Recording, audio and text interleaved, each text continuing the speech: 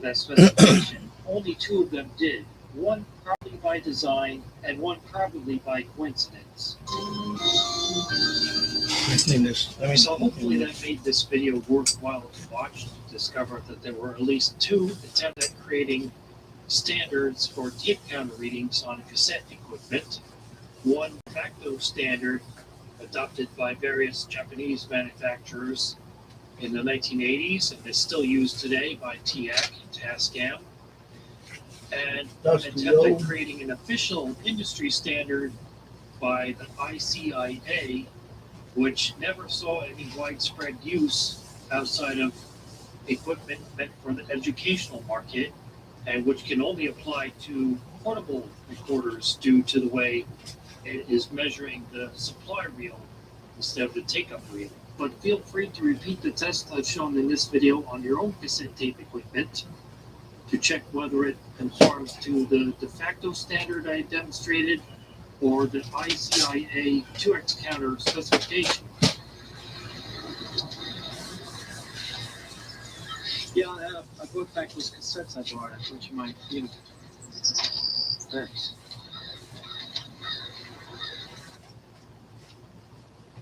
What do you call one of these things? A phonograph, a turntable, or a record player? According to York's, the answer is yes. Have you ever come across a turntable which has the normal left and right RCA audio output plugs, but instead of a normal power cord which you plug into the wall, it has an unusual connector like this barrel plug? Or maybe the only thing coming out clean these satellite receivers. Is a very weird connector like that.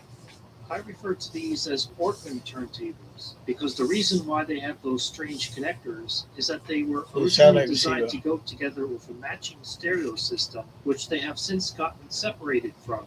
I have two examples of them here, both from the late 1980s. These are pretty old. The York's Q100. They're over 20 years old now. At least 20 years.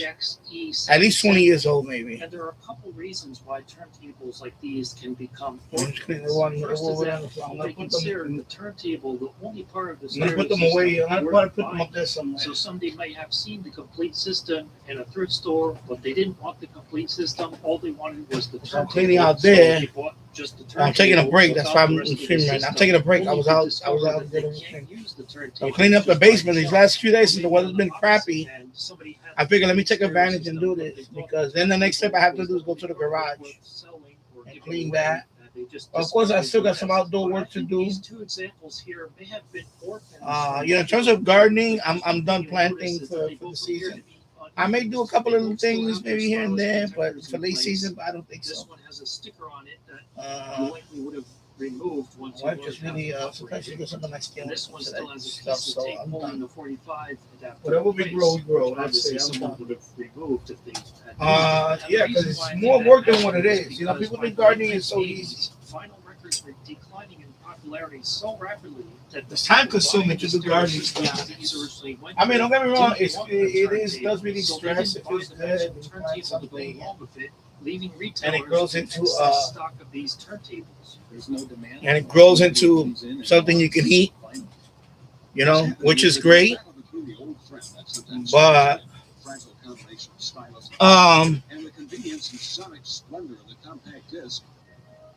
it is time consuming. In terms of being a mass consumer, it is work. People think that just growing a garden is not work. It is work. You still gotta. I think this year will be the end. We'll see the end of the vinyl record. Or maybe someone did buy the complete system when it was new, but they had no. Yeah, put your labor into it. So they just kept it in its. The thing is that and put it in their closet. There's so much weeds out there, and it's like some of the plants are growing, but there's so much weeds. Now I have to go out there and cut off all the ivy that's growing over the fence. That's kind of smothering the cucumber and the squash and all that, which is annoying. You know, I don't have like an open field yard where I can just do a nice garden. I have a lot of foliage on the other side, and it kind of grows into my yard. And even the ground, you know, all the from the trees, all the pollination, all the weeds that come down from. It's a constant battle with the weeds. Yeah, but I hate to see these Even on the raised bed, I had planted stuff on the raised bed, but there's weeds in there, a bunch of weeds. So it's frustrating at times, and it's a lot of work, and I have to do other stuff in the yard. So I'm pretty much done with the yard. This is basically the predecessor of the turntable design. So LP60 and various I forgot when the last time I did the live stream. Turntables. For example, even though it has the Iowa logo on it, this is anyway, so we did fireworks the next day, the following day. On July 5th, we did do some fireworks at night. It was it was an opening. We didn't get thunderstorm or anything like that for. And toward the end of the firework, there was a little couple of drops here and there, but nothing. So I did light up some fireworks with my son and my wife. So my son had, he kind of had fun, but I think he's kind of like.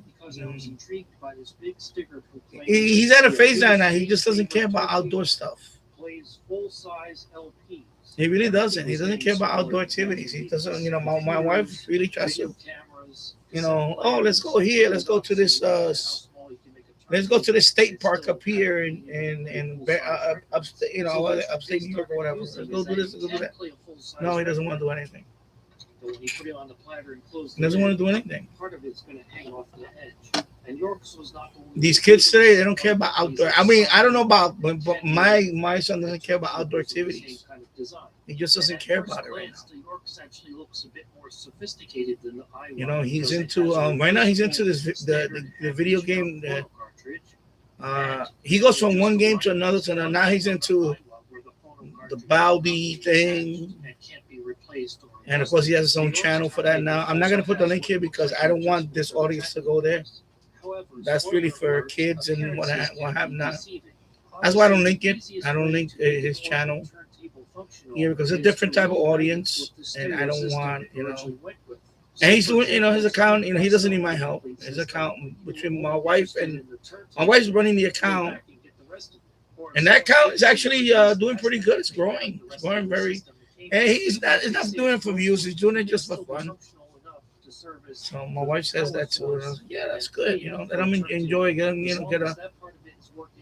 Because they have another account, but it's really my wife that runs the account more. His name is on it. So he doesn't really have input on that account that much. But this one is really his account. He created the name for it. The handle. Notice the problem here. And let me load this thing down. I'm playing with YouTube over here. Where's my remote for the? Where's my remote for the other? I'm taking a break right now. I'm just taking a break. Oh, yeah. So since this is a York's turntable, I started looking on eBay for York's. So I was watching YouTube up here if I turn on the computer. I'm gonna mute it. Let me mute it so that way I don't get if they play any music on it, I don't get no copyright or anything. I'm letting it play in the background actually. So I'm watching what's his VW V West Life. He's one of the channels I've been following for years. He's like he gets a lot of stuff like vintage electronics. And sometimes review. He does reviews, but he also just showcases all types of electronics. So, yeah. So right now, the temperature right now is 63 degrees Fahrenheit. It's cloudy today. We had some rain yesterday. We had rain. They said it was supposed to be quite a bit, but we didn't get it. We didn't get much of anything. Good soaking for the plants and all that, but nothing like any type of flooding or anything. We didn't get anything like that. And then, of course, the last year I was talking about the hammock, but I got rid of it. I just problem with the hammock is getting in and out of the hammock. Especially a guy like me, I'm at 280. 280 pounds, it's kind of hard to pull yourself out of the hammock. I cannot just get up And the bed, of course, you can just roll out of bed and sit up, and that's it. With a hammock, it's not that way. You have to pull yourself up. So you need a lot more upper body strength. And now I'm not as I came to the realization that I'm not as strong as I used to be. I can be pulling myself up all the time, especially I have to grab like the end of the hammock to pull myself up so I can stand up, and then I have to put my leg out. It's too much of a process to get out of the hammock, to get in and out of the hammock. You know. I remember when I was a little kid, and my mother had a hammock in the front porch at the house we lived in the Bronx. I didn't feel that way. I just sat in the hammock and I was lay there. And now it's different with the hammock that was here. It was just different. It's too much of a process to go in and out of the hammock. And the hammock quickly, because I would go in and out of the hammock, my feet, of course, would touch the floor, and it would kind of get dirty. And I took all the stuff out. I noticed it was already getting dirty, the hammock. I was like, oh my God. So I put it away. So I told you I wasn't gonna throw out the bed. I didn't throw it out. So I took the other bed, one with the steel frame that was outside, and I put a thinner mattress. So I got rid of the box spring that was on the floor with the fatter mattress. That one is in the next room. That one is gonna go out. I'm gonna keep this bed. I'll keep this one. It's twin size, but it's not that big. It actually can go in that corner eventually. And yeah, the hammock experiment. I had enough of it. I mean, it did. When you slept good. But just getting in and out of the hammock, it was too much for me. Especially for a guy my size, For a person my size. Now, if I were to, lose weight, maybe it might be a different story. But right now, it's too much getting in and out, and I don't want to risk injury and fall and hit this floor, because this is a concrete floor. I'm in the basement, so this is a concrete foundation. So that floor is concrete. So if I hit that floor, I'm gonna break a bone or something, God forbid, So I say, I can't take that. Me mounting it. I'm not 20. I'm not 20 something years old now. I'm approaching 60. It's kind of hard to get in and out of the hammock whenever you want. It's a process. You have to get in the hammock, and then make yourself comfortable in the hammock, which is hard to do because I'm so heavy. And when I'm laying in a hammock and I have the blanket up here, I have to it was a hassle. It was kind of a hassle after a while. I was like, yeah, so I couldn't do it. I said, you know what? I tried. I had it for 3 days, 4 days. And finally yesterday I had enough. I said, okay, I had enough. So that's what I've been doing. I'm just clearing out the other room. I have to put together an office chair for my wife upstairs. I have to shoot that video sometime today. I'm probably going to assemble it here on this bed. I'll shoot the video here. And then by the time she comes home from work, the chair will be assembled upstairs. I'll make a video out of it here. And that video will be on Danny Product Reviews. Is anybody interested in that channel? Let me put the link on that channel. Give me a minute. Let me put the link on that channel. So I'll shoot that video later on today. And right now I have 958. I gained a couple of subscribers the last 24 hours on that one. So I was at 955. Then I went up, and somebody unsubscribed, I guess. And I went down. Now I'm at 958. Okay, so that's good. Because what happened? Why am I getting an error now? Why am I getting an error? Why am I getting an error here? Okay, there we go. What's going on today with this thing? So yeah, so I made that video. The last video I made there was we bought a raised bed garden from Sam's Club. It was on sale for $79.99, I think. So we bought that when I assembled it. So that's the last videos up there. That video has gotten over 2,000 views now. I think it's 2,200 views. Since almost it's over 2 weeks now, I believe. Let me check. Let me check that video. Let me see where I'm at on that video. Oh, month. Excuse me. Now, that too. Yeah, 1 month ago. It's a fresh Okay, enough of that. So 1 month ago. So right now, yeah, it's been a month. I got positive reviews on it. 11 comments, 43 likes. Okay, so not bad. Not bad. Okay.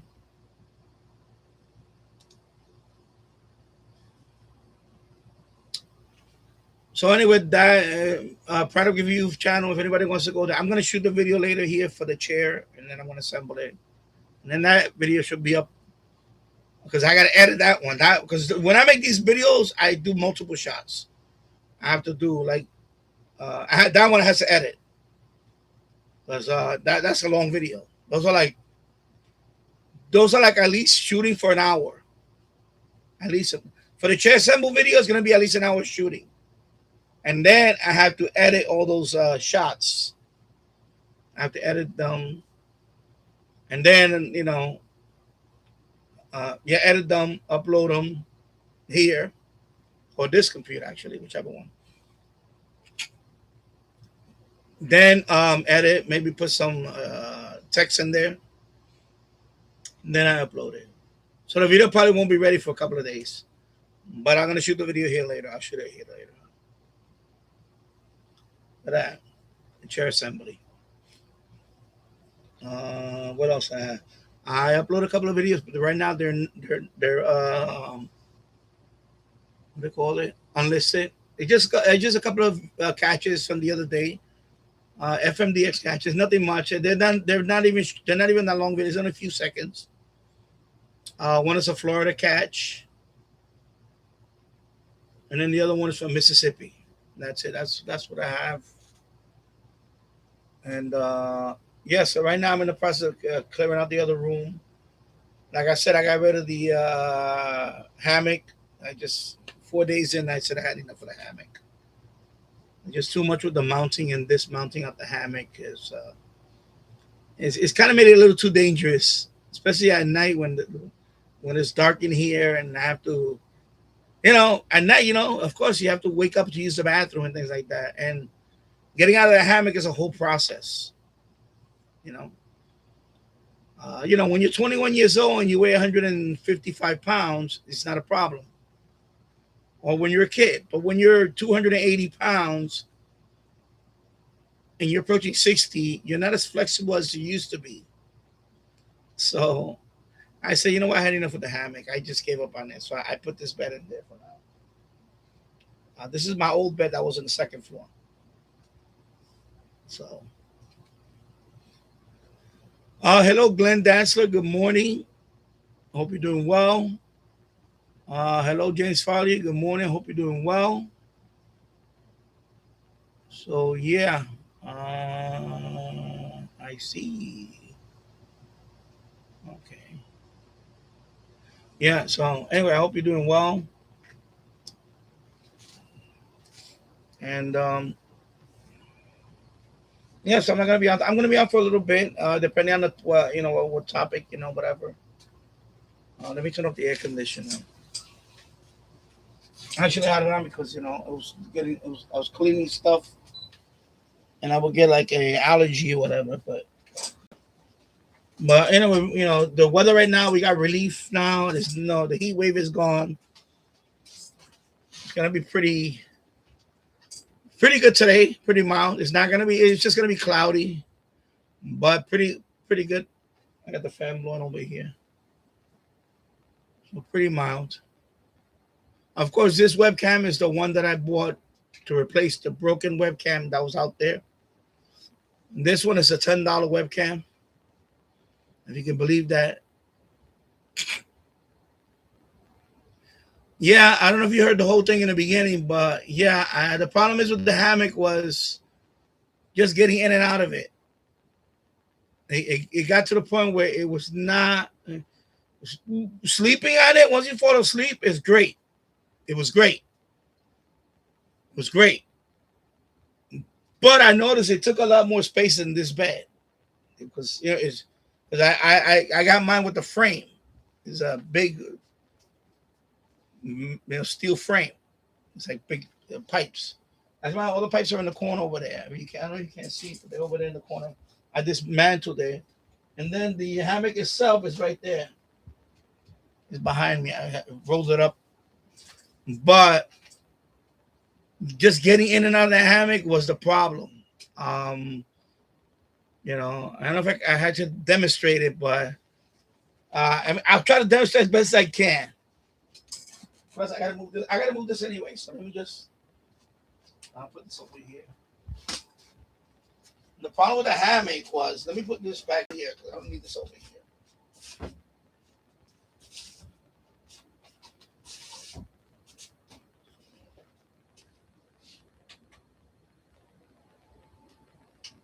Let me circulate the fan.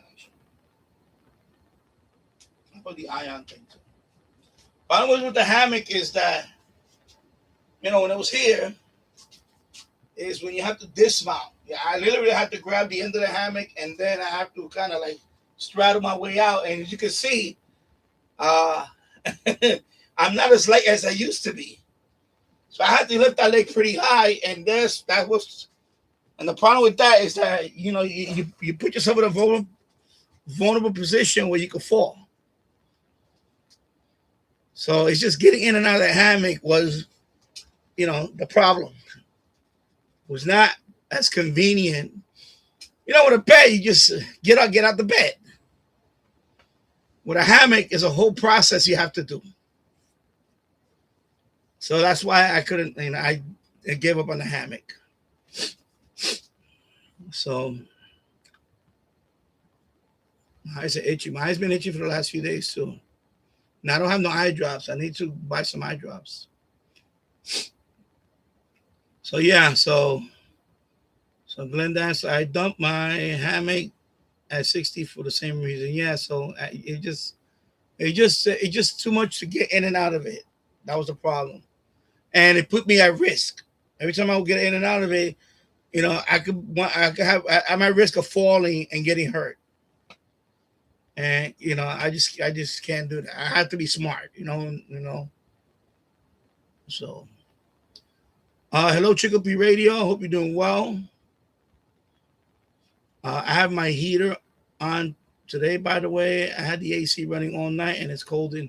Yeah, it's pretty cool in here. Now it's comfortable in here. It's pretty comfortable in here now. My son is sleeping right now. He was up all night on the computer, so he's sleeping now. He's not gonna wake up for another couple of hours or so. My wife went to work, so I'm here just downstairs. I'm just taking a break from cleaning. I've been up since 5:30 this morning.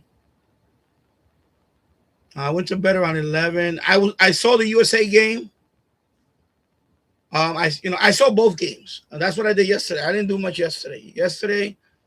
I didn't do much except for assembling this bed. I had to assemble the bed and get rid of the. So I did that, and then I cleared out a couple of things. Then I was watching the games. I watched the Portugal game.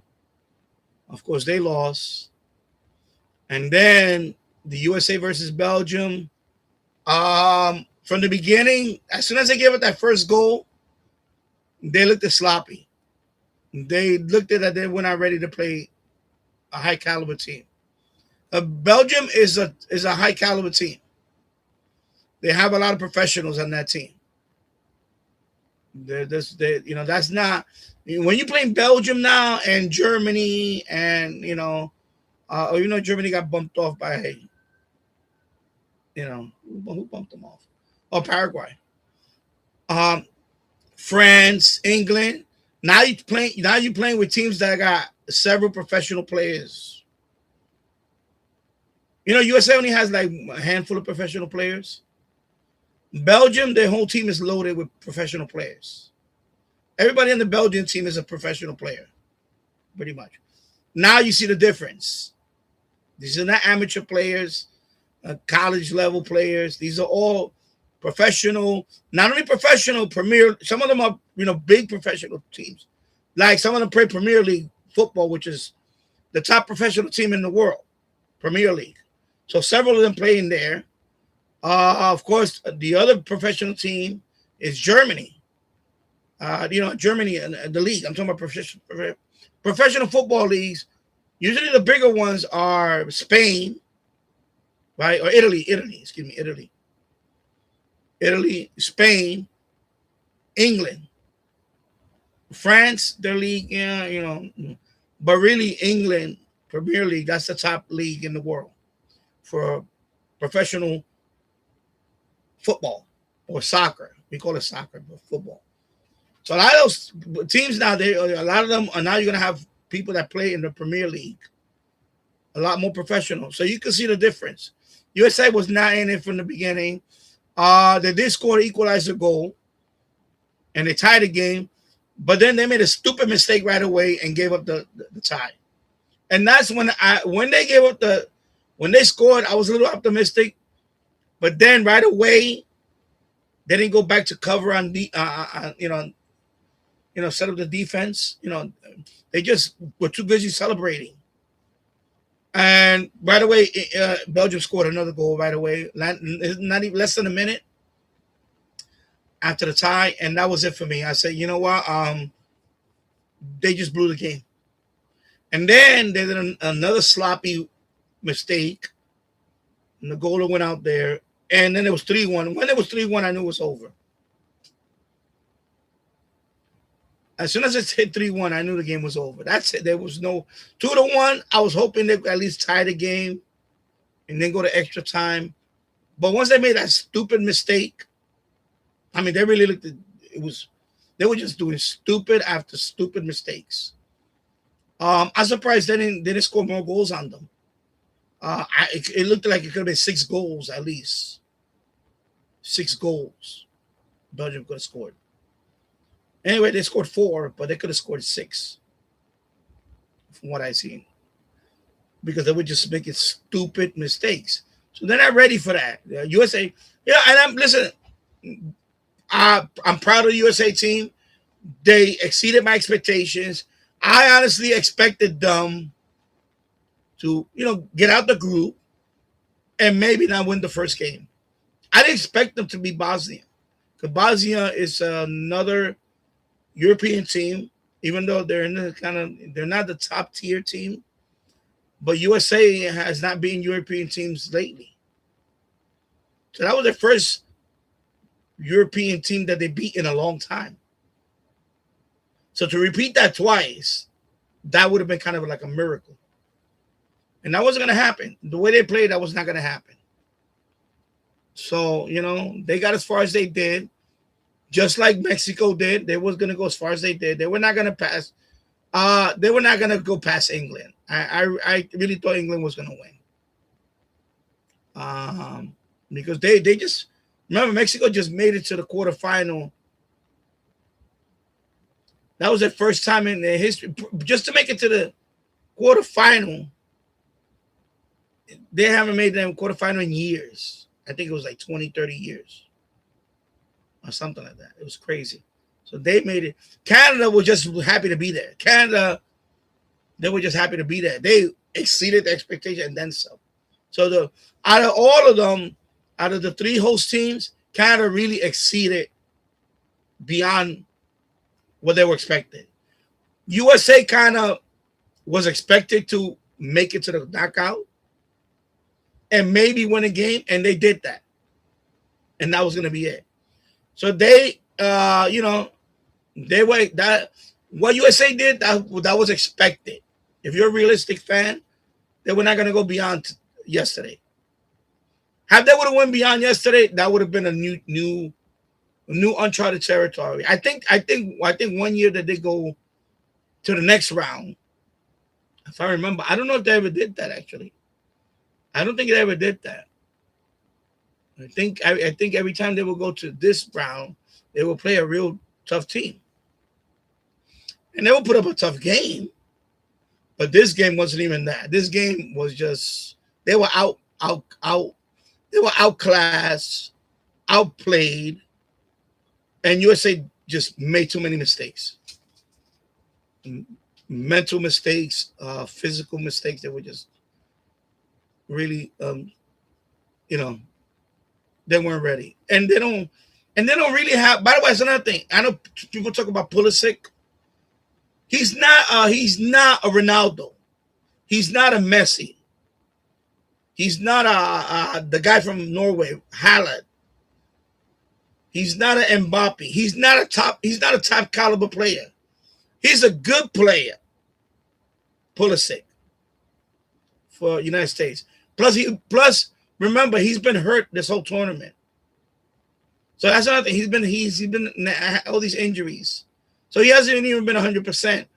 But if that's your top player, then of course now they found somebody else now. This Balogun guy really stepped up. He scored 3 goals during the tournament. So now we're probably looking at the Pulisic replacement in Balogun. Because Pulisic he just looks old now. I don't know. Maybe the injuries are catching up to him. Maybe that's what it is. I'm sure he has another World Cup in him. But I think, and by the way, that's what USA doesn't have. They don't have a world-class player yet. They don't have that. I think USA needs to have a world-class player if they want to go to the next level. And they don't have that. Several teams have a world-class player. And USA does not have a world-class player. So that's, I didn't expect them to go farther than what they did. I figured yesterday was going to be, I didn't think they were going to go past Bosnia, especially when they were down to 10 players. I thought Bosnia was going to drop a whole bunch of goals on them. But they held up. They held down Bosnia when they were down 1 man because of the red card. So, and so for me, that's it. I'm not watching any more games. Pretty much, I'm done. The World Cup for me is over. I hope England wins, but I'm not going to be watching the rest of the games now. I probably won't. Maybe I might peek here and there, but I'm not going to. I know Argentina plays today against who they play against.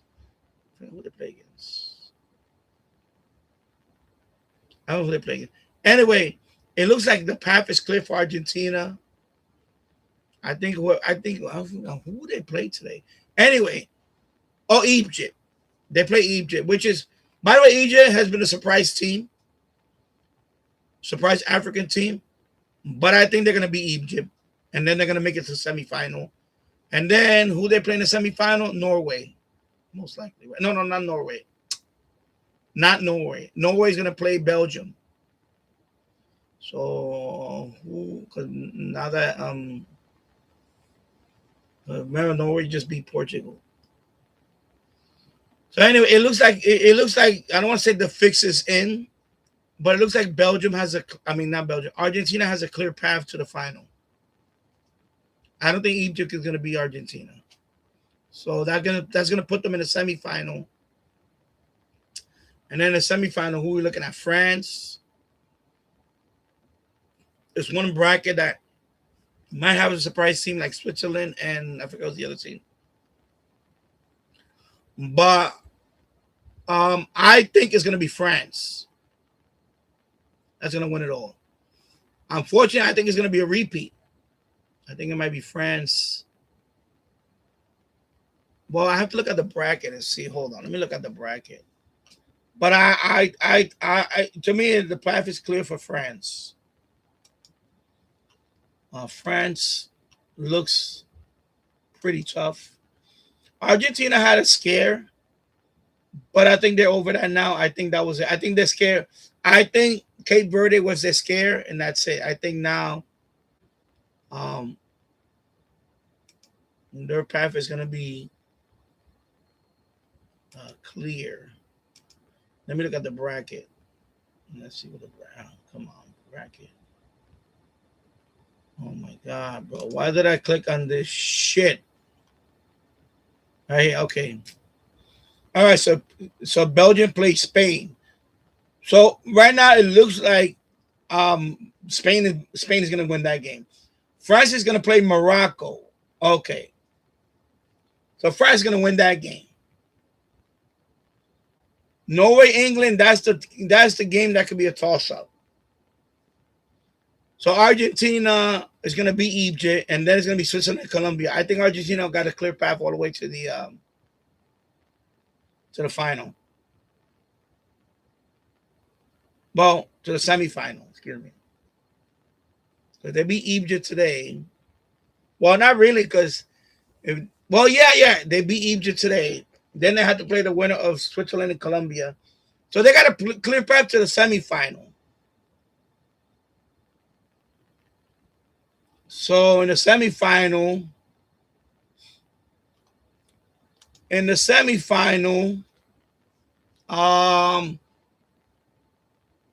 they'll have to play the winner of England and Norway in the semifinal. That's going to be tough for Argentina. So one or the other. Argentina makes it to the semifinal, then they're going to face either Norway or England. And I think that's the only chance anybody had to knock them off before they get to the final. So Norway or Argentina. Right now, Norway is playing hot. That guy, Haaland, I watched that game. He's a big guy. He's a tall guy. He's like 6'6" or something. I forgot what his height. When he did that header against Brazil, he's so tall that nobody can stop him. Nobody can stop him when he just jumps up for the header. His first goal was with the header. The second goal, he kicked it from like how many yards away. Yeah, he can kick too. But the header, when he's inside there, he's so tall that. So, and I didn't know about this guy. I don't know much about Norway or anything, but this guy is like he's a top-notch player. And by the way, they all had 7 goals in the tournament. So they're all going for the golden boot. It's like 3 people tied for 7. Is that Haaland guy from Norway is Mbappe and Messi. They all have 7 goals. And Kane, I think, has 6. Right, Harry, he gets 6. So, now it's so USA played as far as they went as far as they were gonna go. And that was gonna be it. So I'll watch here and there. I'm not gonna sit down and watch every game now. I'm done with that. USA got eliminated. That I was just hoping that. Of course, I'm not gonna sit here and cry about it because, like I said, some people are crying about it. I'm not crying about it because I didn't expect them to go that far. My thing is, hey, the Knicks won. We got handed the Knicks victory, in NBA final. Hey, my 2026 for me is a great year because the Knicks won. That was it. Well, the USA made it. If they would have won it, that would have been a miracle. But I didn't expect the USA to go all the way to the final. They were not going to go to the final. They were not even going to go to the semifinal. I didn't expect them to go to the semifinal. They would have had to put on a crazy, unprecedented miracle run for that to happen. And they don't have the players to do it. That's the thing. They don't have world-class players. They need a player that's going to be like right now, for example, Major League Soccer. Who's the face of the league right now? Is an Argentinian. It's Messi.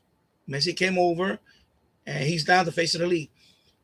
That you need a player that's homegrown, that's a superstar. What I mean by superstar, like Ronaldo, Messi, Neymar. Those are superstars. United States doesn't have a superstar. You see a couple of these commercials that show different people. They're not superstars. They're good players, but they're not global icon. Okay? So they're not there yet. The day that they have one superstar player like that can, especially a striker, a scorer, forward, a scorer like Messi, Ronaldo. The day they can have a scorer like that, Pulisic is not going to be. People thought Pulisic was going to be the guy. He's not the guy. He proved in this World Cup he's not the guy. I don't know if he scored a goal or not. I don't think he scored a goal in this whole tournament. I know he had injuries, but still, you didn't do anything. If it wasn't for that Balogun guy kept coming out of nowhere, United States would not have been where they're at. They would not have made it this far. So now they found a new guy.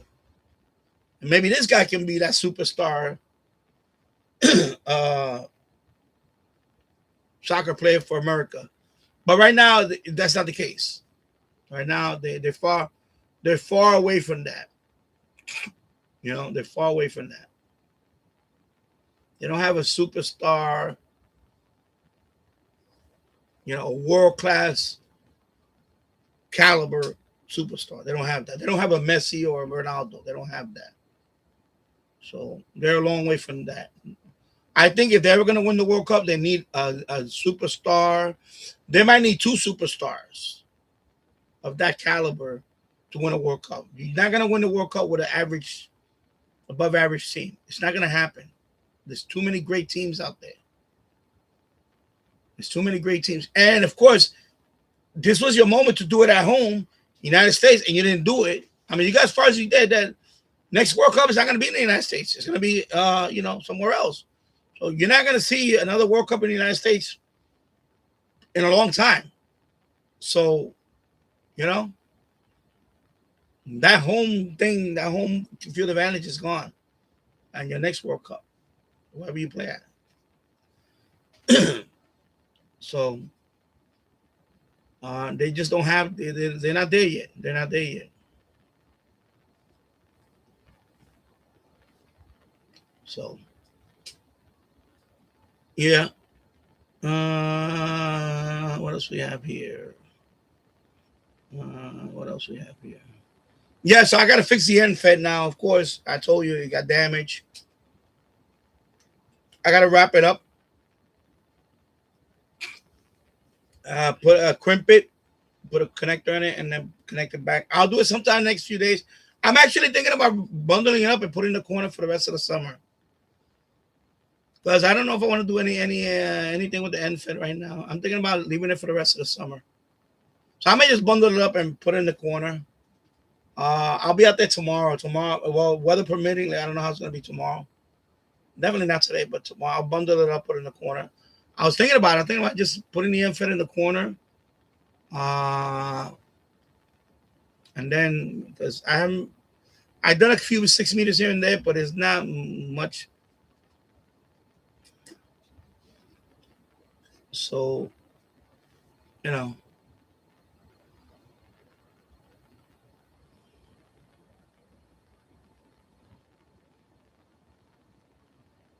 she could be ready. I called the RMT test. Okay.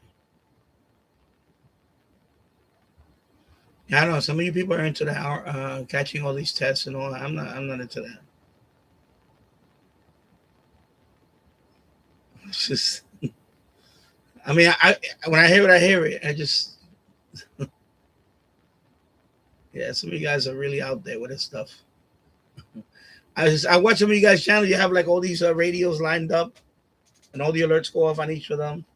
I don't understand that, but it is what it is. It sounds like a bunch of cuckoo clocks going off. You have all these radios and all the alerts going off on each one. You're going with the phone on each one. Like, what? But that's the hobby. That's the EAS type thing. I follow a couple of you guys, but I watch that stuff for like 2 seconds and I move on. I just don't find it for me like, okay, wow, it's not.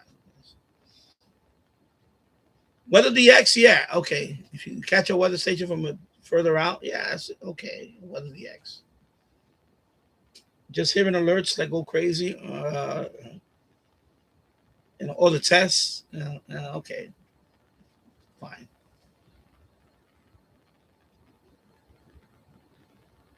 You know, even right now, medium wave. I haven't been listening to medium wave much at all. Honestly, since I got my internet radio, I haven't been listening to medium wave much at all. Although right now, usually in the summertime, that's another thing. Usually in the summertime, even in the boiler room, I don't listen to medium wave now because I like to listen to that. And well, I like to listen to that one at night. Two, because it's been very noisy. I really kind of like. I won't say I'm losing interest in it. I just don't feel. That's why I don't want to hook up the infrared right now. I'm not motivated to hook it up back before what, it's like too freaking noisy. 10 meters is dead right now on amateur radio. 10 meters is dead. My license only requires me to do 10 meters or 6 meters. So, maybe if I have my general, maybe, but I'm at the point now, I'm trying to get bored with the hobby. Some aspects of the hobby. I'll be honest with you. That's why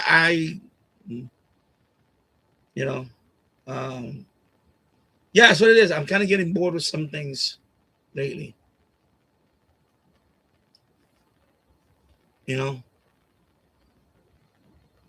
It's just we go through these cycles. Sometimes it's like you get bored. You get bored with things after a while. Like for example, medium wave. I caught so many stations. I'm kind of like, what else I need to do? Like I already caught pretty much every station I need to catch. Yeah, there are some few more that other people caught nearby that I haven't catch. Okay, but I'm at the point now where I don't want to be posting the same old catches with a different radio. You know what I mean? So that's why I'm at the point where, that's why I haven't shot too many reception videos anymore. It's just not, like I said, that's why I kind of changed the format of the channel. I got a couple of FMDX catches that I did the other day. I uploaded the video. It's unlisted right now. I'll probably put it public tonight or something.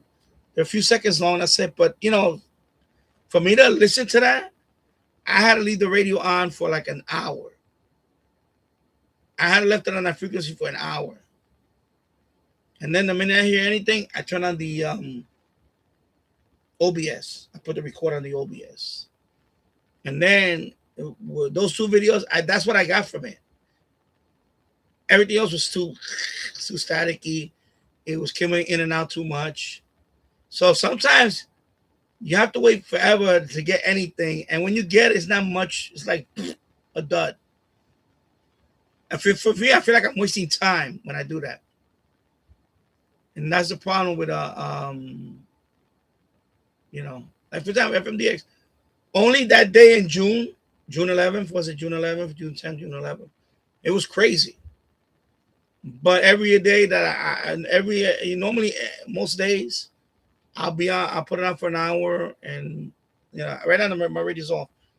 For an hour, I'll tune a little bit, and it's okay. You know what? I'm at the point now. All right, yeah, turn it off. Like I know some people be like posting like boom, boom, boom, boom, boom. Good for you, bro. I don't have time to sit around and do that. I just don't have the time to sit around and do all that. I just can't. I have other things. I have family. I have wife. I have other things. I have other things I have to do. I have responsibilities. I have all this other stuff. I can't sit around for 6 hours and try to pick up a couple of stations. I can't do that. I just don't have the time for that. So yeah, kudos to people that catch them and post them. But I caught enough that I can I caught enough to prove that anybody can do it. It's not It's not an acquired skill. I'll put it like that. You know, I know some people might think highly of that. It's a skill. It's not a skill. Just a matter of, especially now with the internet, it's a matter of, you can go to websites where they report sporadic activity, and you already, okay, I already know what's going on. Let me go to this radio, boom, I give kudos to people that did it 35 years ago, 40 years ago, when there was no early warning or whatever, Just like I was talking to Tasso about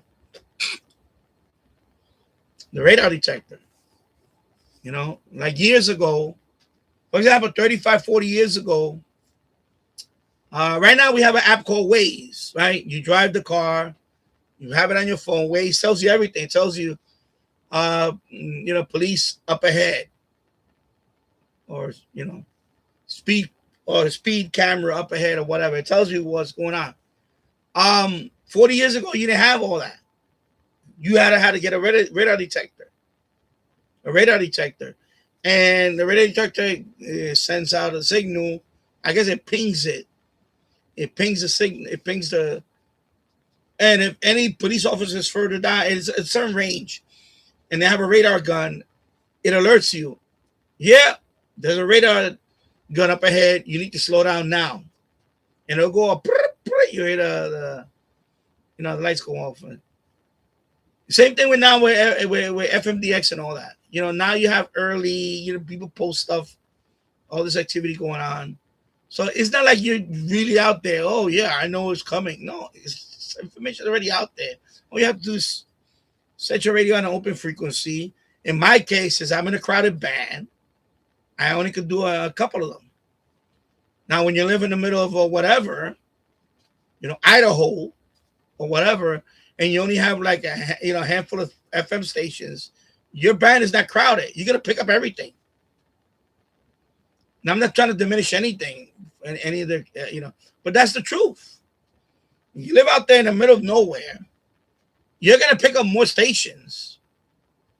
By the way, medium wave and FM, you're gonna pick up AM and FM. You're gonna pick up more stations because the band is not crowded. Let's just be honest, right? I'm right next to New York City. We have the crowdest band. I think we have the crowdest band in America. I think LA, New York and LA probably have the most crowded band. Maybe Chicago. New York, LA, and Chicago. That's it. Every other city, they're going to have more open free. And we have a lot of pirates, just like LA has a lot of pirates. Chicago probably has a lot of pirates. So we also have a lot of pirates you have to compete with.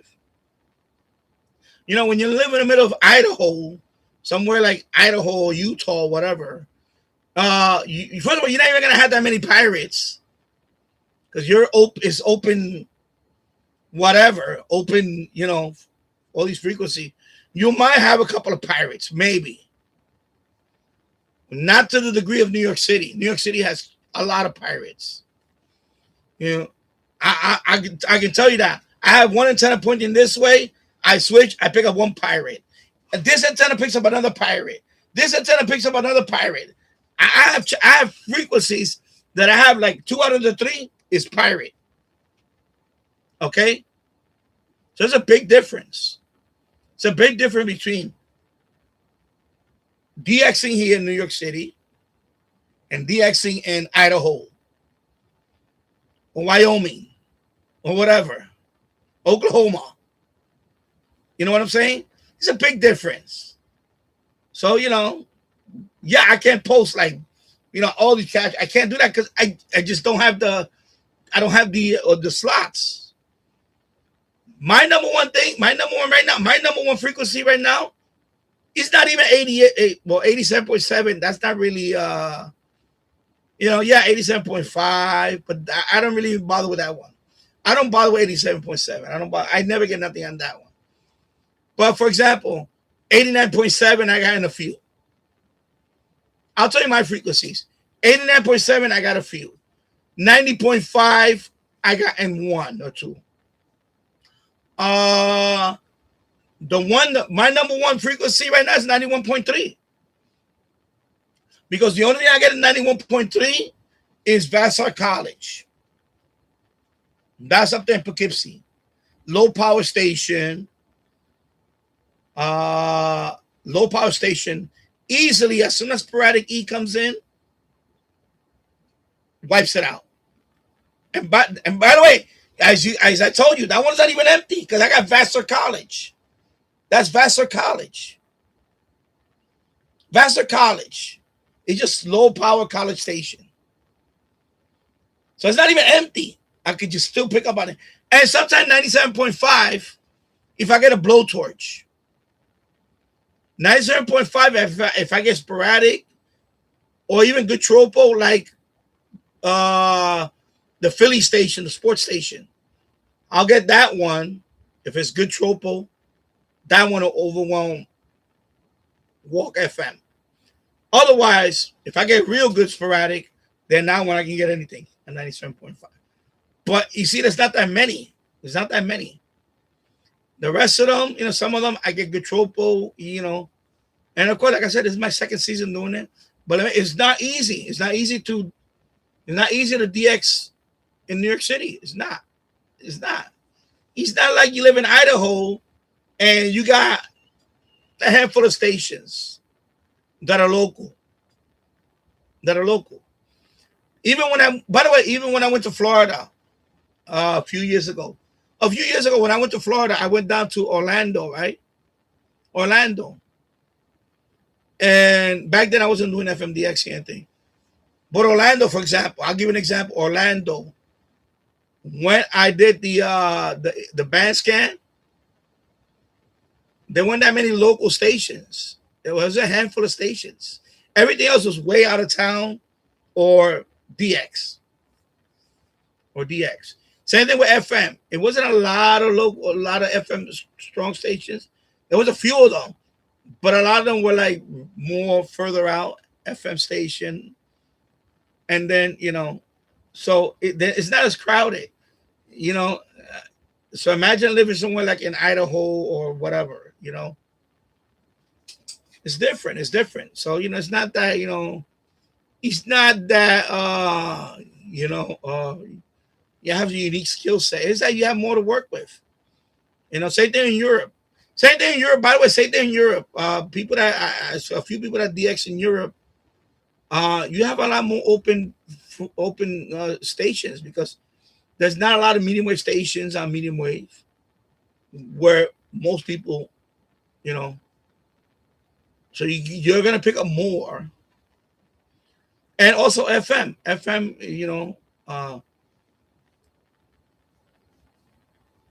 and I'm not knocking anybody for doing it.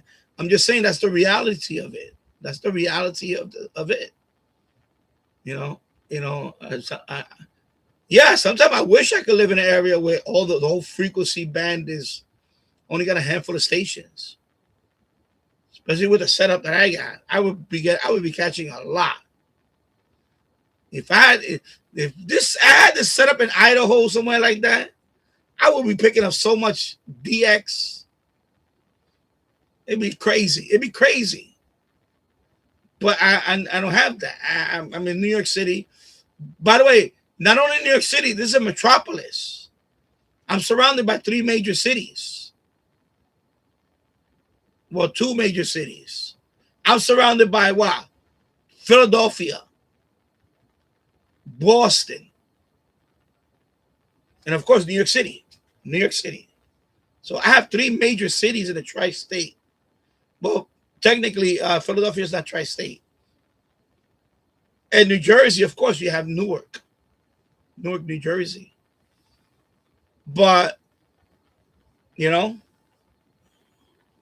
that's the reality of it.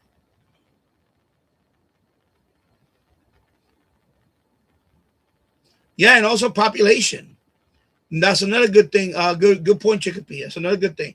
Since we have a lot more population, we got a lot more interference.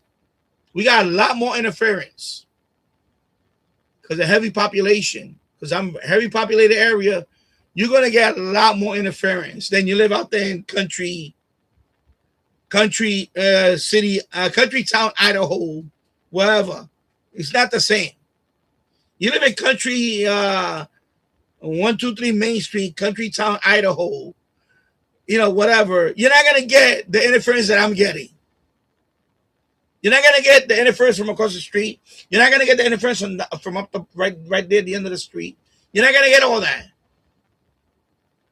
So I'm just being the reality of it. That's the truth. Yeah. Let me put this camera a little bit like this.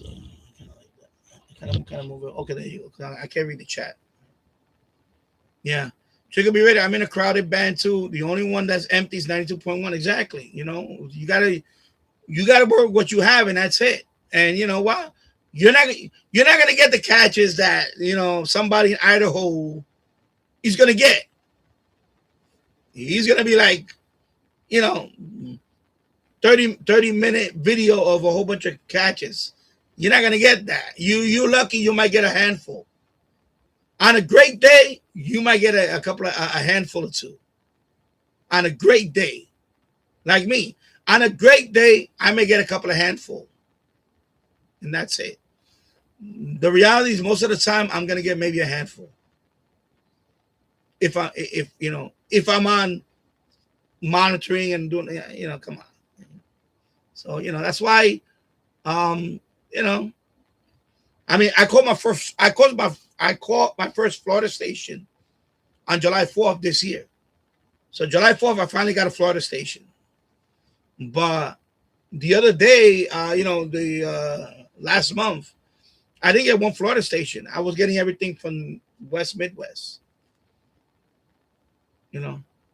But this is July 4th was the first Florida station I picked up. So, it is what it is. Yeah, yesterday it was a little bit. I was listening to a little bit, but I didn't pick up much of anything. I got like more tropo. I got like Ocean City, not Maryland, Ocean City, New Jersey, Jersey Shore, all the way down there, about 120 miles away. I got that. I didn't record it. I should have recorded. I didn't record it. Anyway, I got that. I didn't get that. I didn't get anything like really. I didn't get anything like that. Yeah. Chico be ready at 87.7. So yeah, 87.7. I don't get it. I just, for that one, because I have the problem with 87.7 is I got 87.75. And that one bleeds through. So that's why I can't get 87.7, because 87.75 is there. So that's why I didn't even try that one, because you go to 87.7 here, you still get the bleed. It just bleeds through. So, unless 87.75 goes off the air, but for me, I can't use that.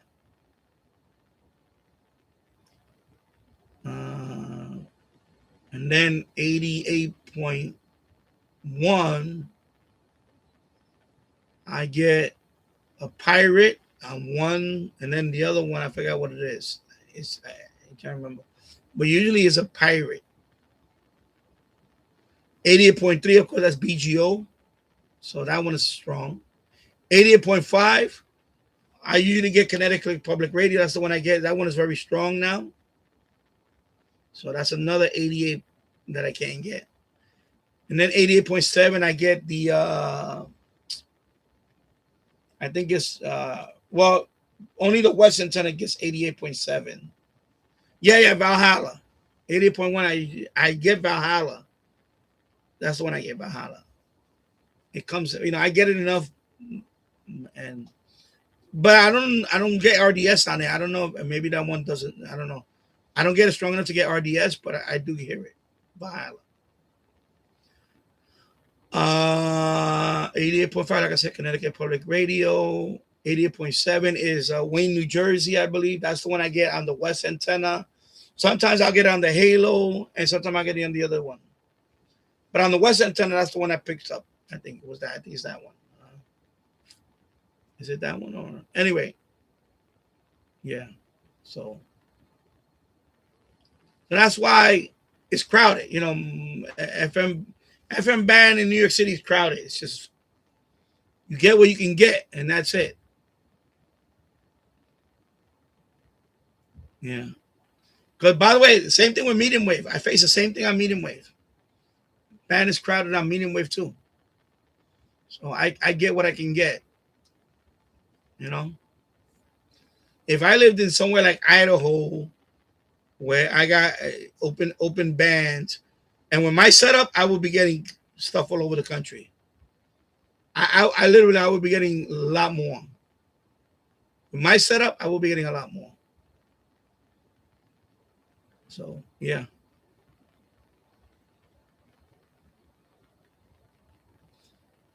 Chicopee Radio, we got Arizona, Florida, Georgia, Texas, like usual. Yeah. Hello, Radio Wave Maniac. I hope you're doing well. Hope you're doing well. So yeah, so pretty much done with the World Cup. USA is gone. I'm rooting for England. My friend Mara the Extra, that's his team. I'm rooting for England. I hope England wins the whole thing. I don't want to see Argentina win again. I don't want to see Argentina repeat. I'm really sick of Argentina. I'm sick of Messi. I'm sick of all this GOAT talk. I'm sick of it. I mean, when I watch him play, it's like he doesn't do a whole lot. He just happens to. You know what makes him great is that he happens to be at the right spot. He's at the right spot. The players is what make him, you know. People don't understand that about forwards. Same thing when I watch Ronaldo. Same thing. I watch it. I'm like, they always understand, you know. Especially Messi. He doesn't even run. He rarely runs. You know, but you have your other players around you that put you in that position to get the goal. I think I don't want to say he's overrated, but you know, that's why I hope they don't win again. I hope. Otherwise, I'm going to be very disappointed if they win again. That's why I'm not going to watch it because it looks like the fix is in. Honestly, it looks like the fix is in. And that's another thing. It's like they call these and I always knew about football, aka soccer. We call it soccer, but officials. Some of these officials, they're very questionable, especially with their calls. I noticed. Well, it's like the NBA. You know, if you look at the NBA, it's kind of similar to that. Some players get preferential treatment more than others. So, you know.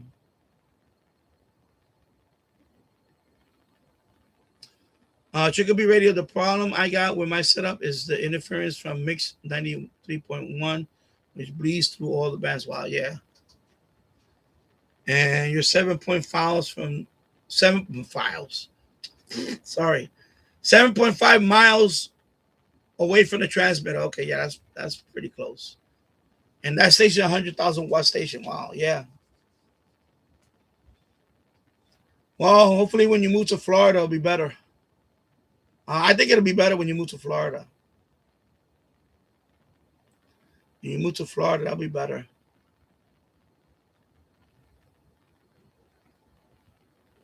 I don't know if he's still moving to Florida, but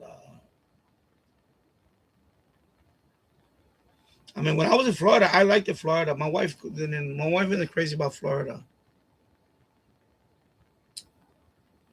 That's what happens when you're married. You know, it's like we have this conflict. I'm at the point now where I don't want to live in New York anymore. I really don't want to live here anymore. I want to live somewhere else. I don't want to. I'm sick of New York State. I don't like the direction that New York State is in. I don't like New York State in general now. There's too many. I know, for example, I'll give you an example. Even the Knicks. Even the Knicks, right? The Knicks, right? The Knicks won. The Knicks won the NBA championship. People don't know how to celebrate. People don't know how to celebrate without destroying stuff. And that's what, you know, kind of taints. Well, it didn't taint it for me, but it kind of puts a black eye on the Knicks fans. That people don't know how to act. People don't know how to celebrate responsibly. You have to go out there and destroy property. And then, of course, this idiot woman that stole the garbage can. This woman, this fat woman, I'm surprised she could walk with a garbage can. And she didn't get a heart attack. So she picks up this garbage can. She picks up this garbage can. Because in New York City, we have these waste. In New York City, they have these waste baskets. It's like a steel mesh. It's a steel mesh trash can. Normally, they're painted green. They're painted green. But they painted a few of them with the Knicks colors. Right? The blue and orange. They painted some of the garbage cans blue and orange. So what this idiot does, somebody's filming her, by the way, which is another stupid thing that she did. She let somebody film her. She picks up the garbage can and she empties it right there on the sidewalk. And she walks away with the garbage can. So not only you stole the garbage can, which is city property, you also littered. So how that makes you look? So and by the way, the garbage can was full. The garbage can was full. So now she picks up the garbage can, she empties the garbage can and walks with it.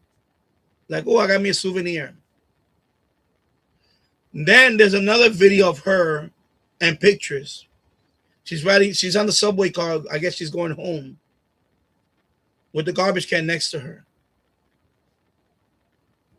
So, yeah, of course, in other words, she walked with the garbage can all the way to the train station, went through the platform, I guess she, paid a fare, went through the whole thing with the garbage can in her hand. She's inside the train, and people are taking pictures with her. Like all of a sudden, she's a famous person now. She's a famous person. By the way, that's another mistake. Not only you committed a crime, you committed a couple of crimes. Now, people are saying, who the hell hired this woman to work in any company? So what happens? Chase Bank gets a hold of this. That's who she worked for. Well, she don't work for them now. Chase Bank. JP Morgan Chase. So it turns out that this woman is an executive. So she doesn't even have a low-level job. She's an executive, a senior executive. She's not even an executive assistant or not. She's a senior executive at Chase Bank. Salary range from $200,000 to $300,000. I thought it was $100,000, but estimate says that she made I think she made almost $350,000. So you're making over $200,000. You're making $250,000 a year,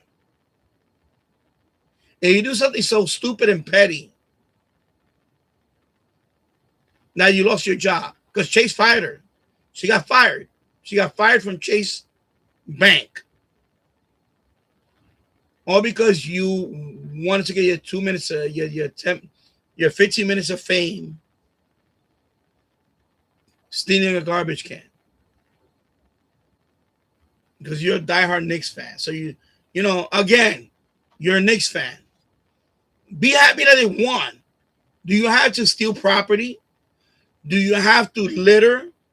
Do you have to destroy property? No. Celebrate responsibly. And this is the problem. And that's why. And by the way, I'm glad because I'm sure somebody had to look her up and say, you know what? We're going to find out who this woman is and we're going to report her to her employer. So somebody must have reported her. And Chase Bank fired her. And I'm glad they did. Kudos to that, because you know what? I'm gonna say it over and over, people. Action has consequences. Anything you do can have consequences. So how especially in today's society where everybody has a camera, and there's cameras all over the place. When you do something, if this would have happened in 1985. This would have happened in 1985, her picking up a garbage can, dumping it, and taking it home. I don't think nobody would have knew who this woman was. Or they would have cared, or whatever. Probably would have stole the garbage can, whatever, I don't know. But then again, I don't know who would steal a garbage can. What's the point of that? And by the way, the irony of that, a few days later, the city of New York gave away to some lucky people the garbage cans. I think they put a couple of them to auction, but they just gave them away to, you know, people that are Knicks fans. Like they had to apply and it was like a lottery thing. I don't know how it worked. They just gave them away. Or I don't know, the auction. I think they just gave them away to Knicks fans. So she did all that for nothing. She could have easily got, if she really wanted the garbage can, she could have got it to, of course she didn't know at the time they were going to do that. But the point is, why even take the garbage can to begin with? You should just celebrate the victory and not steal public property. I mean, this is the mindset this woman had.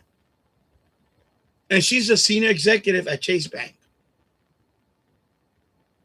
So there's something wrong with society today, that we look at this behavior as normal. This is not normal behavior. This is sense of entitlement behavior. Now, of course, I by her appearance and her last name and all that, her name, she's a Latina. So she probably was also DEI hired. DEI hired, right? They had to put, you know, they have a quota. Oh yeah, we can't have too many white people in Chase Bank. So let's hire the African American person. Let's hire the Hindu person, and let's hire the Latina. And they hired this dimwit that now is looking for a job because she want to have 15 minutes of fame, stealing a garbage can and nobody in the right mind is going to hire this woman now. Then when they see that video, they're going to say, why I want to hire somebody that just took a garbage can and littered the street? Like, that is some crazy ass, selfish, stupid behavior. Right? I mean, I don't understand that. I don't understand the point of that. So, you know,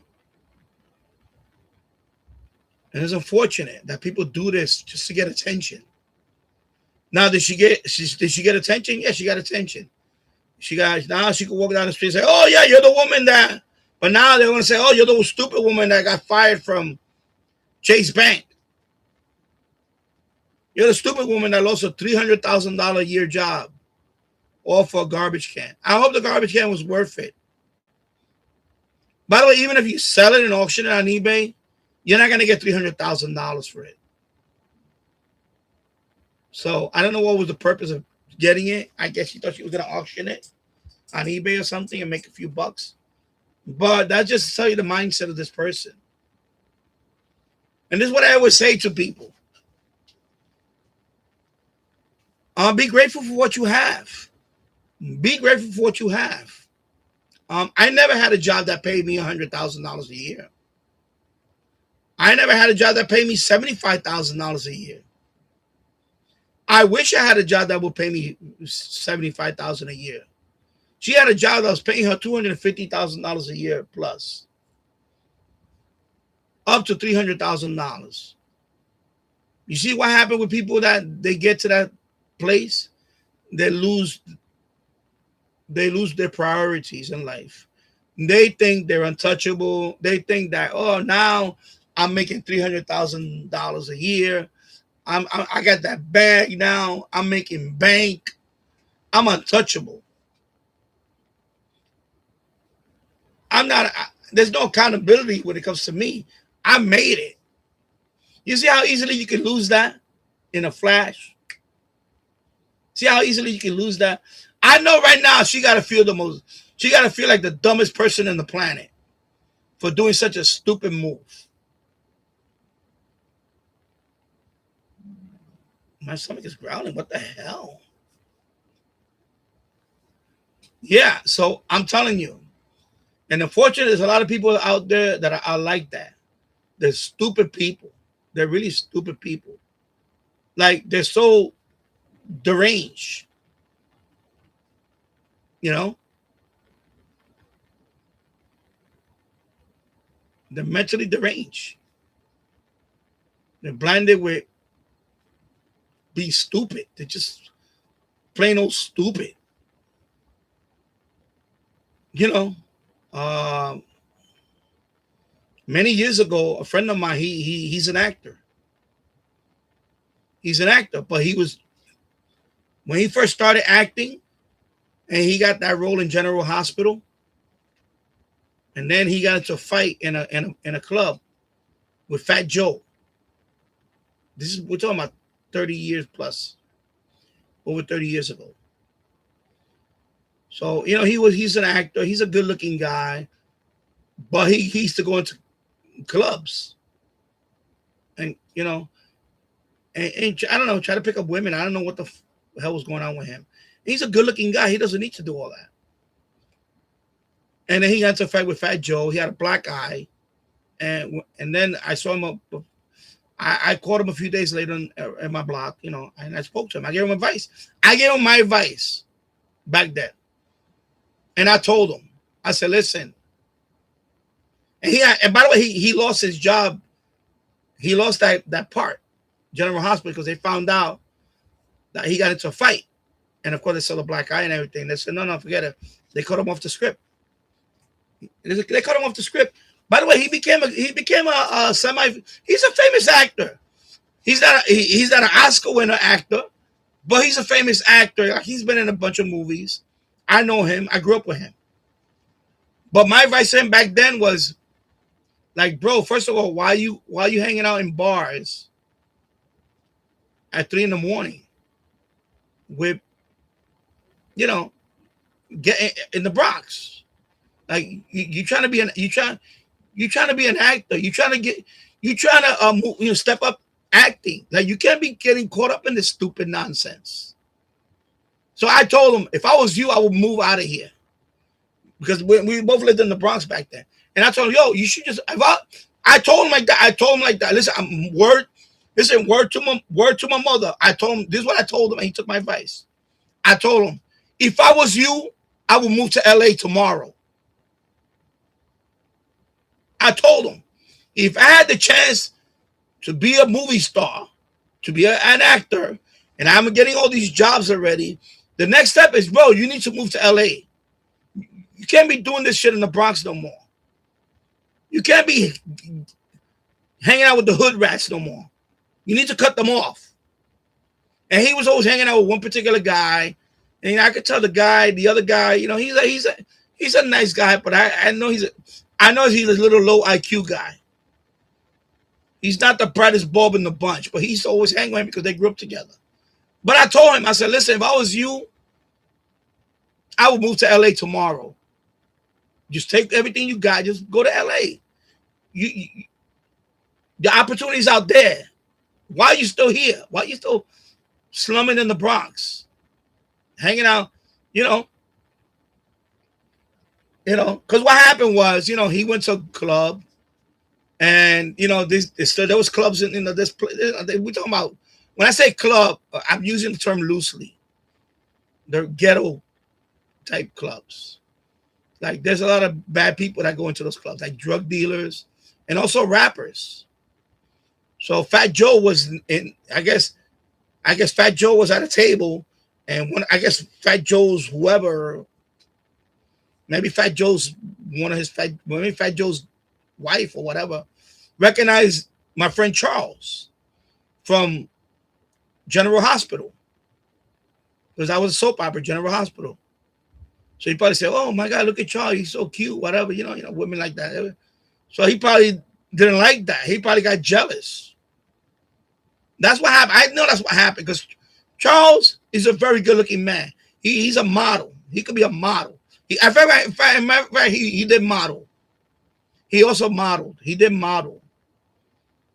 And then he wound up doing some commercials, and then he wound up being in some movies. And that's how he got his, that's how he became an actor. So I recognized that back then. He was telling me when I was young, he said, "Danny, man, you should do modeling too." I was like, nah, I was not into that. I could have done that when I was young. I could have probably, I was a good looking young man. I could have modeled and all that when I was young. I could have. And he was telling me, saying, a guy like you, I said, you should be out there, man. And I never took it like he took it to the next level. I never took it that way. But I had people tell me that. But he was doing that. And I was telling him, "Yo, you need to go to LA. You can't, don't be here. Get the hell out of here." I was trying to get out the neighborhood myself. And I was telling him, "Yo, I was you. Go to LA. You go to Hollywood. You need to go over there. I don't know why you slumming over here. You slumming over here with these ghetto neighborhoods, ghetto clubs, where you got into a fight with Fat Joe and company, and you're lucky you didn't get killed, or whatever." I tell you, "Why are you wasting your time?" I told him like that. I gave him the third degree. He didn't get no sympathy from me. I told him, "Bro, you need to get the hell out of here and pursue your dream." And that's what he did. Then, before you know it, he was out there, and I saw NBC one day, and I saw he was in the the movie Temptations. So he was the lead guy in the Temptations. That was his big role. He was in Bronx Tale, but he was like an extra in Bronx Tale. He was one of the boxers in Bronx Tale. But then his big movie was Behind Enemy Lines. That was his big movie. That was the movie that he had a role in that one. So he's with all these actors, like with Gene Hackman, Owen Wilson. So he's the Marine rescue guy. So he rescues Owen Wilson when he crashed. I think it was in Bosnia, F-16. He was flying F-16 crash. So he was the one that rescued him out and pull him up in the helicopter and all that. But that was his big role in movies. But he also made other movies. He's on TV. He's on like what is black television channel, like BET and some other stuff. He also was in what's the name of that? Is it Supernatural? What is it called? He used to be on CW and all that. So I think he was a couple of seasons in there, and he became like a fan favorite. Like they have like conventions. Sometimes he goes out to Comic-Con. I don't know if he does that now, but I know a couple of times he went to Comic-Con, and they had like meetup, like Q&A or whatever, meetup, like a meetup. So he's famous now. I saw him. I saw a commercial the other day, State Farm commercial. He was there. So he's still working today. He's still working. I mean, he's bald now. I recognize that. I said, "Oh my God, that's Charles." Doing a State Farm commercial. That was a couple of weeks ago. As a matter of fact, that was during the finals. During the finals of the Knicks game. The State Farm commercial came on. They showed a black guy, bald guy, He's kind of tall guy, you know. That's him. That's Charles. I was like, oh my God, that's Charles. Look. State Farm. So he's doing State Farm commercial. So, you know, but I told him, you know, sometimes you got to tell people, sometimes you got to tell people what they don't want to hear. You got to get in their face and say, listen, what you doing, bro? That's what happened to this woman. What happened to this woman? Somebody should have told her, what the hell are you doing? Why did you pick up that garbage can and threw it in the street? You just threw your whole life away. In a metaphor, she did that. She just threw her whole life away by picking up that garbage can, throwing it in the trash. I throw in the trash in the street. Because that made you look like, I don't know, maybe she had some kind of psychotic episode at that moment. But that made you look like ghetto. You just turned into the ghetto person that would do something like that. You know, you're a Chase executive. That means, you know, the company thought highly of you to hire you. Believe me, I've been to many interviews for top-notch companies, and it's, you know, it's like a lottery.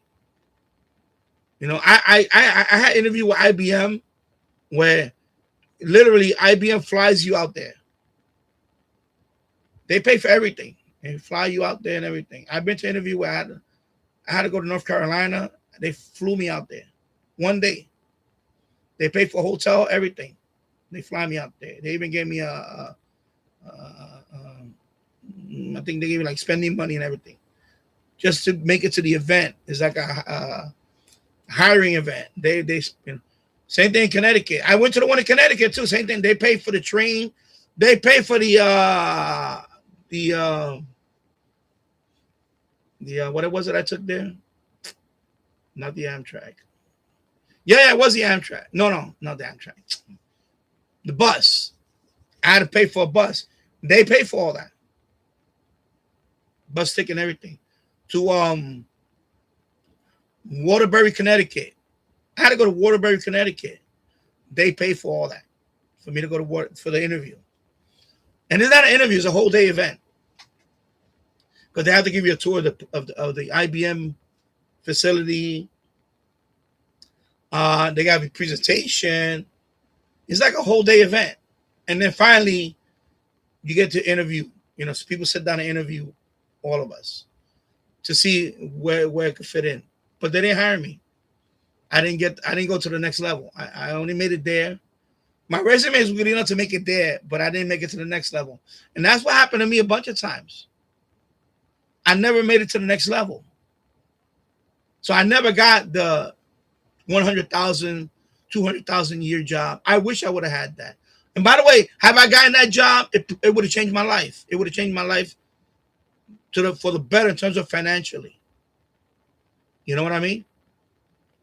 I probably wouldn't be with my wife now. I probably would have been somewhere else. Let me somewhere else. My son would have never been born. So you know what? This happened for a reason. God, and I go back to what I say about God. God had a reason for me. I didn't get hired for that job because maybe I would have got that job. And I'll be honest with you. I was young back then. I was in my 20s. I would have got that job. I would have thought I was hot shot tech guy, making 200,000 a year, making bank. I would have probably blew it. I would have been messing around like I probably would have done a stupid mistake when I was young, and I would have blew it anyway. Because that's the way I was back then. I was like that. Believe me, I can tell you, I was like that too. I was like that woman. And by the way, this woman was not young. She was 40 years old. This woman was 40 years old. But me at 23, 24 years old, I could see myself doing something stupid like that. And I would have probably lost my job anyway. Because I'm talking about 23 years old. I was wilding at 23 years old. I was, partying. Imagine, I had money in the bank like that. I would have been partying. Who knows what? God knows. But you know what? God had a plan. And when I hit my 30s, I didn't have the same opportunities. After a while, I was like, you know what? I had to go through what I had to go through. I had to go through to the point where nobody wanted to hire me. Not even get an interview. I went for like a year without an interview for a top-notch company, like 1-2 years. Yeah, I got a couple of shitty interviews for shitty companies. I'm talking about a top-notch interview. I wasn't getting that anymore. Nope. Nope. And you start doubting yourself, bro. You get depressed. You feel like, man, like what am I doing wrong? Like literally. But that's when you gotta be stronger. You gotta be stronger when you're down, bro. When you're down, you gotta double down on being stronger. You know, I could have easily gave up. I could have easily gave up many times over. And that's what's gonna happen to this woman. She made a stupid mistake. She's gonna learn from this mistake. She's gonna have to learn from this mistake. She's probably never gonna make that type of money again. I don't think she's ever gonna make that time. At 40 years old now, that means she was in the company for a while. You got to work your way up. Because nobody's going to newly hire a 40-year-old executive. No, especially what she did, nobody's going to hire that. So now she's going to take a pay cut. Next job she's going to have now, she's going to take a major pay cut. So she blew that, you know. The only thing she has left to do otherwise is maybe try to get something off her fame. Like she's already a meme. She's a meme. Like people posted so many memes of this woman. They made action figures of her. Trash can Nick fan. Like action figure. A Lego figure of her. You know, she's a meme now. Unless you can capitalize on your meme, she's going to take a major pay cut. You know, like Hot Tour, remember Hot Tour? Remember? Oh, she skyrocketed to fame, and then now, I think she's gonna get sued. She's gonna get sued because of the crypto.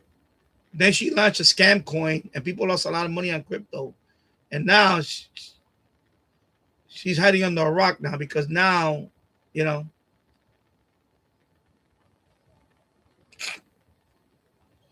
Yeah, but you're still young, bro. You can't compare. I'm talking about when you graduate from college and you have your expectation is a lot higher, and you know you're still a kid. But my advice to you, I'll give you advice. I'm talking about you apply for local stuff, but that's their loss. I wouldn't worry about that. You apply 3. Okay, I'm going to read your comment. Oh, I did that myself many times. I applied for 3 jobs. I used Indeed, and I have autism in my Indeed profile. Well, no, not true, because some people will hire special needs. But in your case, I'm going to give you advice. You can take my advice. Because I go to my local Sam's Club. My local Sam's Club, right? There's always a greeter. There's a greeter that when you walk into Sam's Club, there's always a greeter. You know what a greeter is, right? Somebody says, welcome to Sam's Club, you know, whatever, you know. So there's one guy, he's always there. He's a special needs.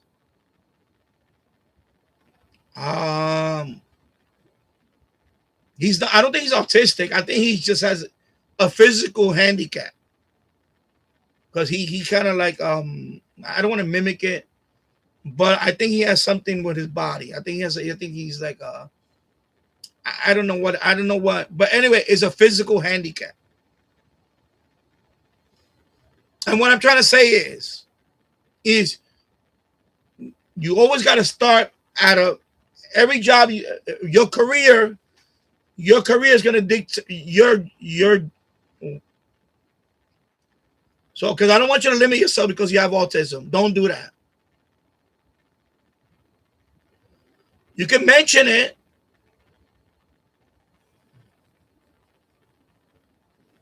You can mention it. What I'm trying to say is work locally. Like apply for a supermarket job, retail job. Not, by the way, not a high pressure job either. Don't do. I shouldn't say that. I shouldn't say that. You can do whatever you want to do.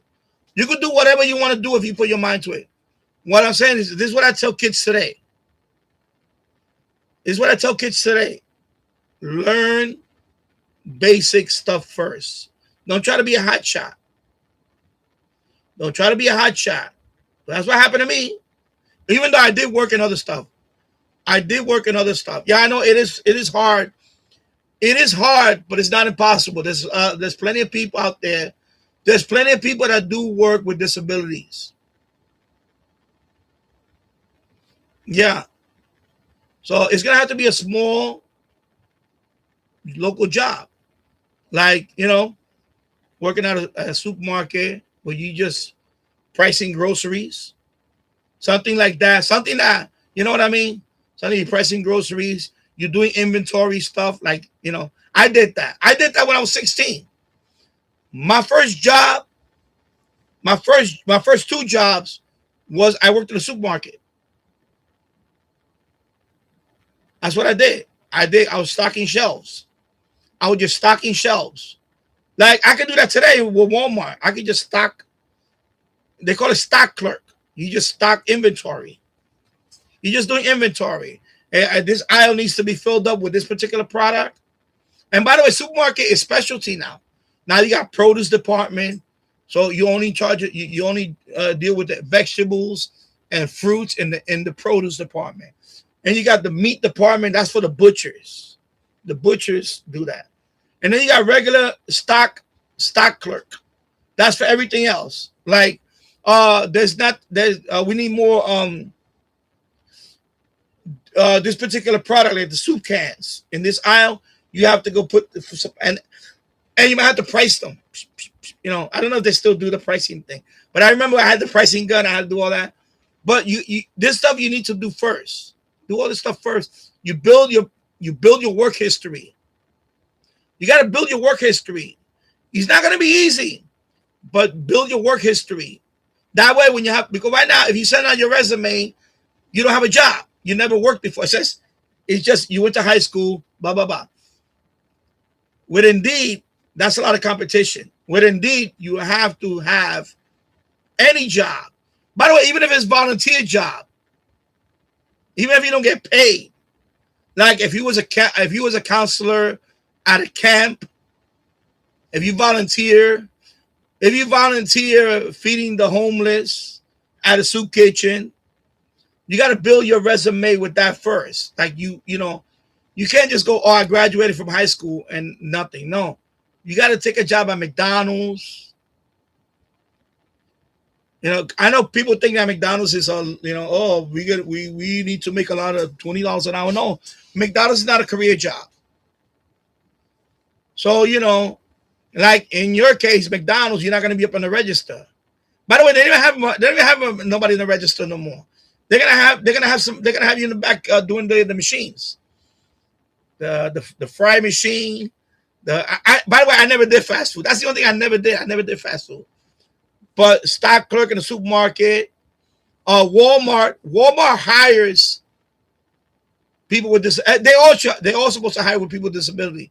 But I know Sam's Club. I seen Walmart. I see people with disability in Walmart. I know. Are you gonna be doing check cash? Are you gonna be doing the cashier? No.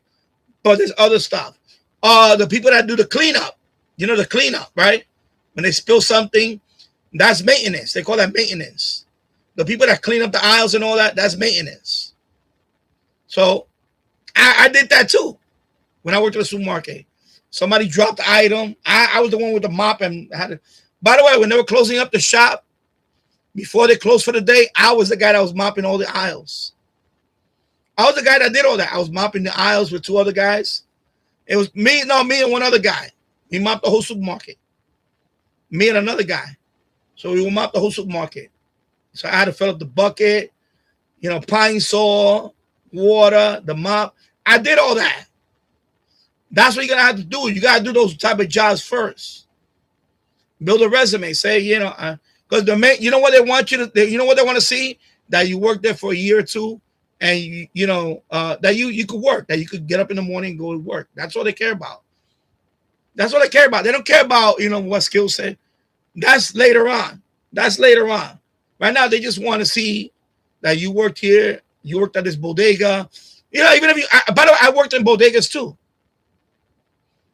I worked for a couple of bodegas. I worked for bodegas too. Not that much. I know. Like one summer, I worked overnight at one bodega because I want to make extra money. I needed money to clothes and shit.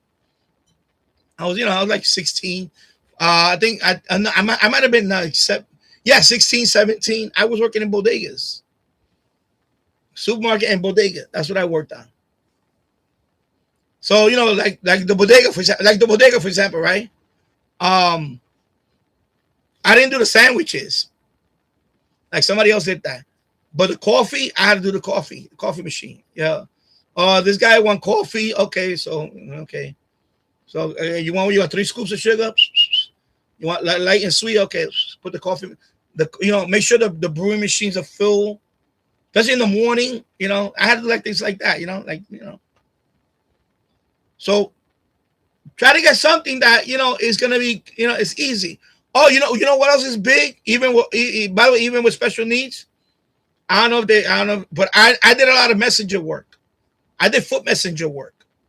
So I didn't need bicycle messenger work, or I drove a vehicle. I was a foot messenger. So downtown. I don't know what your downtown is over there, but over here, for example, Manhattan, that's downtown. I worked at foot messenger. I did that for a few months. So I had to work around Wall Street. They give you a package. Okay, you got to take it to this building on this floor or this office. So I would take the package up there, and then I deliver it to the front desk. Usually it's a secretary or whatever, and she signs it off. Okay, and then I get the receipt. Okay, and then I had to call back and by the way, that back then we had to use payphones. So I would call my boss. Yeah, okay, I deliver. What next? Go pick up a package over here at this. Blah, blah, okay, and then I would go and pick up the package, and then I would come back to the office, and then they would send me on another run, and they would pay my that I had like back then it was tokens for the subway and bus, so they give you the tokens to go around. And I was making minimum wage. I was making minimum wage, bro. I wasn't making top dollar. I was making minimum wage, but I was working, and by the all that helped build up my resume, So don't set the bar too high. Don't do that. Don't do that. You autistic, but you're a smart kid. You're a well-articulated kid. You're a smart kid.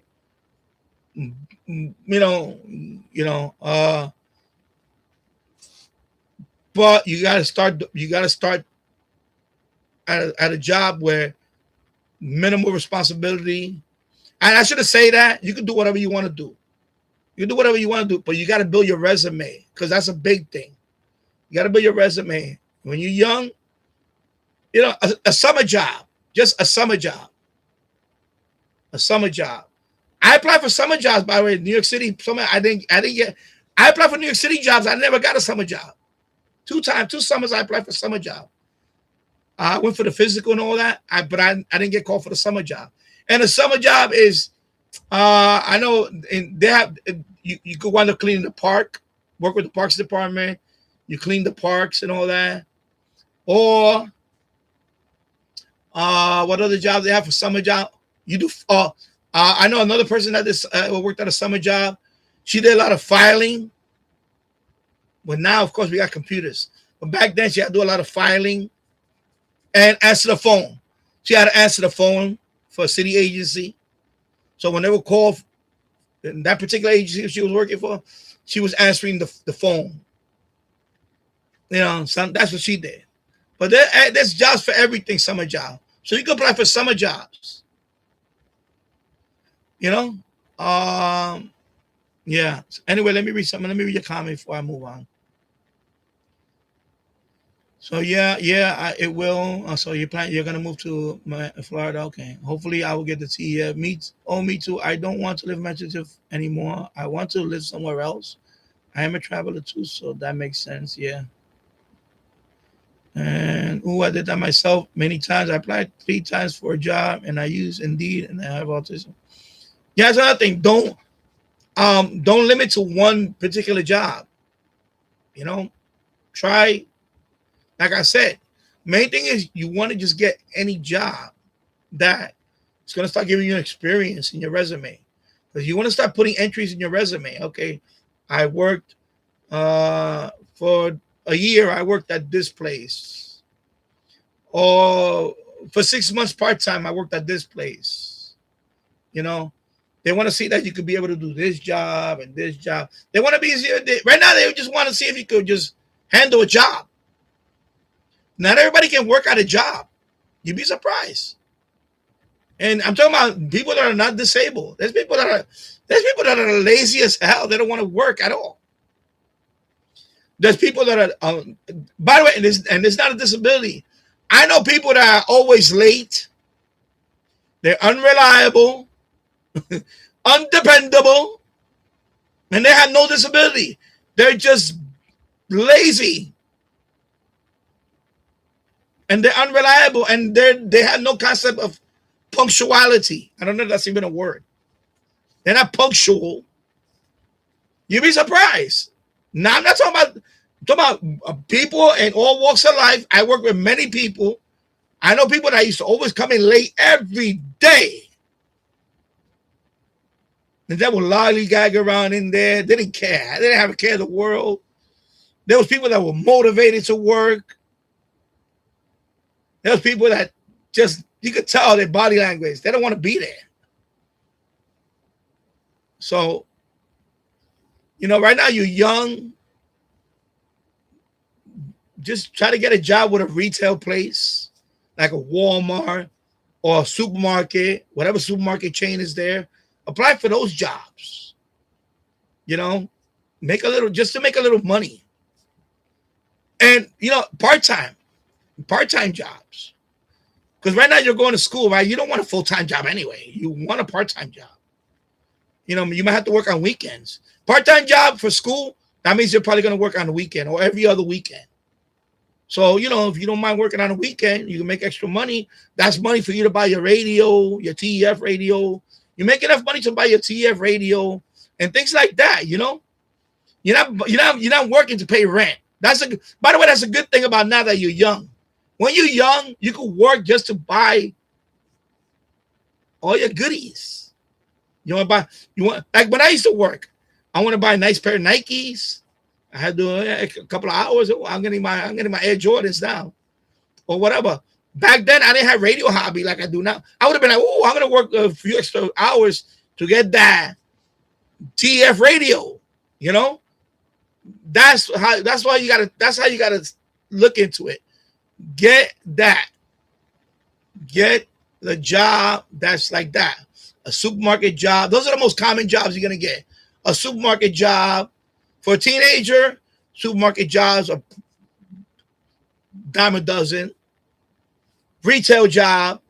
That means working in either a clothes shop or a general store type job, or a Walmart, BJ's, Sam's Club, Target. There's a lot of places. Target, a lot of retail places like that. Target, a lot. There's a whole bunch of them. You have to, and apply directly. Don't depend on Indeed. Make your resume and apply directly to some of these places. You don't wait on Indeed. But yeah, you can use Indeed. And by the way, use more than one place. Don't only depend on Indeed. There's other places you can go. But yeah. Also, by the way, not even Indeed. When you're out with with your parent, whatever, you like if I was, like for example, I done that with my wife.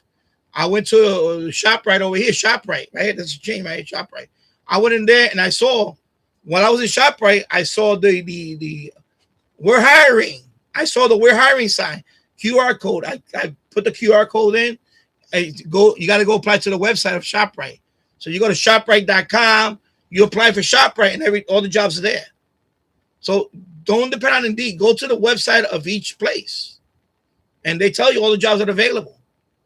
All the jobs that are available right there. ShopRite. I did apply for. By the way, I did apply. They never called me. I'm gonna apply again.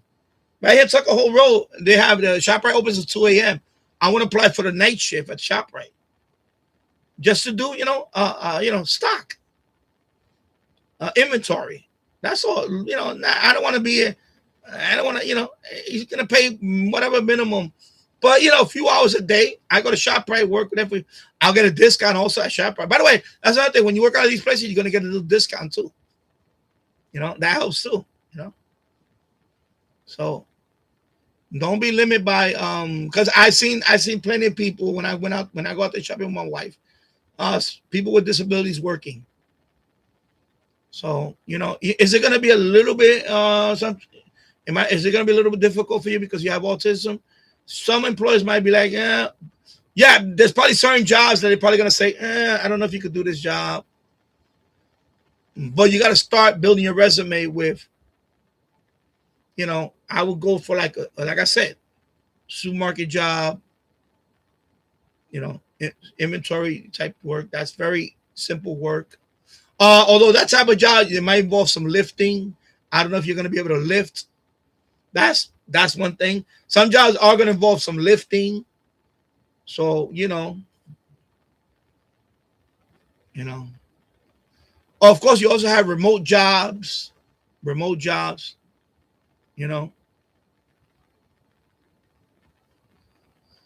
Yeah. Yeah, that's another thing. Chico Be Radio. College is free. Community college. Yeah, take advantage of it. Take advantage of that. When I went to college, it was not free. I wish I had college. I wish I had free college. I would have, But yeah, take advantage of that. Yeah. So so let me finish reading. I applied 3 times for a job, and I used Indeed, and I have autism in my Indeed profile, and nobody hired me. It's not about nobody's gonna hire you. It's that you need to get the interview. So you got to keep trying. This job market is you got to understand it. It's not that you just put your resume. People are gonna some people are gonna find, like my resume is pretty. I'm gonna say my resume is pretty diverse. I have a lot of experience in different things. I get emails all the time, but some of them are just bullshit. Some of them are they're looking for a job for this particular thing, and I said, no, I'm not interested in it. And I'm not looking right now. As of today, I'm not looking again. I'll probably be going to start looking again after the summer because I want to enjoy my summer. That's it. So I said, you know what? I don't know. But after summer, I'm going to start actively looking again. But I'm in a position where right now I don't have to, because my wife and I were trying to work something out that maybe she might have to switch shift. Because right now the problem is that now I want to work at night, and that's the problem that I have with for me, I want to work at night, but I don't get that many opportunities to work at night that I want to do. And I'm limited too. Again, I'm limited because I can't drive. See, if I could drive, I would have been, but I can't drive anymore. I just can't. So that's another limit. And in your case, you're young, and you don't need a job to, by the way, I'm going to read the rest of it. I need a job to get a driver's license. No, you don't need a job to get a driver's license. To get a driver's license, you have to pass. You just got to apply for it. If you want a driver's license, you have to go to DMV. You have to apply for it. When you first go to DMV, you're going to take a physical test. That means an eye test. It's just an eye exam. And then you got to take the written test. So for that, you got to study. They're going to give you, you can pick up the book there. It's a very easy book to read. You just got to know basic. You know, you got to know. You got to know. No, it's an easy. You know, the written test. You're gonna pass it. It's very common sense. I don't forget how many questions is it. Most of them are going to be road signs. You got to know all the road signs questions, which you should know. Road signs is very basic. You know what's a stop sign. You know what's a school crossing sign. You know what's a railroad crossing sign.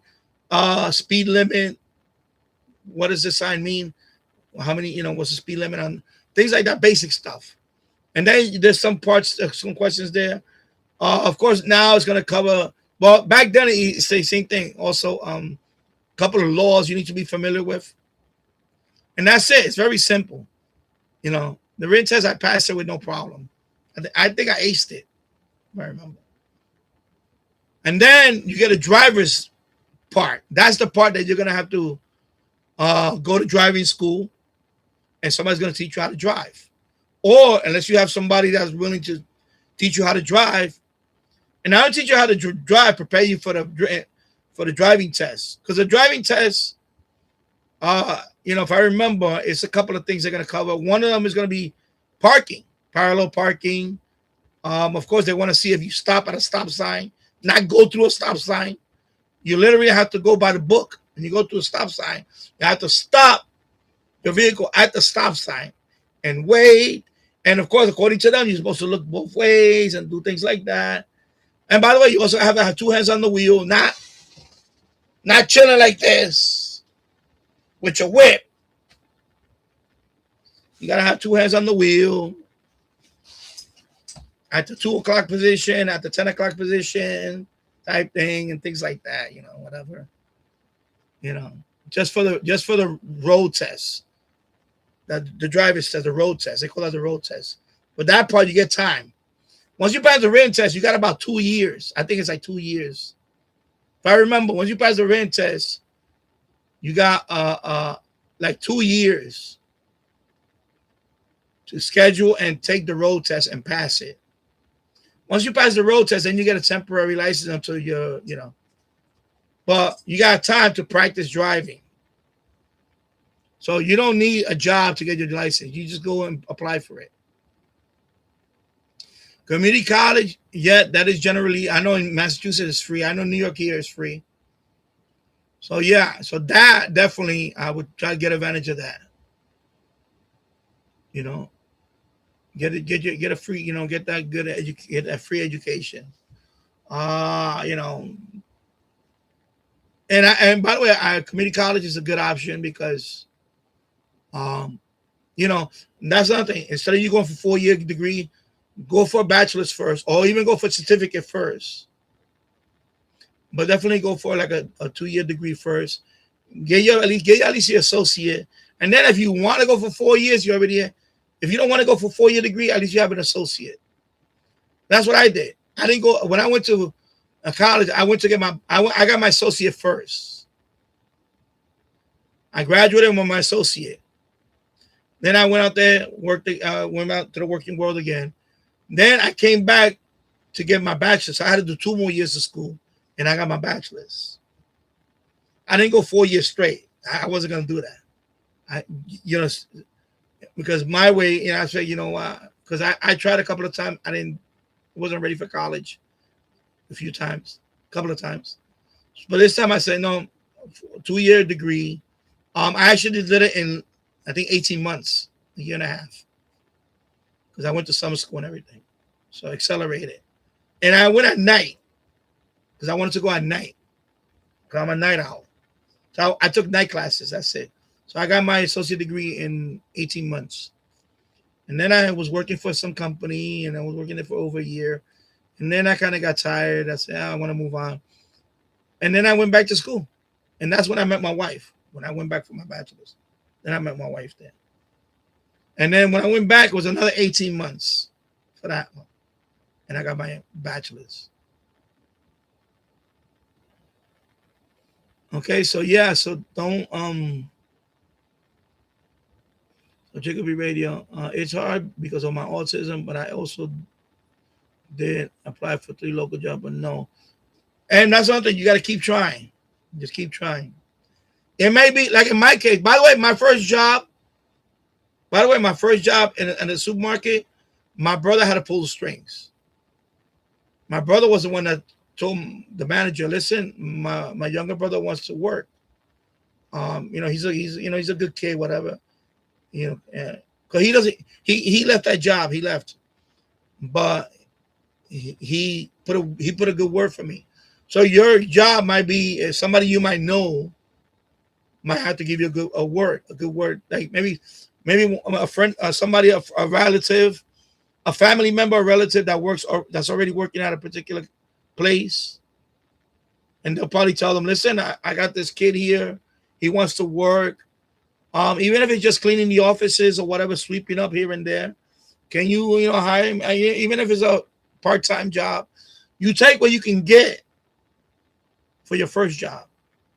And by the way, my job, I think my first job was part-time because I was going to school. So my job was part-time. I had to be in there. So I worked weekends, all day weekend, not all day weekend. I worked from like 12, because the supermarket opens at 8 o'clock or 8:30. I didn't work at it.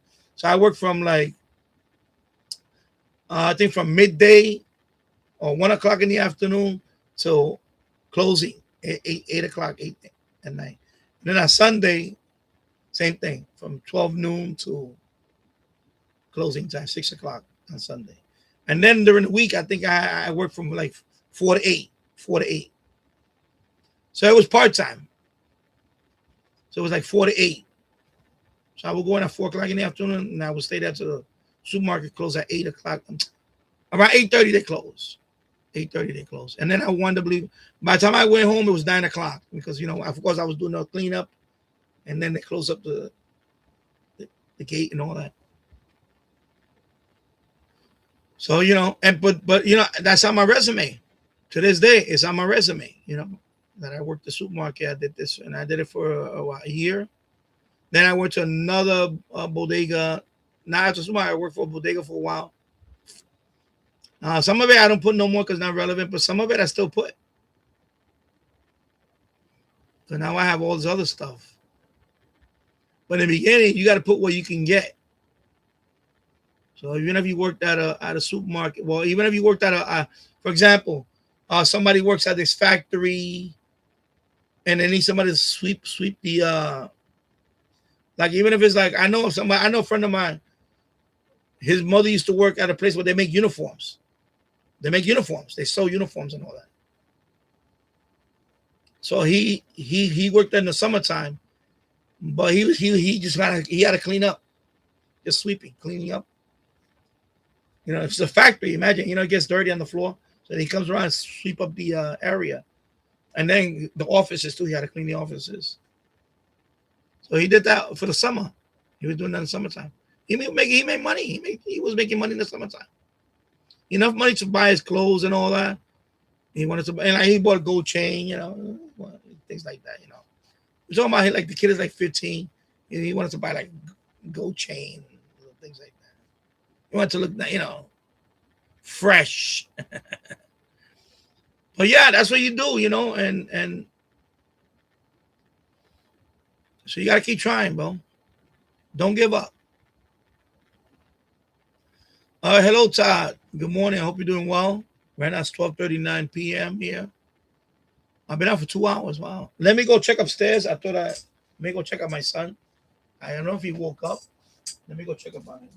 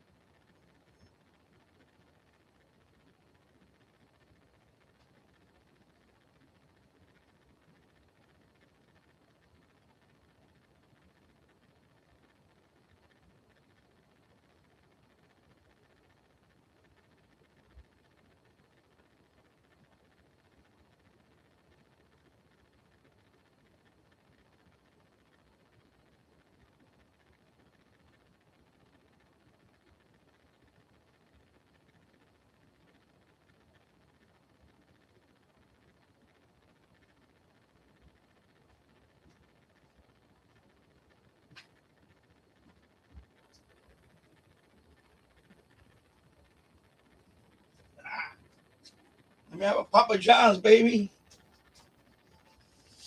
Some cheesy bread and a pizza.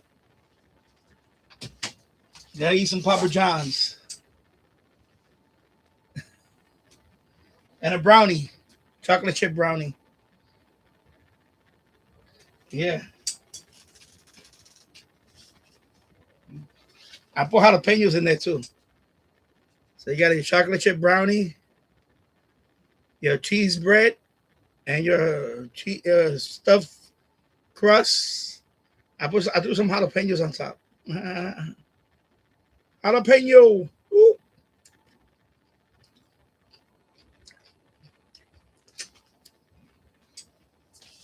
Ooh.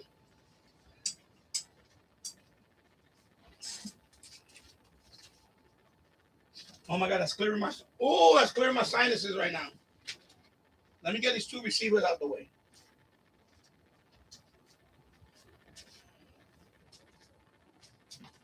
Yeah, cheesy bread.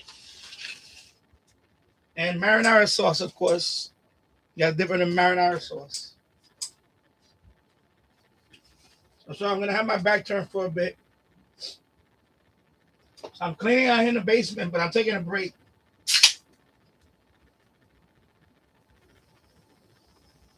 And I get back to work. Back to work.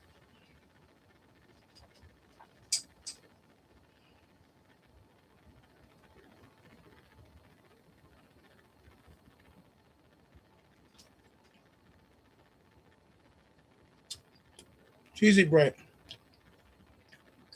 Mm.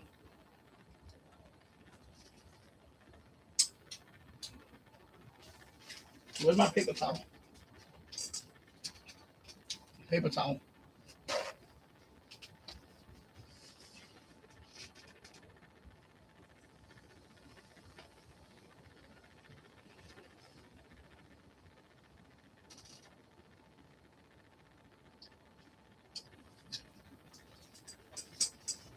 Pizza with the jalapeno. Oh yeah. Todd, I have some Hawaiian bread pretzel. Oh yeah, that's good. Hawaiian bread.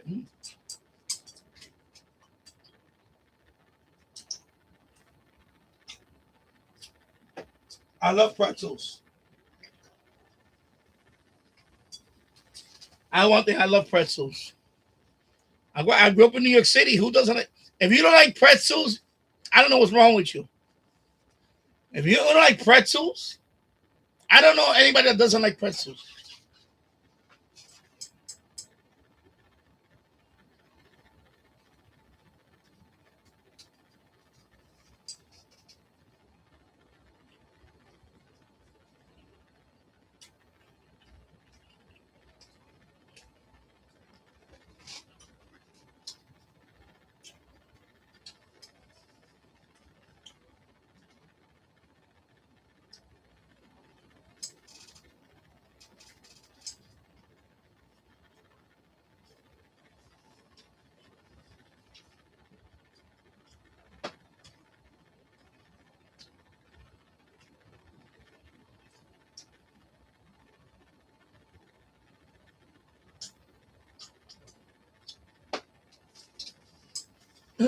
My son is still sleeping. I still have this running over here on my Roku TV. I'm running on videos here, like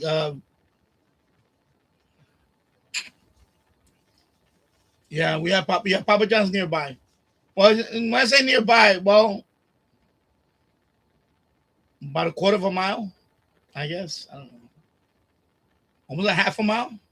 When I say about a half, no, no, I don't think it's a half a mile. I think it's about a quarter of a mile, maybe a third of a mile. So we do have Papa John's. It's all the way down there, South Broadway, all down there. So they deliver it. Yeah, Papa John's. Hello, Samuel Reyes. I hope you're doing well.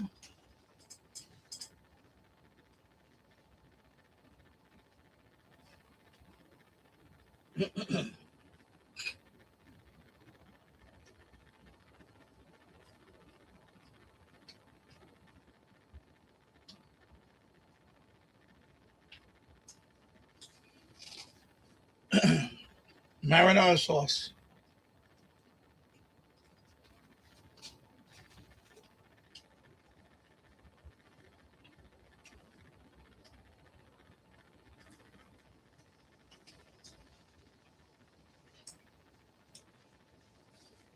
Yeah.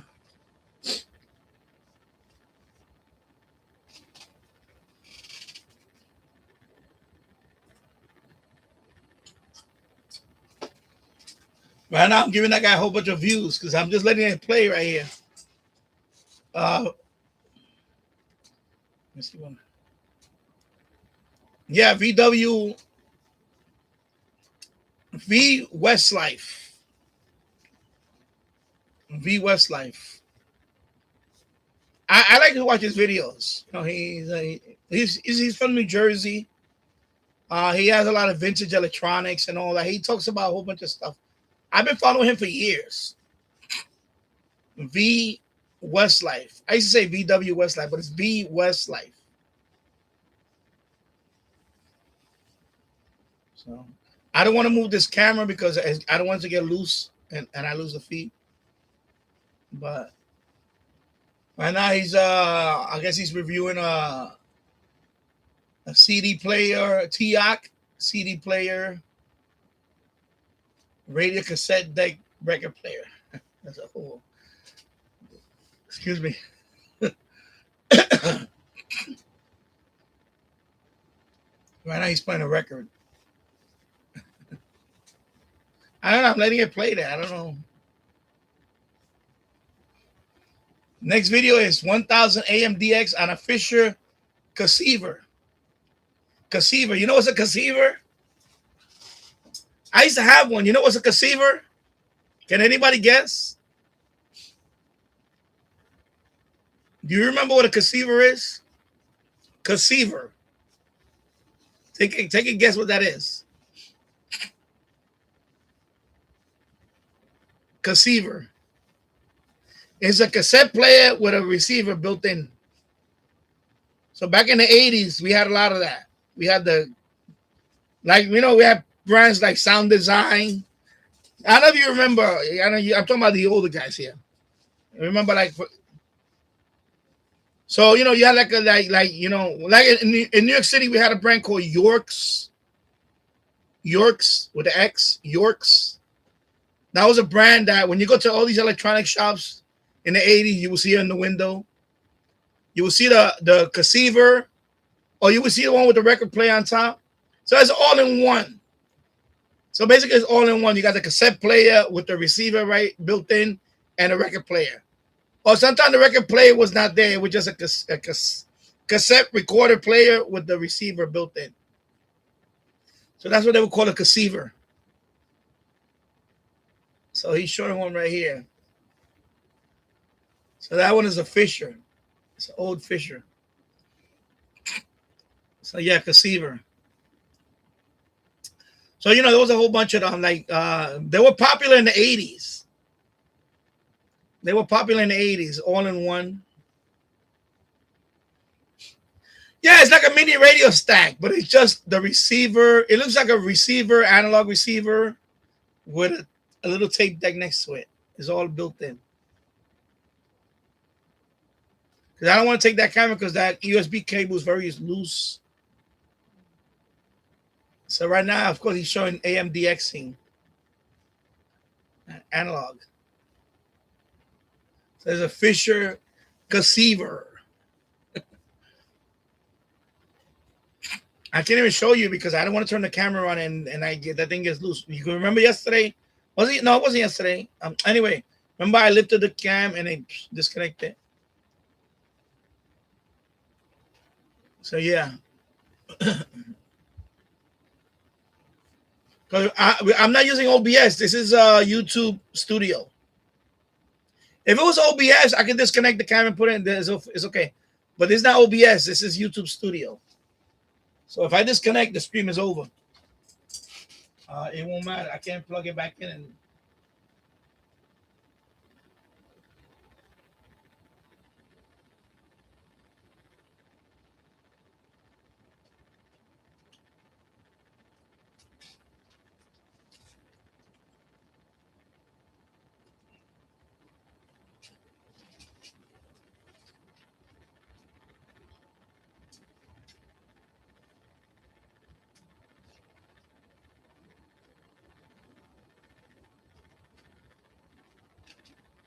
How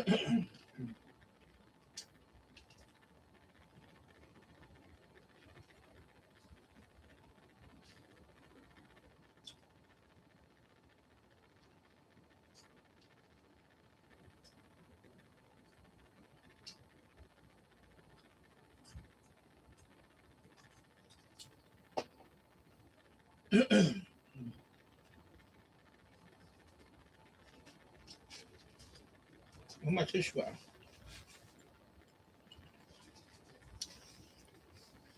Todd said we had 9 inches of rain this last couple of days. Did some downspout updates on 4 in my backyard. Okay. Yeah, we didn't have that much. I thought we were going to have a lot more rain, but we didn't get that much. We didn't get that much. I only had to use some pump early this morning. It was a little bit of water. And I just turned it on and that's it. It drained that water. And that's it. No new water. But today, today's going to be cloudy all day. That's it. We may have a chance of a little bit of rain. Todd said, miss those mini radio stacks. Yeah. Yeah, so that's what they call a caseva. But yeah, they have the Yorks was like that too. I remember when I was a kid, I used to drool at those things. I used to look at the local electronic shop. There was back then there was every electronic shop in the corner. Like you would have 2 or 3 electronic shops in a particular. I'm talking about like in the Bronx. And if you go to Fordham Road, like every block had an electronics store. And you would see all the electronics in the window. So they would have like, turntables and all that. And then so they would have those stereo that had the 8-track.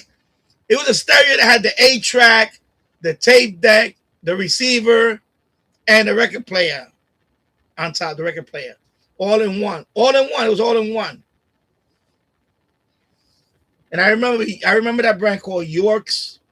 And it had a digital clock. So that was the shit back then, right? You're like, yeah, bro, I want this.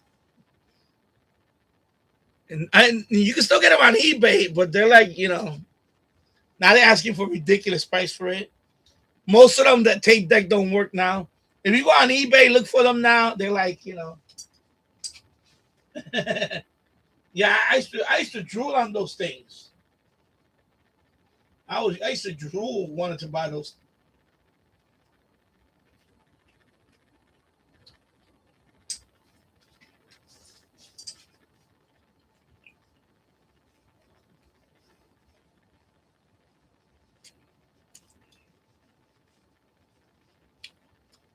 Yeah.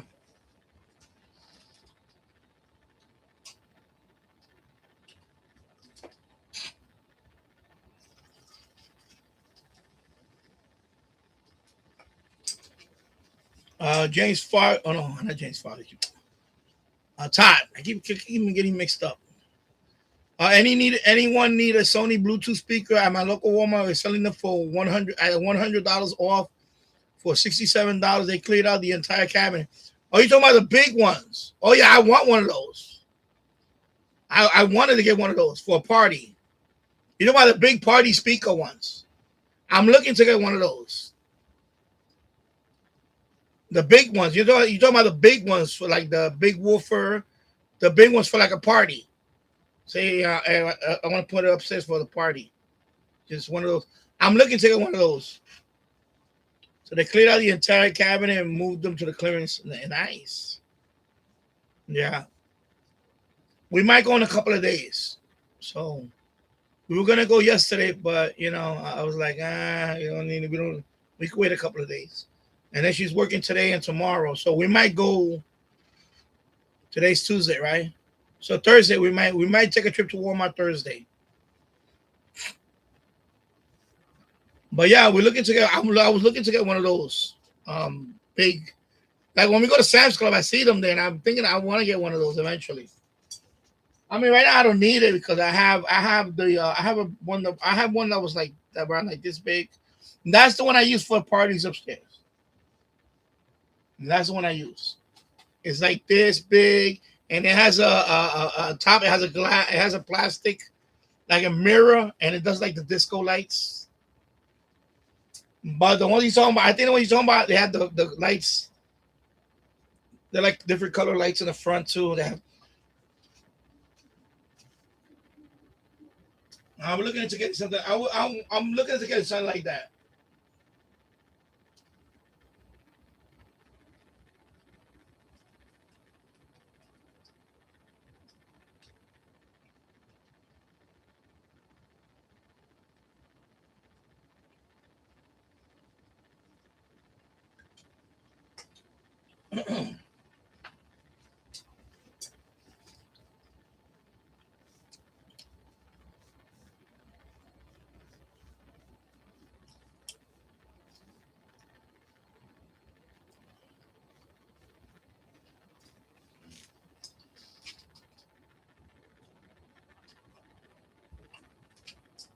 All right, let me try this brownie, chocolate chip brownie.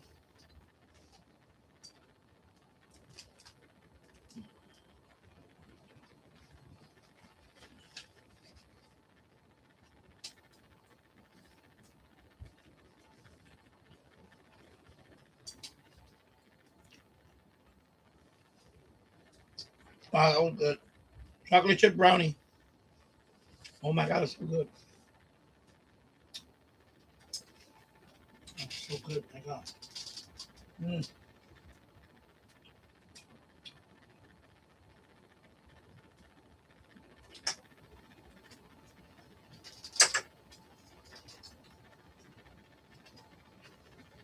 Chocolate melts in your mouth. Mm. Oh my god. Chocolate chip brownie. Glendasser, I'm back. ISP doing service and kick me off. Oh, okay. Yeah. Todd says, I seen a lot of YouTube people just live stream with those speakers. I don't know. Well, anyway, the one I'm thinking about is those speakers. They're like, they're fairly tall, and they're Bluetooth, and sometimes they have like it's like purple and pink, and they like the lights around it. And I seen them at Sam's Club. They have them out there, and I'm looking to getting one of those. But some of them are like $200-300. So things like that. So they're not my budget right now. $300 not in my budget for that. If I could get one for like $100, I'll probably pull the trigger on one. But I'm not gonna pay $200-300 for a speaker. I don't really need it because I have. Where is it at? It's over there somewhere. I do have one, but it's small. It's not that big. It's this small, and it has a handle, and you can cart it. Like a luggage. It has two wheels on it, and it's fairly loud. I actually used that one before for parties upstairs, and that one has the microphone input. You can plug in a microphone on it. It has echo. It's Bluetooth. It also has auxiliary. You could plug in like 3.5 millimeter jack on there. That one also you can plug in a guitar. But that one I also use for my guitar.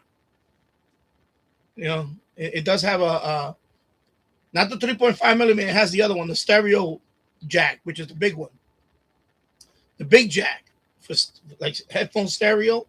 So that one I hooked up my electric guitar in it, and I use it as an amp, and it worked. It worked fine. I use that one too.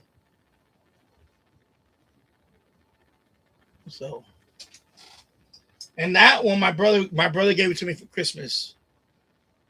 The one that moved out, my brother, he bought it. I think he bought it off. He bought it in the street off of somebody, and then he gave it to me for Christmas. And I still have it. I still use it. In fact, sometimes I'll hook up an old radio to that, like my national receiver, my Hamlin receiver. I made videos where I hooked up the Hamlin receiver to that speaker. When you hear the speaker, that's that speaker.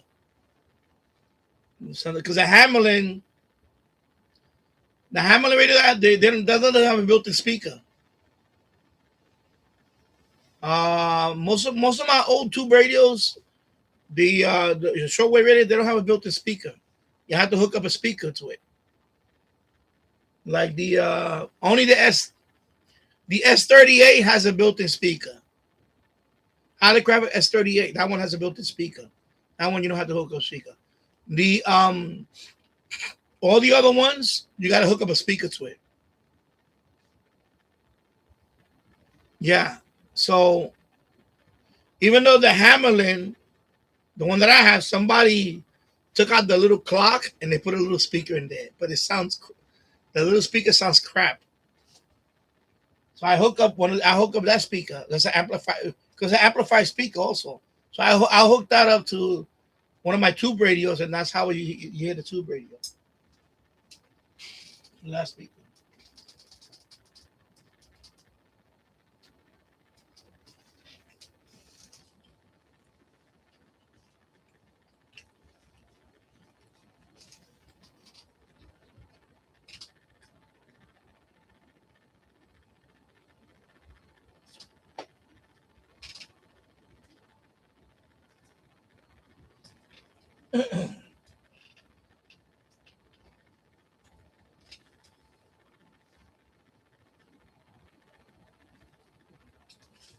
All right, so that's that. Let me keep this for the sauce. Let me throw that in there. Let me get another tissue. Yeah, Nightbot, you tell them. Check out my other social media accounts.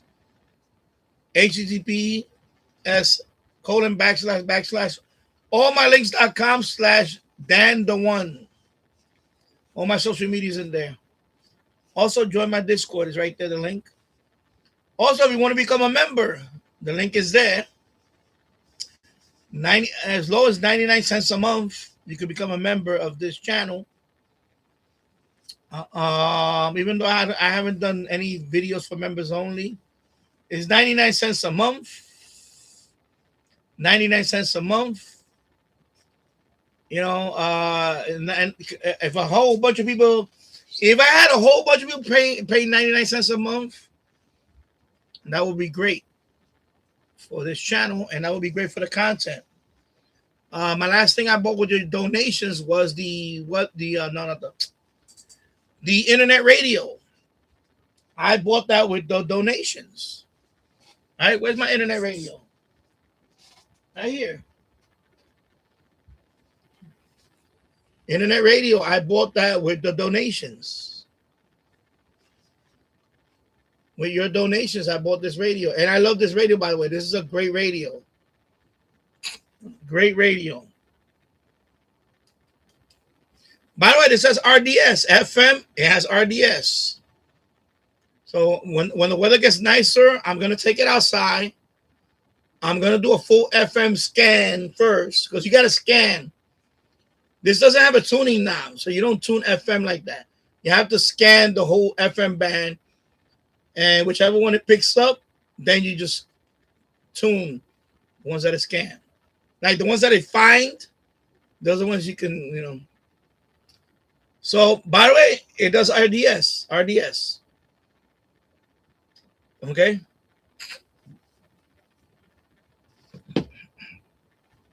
And also, the HF choke balun. I bought that with donations.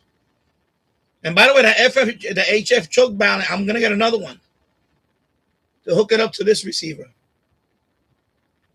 But that one, I'm going to do the MFJ 1886 loop, and I'm going to hook it up to this to see if I can lower the noise. Because that one worked on this one on shortwave. It did lower the noise. It's a 1-to-1 balun. I mean, they call it 1-to-1. It's a 1-to-1.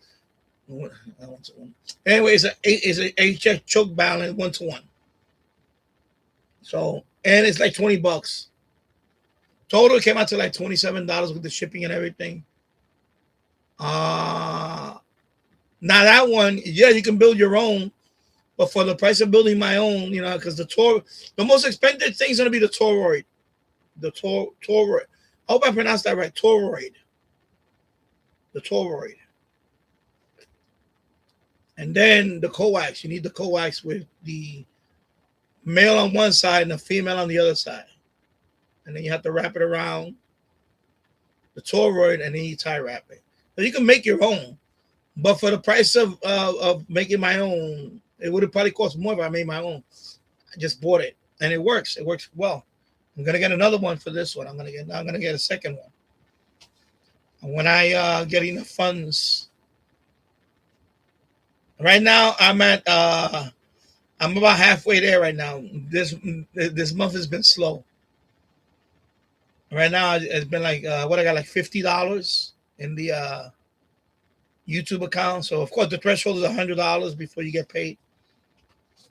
So hopefully by July 21st, I can make the threshold before that and get paid July.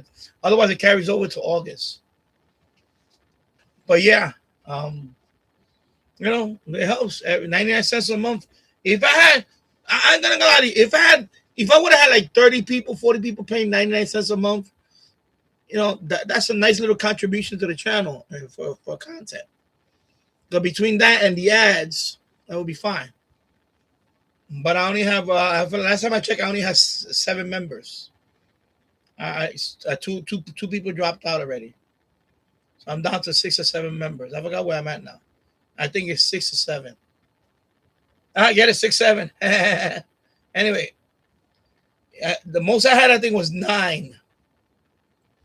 But I lost a couple of people. I think it might be 6 people now. Members. So, you know, I said it can't go lower than 99 cents a month. You know, so that's why, you know, I wish I could be more motivated to come in here all the time, but you know, I don't want to I can't make excuses for people. You know, I understand, you know, everything costs money, but I've seen people on other channels donate. And I'm not singling out anybody, but they know who they are. You know, and then they, you know, whatever. I don't hold it against anybody, but you know, I just don't like people when they start lying sometimes. I just don't appreciate that. But whatever it is, it is. You know, like I said, my goal for this channel right now, honestly, my goal for this channel is to hit 1 million total views.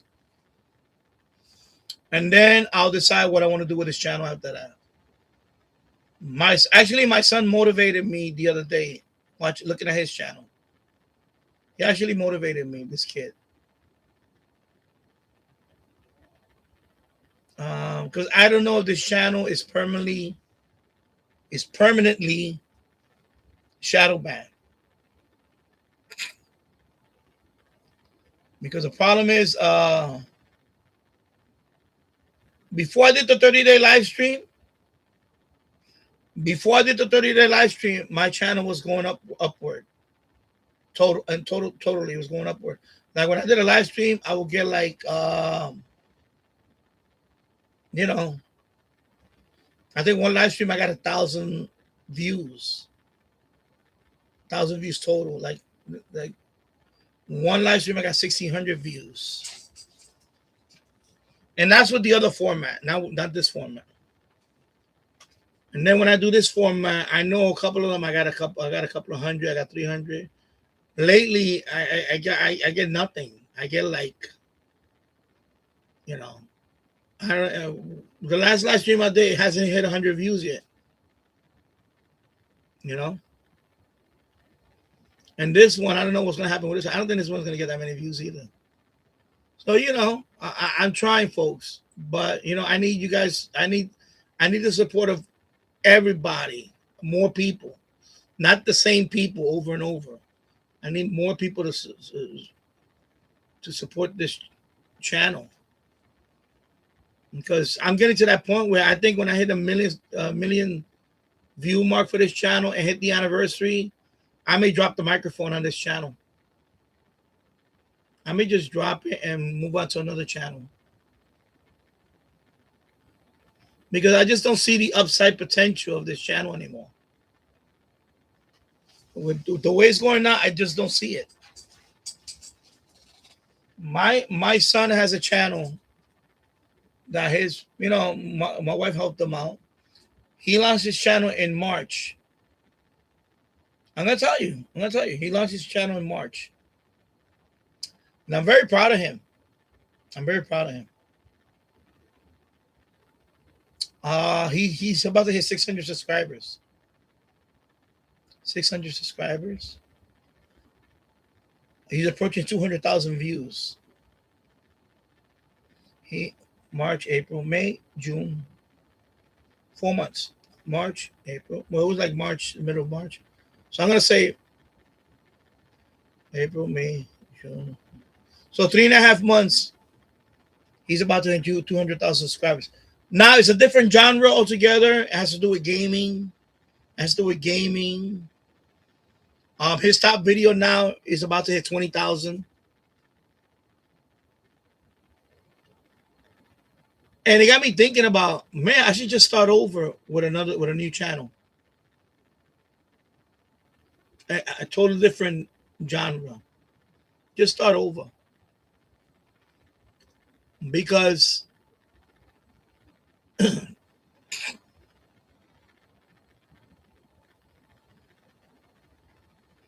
yeah, I know. Exactly. The chat, I get it. The chat is great, but always the same guys. Exactly. I want more people to be here. I want more people to be here too. I want more people to be here, and it shouldn't be like this. I mean, what's the difference between my channel and a couple of other channels? Other than I hate to say it, other than politics.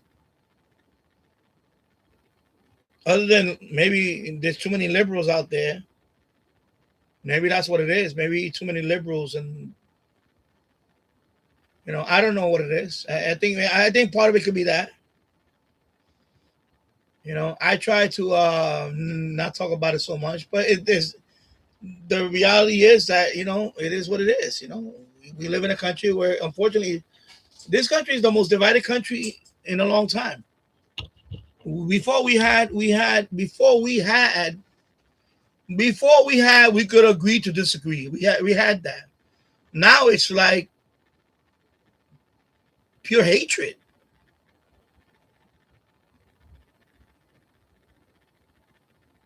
Even radio. When I listen to radio now, I can't listen to NPR for so long. I can't listen to BBC because I clearly hear the hatred. That's what I'm saying. Even radio hobby in general now, I clearly hear the hatred when I'm tuning the dial. So I don't know if it's that component of it too. I mean, I think there is some rampant cheating. I think there is some cheating involved. It's unfortunate, but there is some.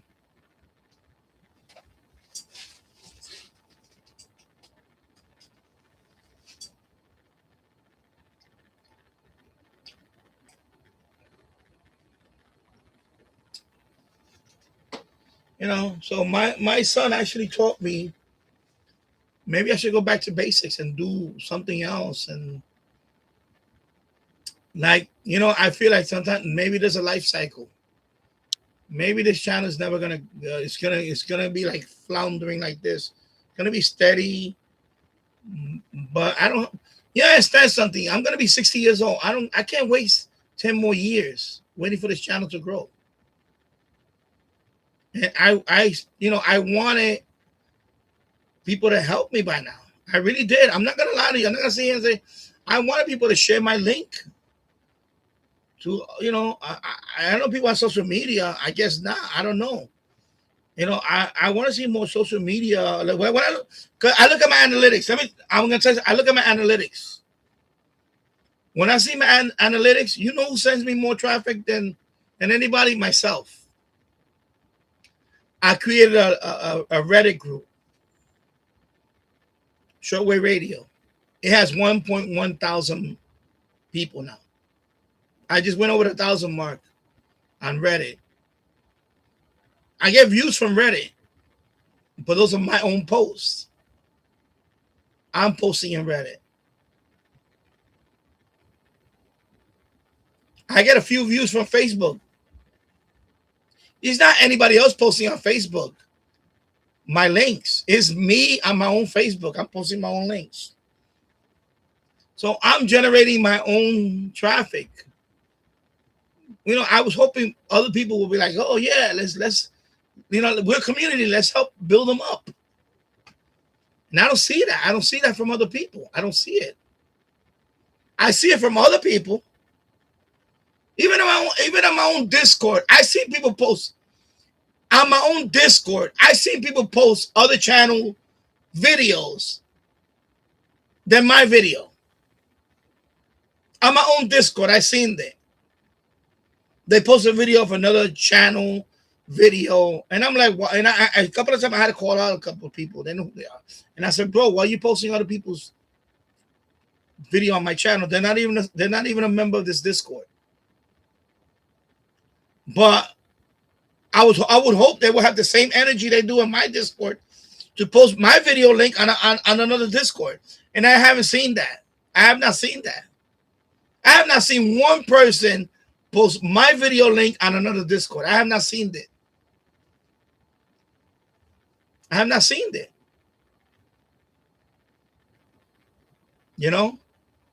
Everybody that has a channel that grows, they have a community that posts videos everywhere for them because they want to help. They want to grow the channel. And I have not seen that. I have not seen that here. And don't get me started with the donation. Same thing. I go to these other YouTube channels. I go to the other YouTube channels. They have 50 members. I see channels that have a lot of members. They even list their members. They even list their members after the credits. I would love to do that here, but I can't because I don't have no members. I have a few members. So, that's why I'm at the point where I'm looking forward to the 1 million view. At this point, according to my calculations right now, if it stays the way it is now, I'm at 935,000. I think it's 935,000. So it may take, let's see, we still got July, August. It's going to be close. I may make it by the anniversary.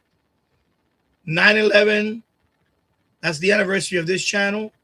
So I may hit the 1 million total view mark by 9/11. I may hit it. I don't know. It looks like it might be maybe right after that. Or unless I get a video that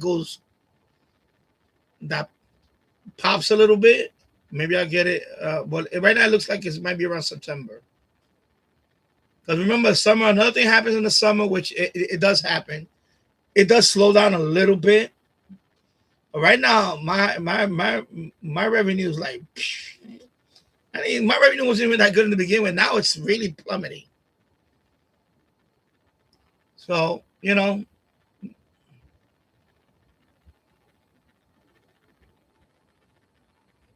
yeah. Hello, Radio Raising the Dead. Hello from India. Hope you're doing well. Yeah, I know that too. Maybe that too. Radio Raising the Radio Hobby is now not paying, and people who are good in this make money by link purchase. Yeah, links they share. They also get free radios. Yeah, I mean, I think it's more. I think it's more the audience. I think what happened is unfortunately, in my case, I think what happens with YouTube, and I watched videos on all this.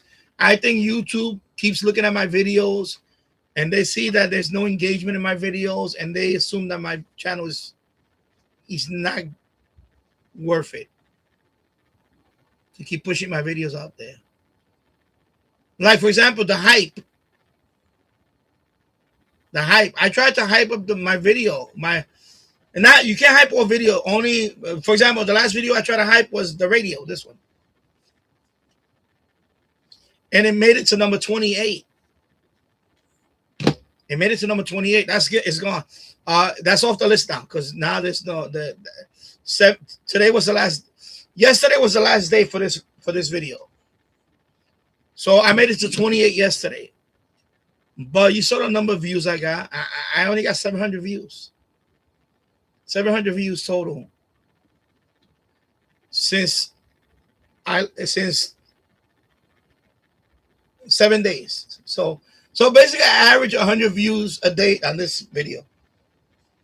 That's not a lot for a channel that has 6,000. So, you know, it's kind of like I really had to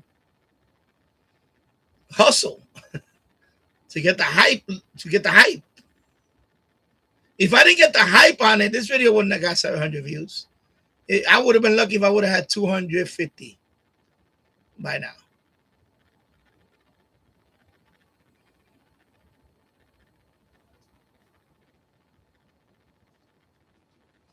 Yeah. Radio Raising the Dead, radio unboxing, and technical I done in Indian, Langi, Hindi are brilliant, but viewership is mostly Indian. I mean language. Okay. So you do unboxing and all that in language. Okay. Yeah. No, I think also that too. Because by the way, that's what happened. That's what happened to our when I'll give you an example. When I got into this, all right, you made a point there. I don't know if you indirectly made the point, but here's another one. When I got into this YouTube channel, radio, in terms of shortwave radio, there weren't that many channels. It was only official SWL, Tom's Radio, you know, Tom's Radio Room Show. Those were the two big ones. Oxford Shortwave. That's another one. And then that's it. And then now you have, by the way, the others, they weren't doing radio reviews and all that back then. They were doing, one was doing farm equipment or whatever. The other one was doing CB radios in the shed. But then they all decided, okay, now we're going to do all radios. And then now we had the other guy, the tech, whatever. All of a sudden he wants to do consumer electronics now. And then the other guy, so all of a sudden now everybody wants to be a radio reviewer. So there is a lot of competition now with the radio reviewer. Now, and by the way, you have a lot more radio review channels now. So maybe there's something to that. But it could be that too. It could be maybe that is too, maybe there's too many but they all, by the way, those channels that I mentioned, they're all doing very well. And that's what I'm saying. If they're doing very well, why am I doing very well? I'm thinking at this point, it's just that I'm really starting to think that some of it is a shadow ban. I think I got shadow banned in general because of politics. I think politics is up there. I think also once that happened, I think what happens with YouTube is once they shadow ban you, is hard to get out. It's kind of hard to get out the whole.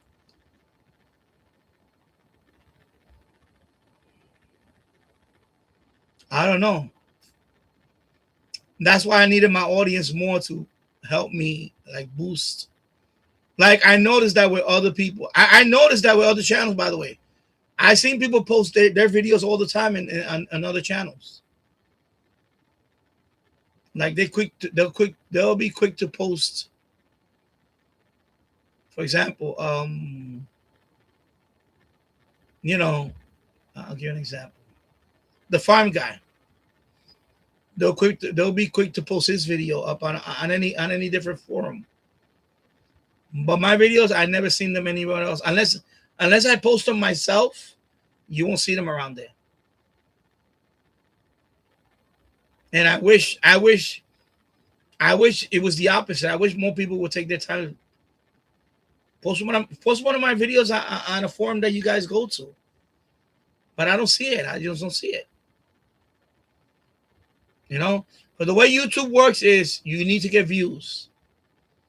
YouTube will not push your video unless you get views. That's it. Forget about everything else. You can have a lot of subscribers, but if you're not getting views, your channel is pretty much dead. You know, right now I got 4 people watching. If I go to the live right now, and I look at radio channels that are live right now, there's got to be 1 or 2 that are live. I can go check. Let me go check. I can go check. If I go to YouTube, let me go to YouTube. I'm sorry. Let me minimize this one, the subscription one. Sorry.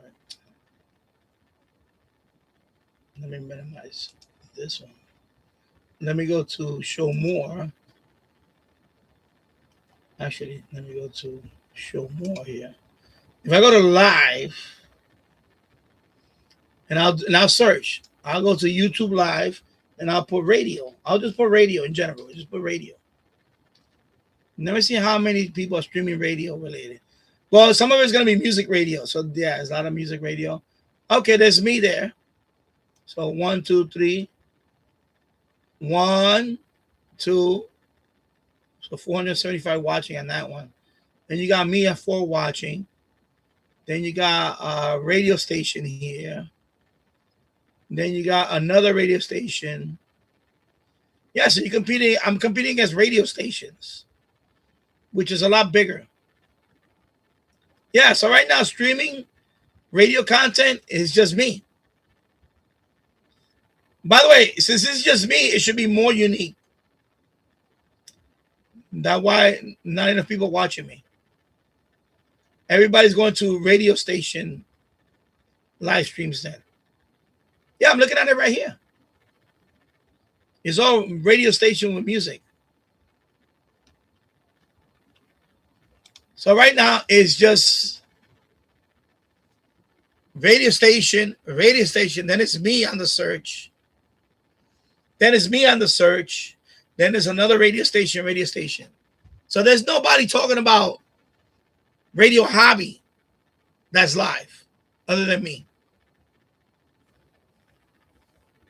So, and believe me, I try all hours during the day. You know, if it's 8 o'clock in the evening here, right here, prime time, doesn't matter. I'll get maybe a couple of more people, whatever.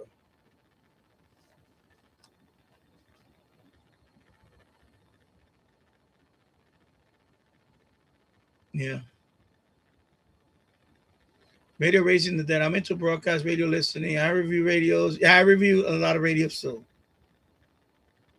Yeah, I reviewed a lot of radios. I reviewed forget it. Let me guess. I have over 1,200 videos. So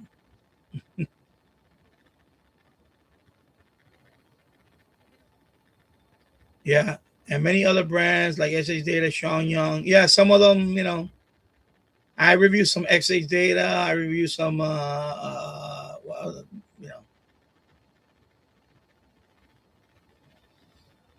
radio raising the dead. I wanted to ask you, what do you do other than this radio for hobby for? I don't do anything for a living right now. I'm a stay-at-home dad.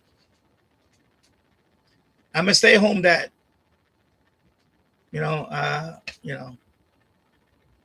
like, well, it's a blessing for me because, I mean, you know, I don't have to go out there. So yeah, it's not. By the way, if I was depending on this, I would be in big trouble. So I'm not depending on this at all. I'm not depending on this. It's more about appreciation. So it's about feeling more appreciated for the body of work that I've been doing for the last 10 years. You know, if you, by the way, statistically, a lot of people, there's a lot of people that start a channel.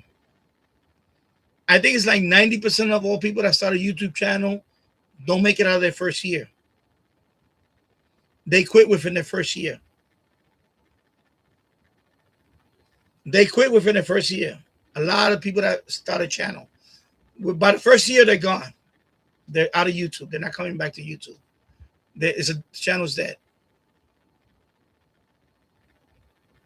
So in September, I'll be doing this for 10 years. 10 years. So think about that. A lot of people don't even, in today's economy, a lot of people don't even work for a company for 10 years now. So I've been doing this for 10 years. 10 years. Okay? So, you know, at some point, you want to see upside. And right now, I'm at that point. Right now, and I've been thinking about this for 2 years now, 2 or 3 years. But now I'm at a milestone. Right now, I'm at a milestone where I want this milestone. Once I get this milestone, you know, I think I might just, you know, drop the mic.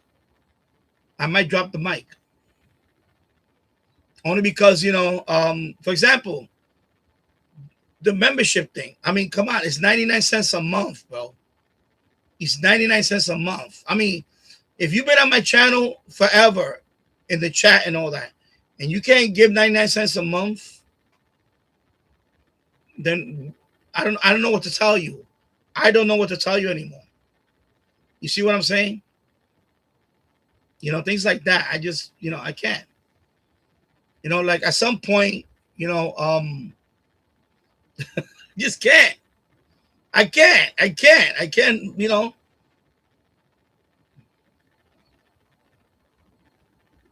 Now, I know some, you know, like, for example, Triggerby, he's a kid. I get it. I understand his case. He's a kid. Even Keegan, you know, I know he's on disability. I understand. It's, you know, to a certain degree, I understand for some people. And I do for some, I understand. You know, and I think most people that are regulars here are in the membership. Or they're doing the membership, or they did the membership and they left, they came back, I don't know. But I'm talking about after that, I don't see nobody else. And that's the part that that's the part I'm trying to see. Is this good? What I'm trying to say is this channel going to stay the way it is with a handful of people? You understand? That's going to base my decision in a couple of months. Because it's getting to a point where, yeah, it's the same group of people. I love you all. I love, especially the ones that supported my channel. But if I don't see nobody else, if I don't see no growth, I have to move on. I have to move on to another project. And my son reminds me of that every day now. He's excited about his channel. I see the enthusiasm in his channel. And then I go to my channels and I'm like, come on, bro. Like, why am I still here in this? No, why are my numbers still here? You know, it is discouraging. You know, I'm not gonna lie to you, it gets discouraging. Anyway, I'll be right back. Let me go upstairs. I'm gonna check up on him again. I'll be right. In the meanwhile, I'm gonna put the I'll put the radio on. Let me see. Hospital stays and urgent visits over 3 years compared to I'll be right back. Amvuttra lowers the amount of vitamin A in your blood, which can affect vision. Other side effects include pain in the arms or legs, pain in the joints, and shortness of breath. These are not all the possible side effects of Amvuttra. For prescribing information, call 1-833-256-2748 or learn more at amvuttra.com. Ask your doctor about Amvuttra for ATTRCM. Time now for 1010 Wins Entertainment News. Christopher Nolan's The Odyssey getting some positive reviews by the film press. You gods don't speak in ways we understand. Who doesn't understand pain? Collider called it a filmmaking feast. Variety says it's a triumphant, spectacular epic. Lots of praise for Matt Damon, Tom Holland, Robert Pattinson, among others. The Odyssey opens up in theaters July 17th. The Emmys named its next host. Law & Order SVU star Mariska Hargitay will become the first woman to host the Emmys in 15 years. The last time it happened was Jane Lynch in 2011. The show arrives September 14th, 8 p.m. on NBC and on Peacock. Another popular toy getting a live-action adaptation. LOL Surprise! Hashtag here goes! LOL Surprise Dolls becoming a scripted comedy series following 5 aspiring performers who ultimately form a band. The toys have amassed more than $7 billion in global retail sales. Entertainment is powered by Shulman & Hill Injury Lawyers. Rear-ended on the BQE? Go to hurtny.com. Every borough, every block. We are New York. New York's auto accident attorneys. Honey, did you invite the minions over? Well, you know how we talked about getting Wi-Fi from Xfinity? Yeah. I ordered it this morning. It was online in minutes. Then they showed up. So they just came over to use the Wi-Fi? For what? Better not to know. Get online in minutes with same-day Wi-Fi from Xfinity. Plus, lock in your price for 5 years and see Minions and Monsters only in theaters. Xfinity. Imagine that. Restrictions apply. Not available in all areas. Learn more at xfinity.com/same-day Wi-Fi. You know that big bargain detergent jug is 80% water, right? It doesn't clean as well. 80% water? I thought I was getting a better deal because it's so big. If you want a better clean, Tide Pods are only 12% water. The rest is pure, concentrated cleaning ingredients. Oh, let me make an announcement. Attention shoppers, if you want a real deal, try Tide Pods. Stop paying for watered-down detergents. Pay for clean. If it's got to be clean, it's got to be Tide Pods. Water content based on the leading bargain liquid detergent. One city, one news station, 1010 Wins. The News Watch never stops. This is 1010 Wins on 92.3 FM. You give us 22 minutes, we'll give you the world. Good afternoon, 67 degrees with clouds at 140. I'm Kevin Rincon. Here's what's happening. 8 buildings in Midtown evacuated. There's the fear the old Pfizer headquarters could collapse. 2 structural columns have buckled, in addition to multiple cracks and sagging floors. We're at the scene. A guilty plea from a Queens man charged with shooting a guy dead outside a church while a funeral was taking place inside. A benefit to congestion pricing, ambulances able to get around the city a lot faster, according to a new study. But the FDNY EMTs and paramedics say that's not the case. When France beat Paraguay at the World Cup, a senator in Paraguay went after Kylian Mbappe with a racist tweet on X. Now French prosecutors say they're investigating. And next year, the Star Wars franchise will turn 50. I am the father. To mark the anniversary, a new exhibit will be opening up in Philly. Lots of clouds around. It stays that way throughout the afternoon and a high of 71. 141. Let's get you to where you need to go with Greg Rice. Well, you got trouble right now on the east side of Manhattan because of the unstable building. 2nd Avenue closed, 45th through 40th Streets. You've also got 42nd Street closed between the East River and Lexington Avenue. 3rd Avenue completely shut heading uptown from 34th Street on up. Separate issue has 1st Avenue closed between East 29th and 30th Streets, and that's got you backed up through the teens. FDR Drive, you were smart, but everybody else beat you to the punch. Northbound FDR crowded from the 30s to the 90s. Southbound slows through Gracie Mansion and again into the 40s. The further west you go in Manhattan, better off you are. Here's what you need to know about the bridges and the tunnels. Citybound George 25 on the upper lowers about 15 to 20. Outbound, deal with the lower level in the construction because as you get off the outbound upper level, you got enough of the right lane out of the crash to matter. So the outbound lowers better. Lincoln and Holland tunnels, no more than a few minutes just yet in either direction. Greg Rice, 1010 Wins at 92.3 FM.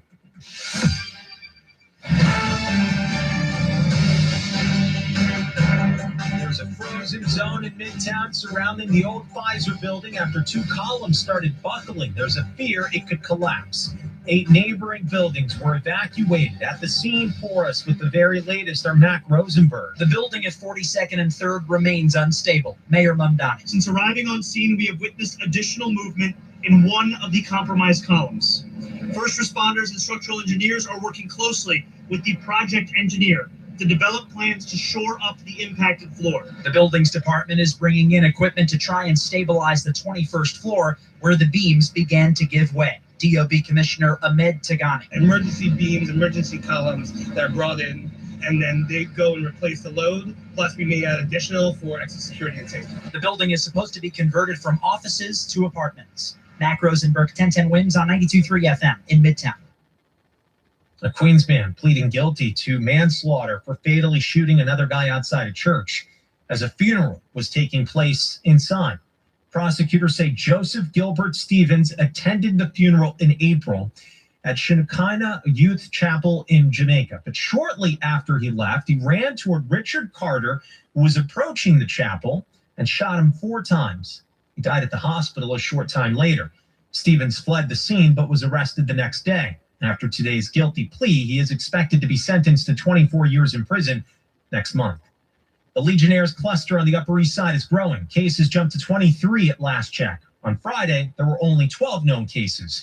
City Health Department says 17 people have been hospitalized. Legionnaires' cases are climbing on the Upper East Side. Last year, Harlem's outbreak took 7 lives. Councilmember Virginia Maloney says laws were changed as a result. The City Council took action in 2025 with Local Law 159 that mandates building owners to test cooling towers for Legionella bacteria every 31 days instead of every 90 days. But who checks to see that that's done? The outbreaks occurred during times of intense heat. The health department has currently taken samples from 160 cooling towers in the affected zip codes. Maloney says 1/3 have been tested so far. Juliette Papa, 1010 Wins on 92.3 FM. There is a town hall tonight on the Legionnaires cluster taking place at 6 p.m. at the Church of St. Ignatius Loyola on Park Avenue. A new study finds congestion pricing is helping speed up ambulance response times in the city. 6 academics from the National Bureau of Economic Research found since the tolling program started in January of 2025, it has shaved off more than a minute from the time it takes for an ambulance to get from an incident location to the hospital. The study's co-author, Brad Humphreys, said an increase in response time saves lives and generates lots of cost savings. It was not the goal of the congestion pricing policy to speed up ambulance trips, but it did. And that's something that policymakers should take into account when they're thinking about whether or not they want to have these policies in their city. However, the union representing the FDNY's EMTs and paramedics disagreeing with the findings, saying they're not actually seeing reductions on the ground. The city's food carts, they're getting an eco-friendly update. Today, the city launching a pilot program for electric food cars. This sound of a noisy generator is what we're used to hearing every time we pass a food cart on the street. But these generators that are not only loud but also cause pollution could be getting phased out. The Mayor's Office of Climate and Environmental Justice plans to do just that by launching a pilot program. 10 mobile food vendors operating Flushing Meadows Corona Park will have their carts outfitted with rechargeable electric batteries.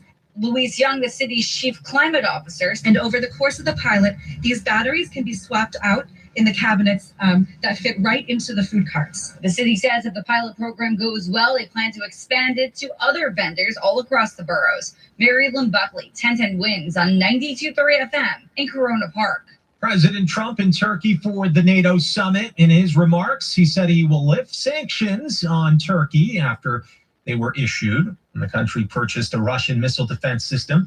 Trump also touted his relationship with Recep Erdogan.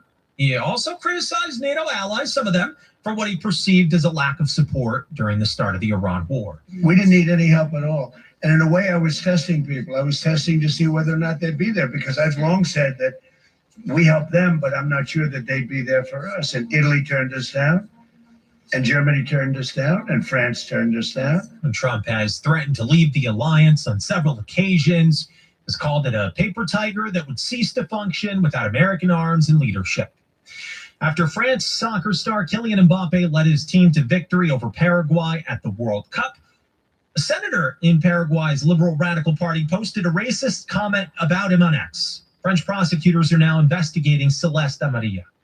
She mocked the captain's origins, upbringing, education, appearance. Mbappe called her a despicable woman unworthy of serving in Congress. The Paris prosecutor's office says it's looking into aggravated public insult and incitement to hatred or violence. Comes with a fine of up to $51,000.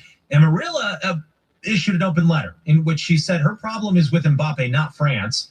She also demanded an apology from him and threatened her own legal action, accusing Mbappe of making gender-based comments about her. If you fly a lot, you know higher paying customers have a more comfortable experience. Now airlines are adding even more perks for them. America's biggest airlines are expanding their premium cabins and adding more luxury perks to attract high-paying passengers. Experts say airline competition for customers who are willing to pay for comfortable seats, chef-designed food, and access to exclusive airport lounges has accelerated since the end of the COVID-19 pandemic. Analysts say first class, business class, and premium economy seats now generate a disproportionate share of airline revenue. Critics say the new era of luxury travel is widening the gap between premium and economy passengers. I'm Haya Panchwani. Star Wars getting ready to celebrate 50 years of the franchise. Now, don't you forget this. Why I should stick my neck out for you is quite beyond capacity. Festivities, an official Star Wars exhibition will open up next year in Philly. Star Wars: The Experience, a journey through the galaxy, will open its doors in February. All right, enough of the Star Wars crap. All right, let me see where I'm at now. James Foley says, sorry I left for a while. My son had an issue. Okay. I hope he's okay. Hope he's okay. Radio Raising the Dead.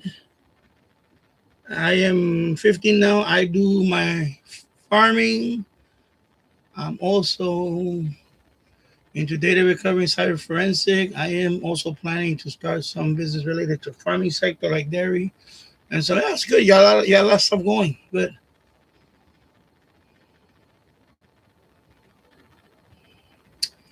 James Foley, I was scanning the marine band, figuring I would get some catches while all the ships are in the harbor. You know what? I didn't even try that. That's another thing I didn't get to try. In marine band, right? Let me check. I could check this one. I know I didn't get to check. You know, I didn't think about that.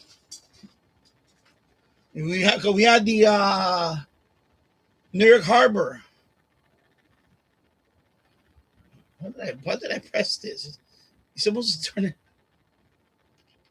Anyway, let me try something. Marine band. Interesting. I mean, you know, let me see what I.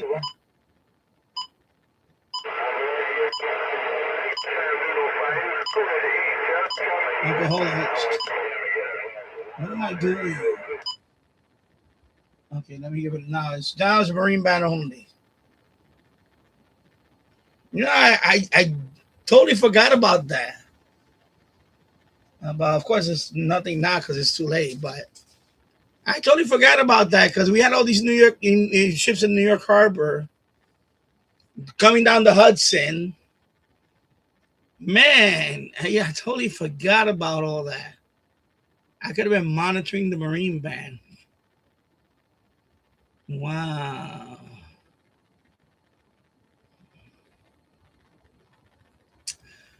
James Farley, when do you think your garden will start producing vegetables?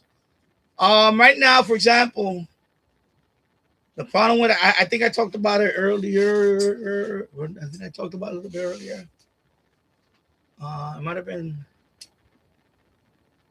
Yeah, the problem that I'm having is that I got so much weeds. And I noticed a couple of my plants, they're like, for example, I have plants that bolted too early. Like I had a broccoli plant. I had two broccoli plants, two kale. The kale is ready to be.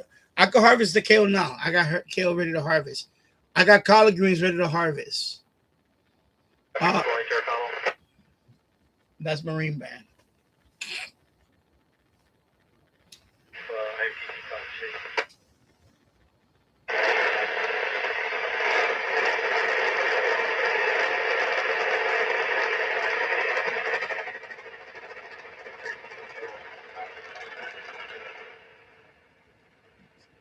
Let me minimize that. I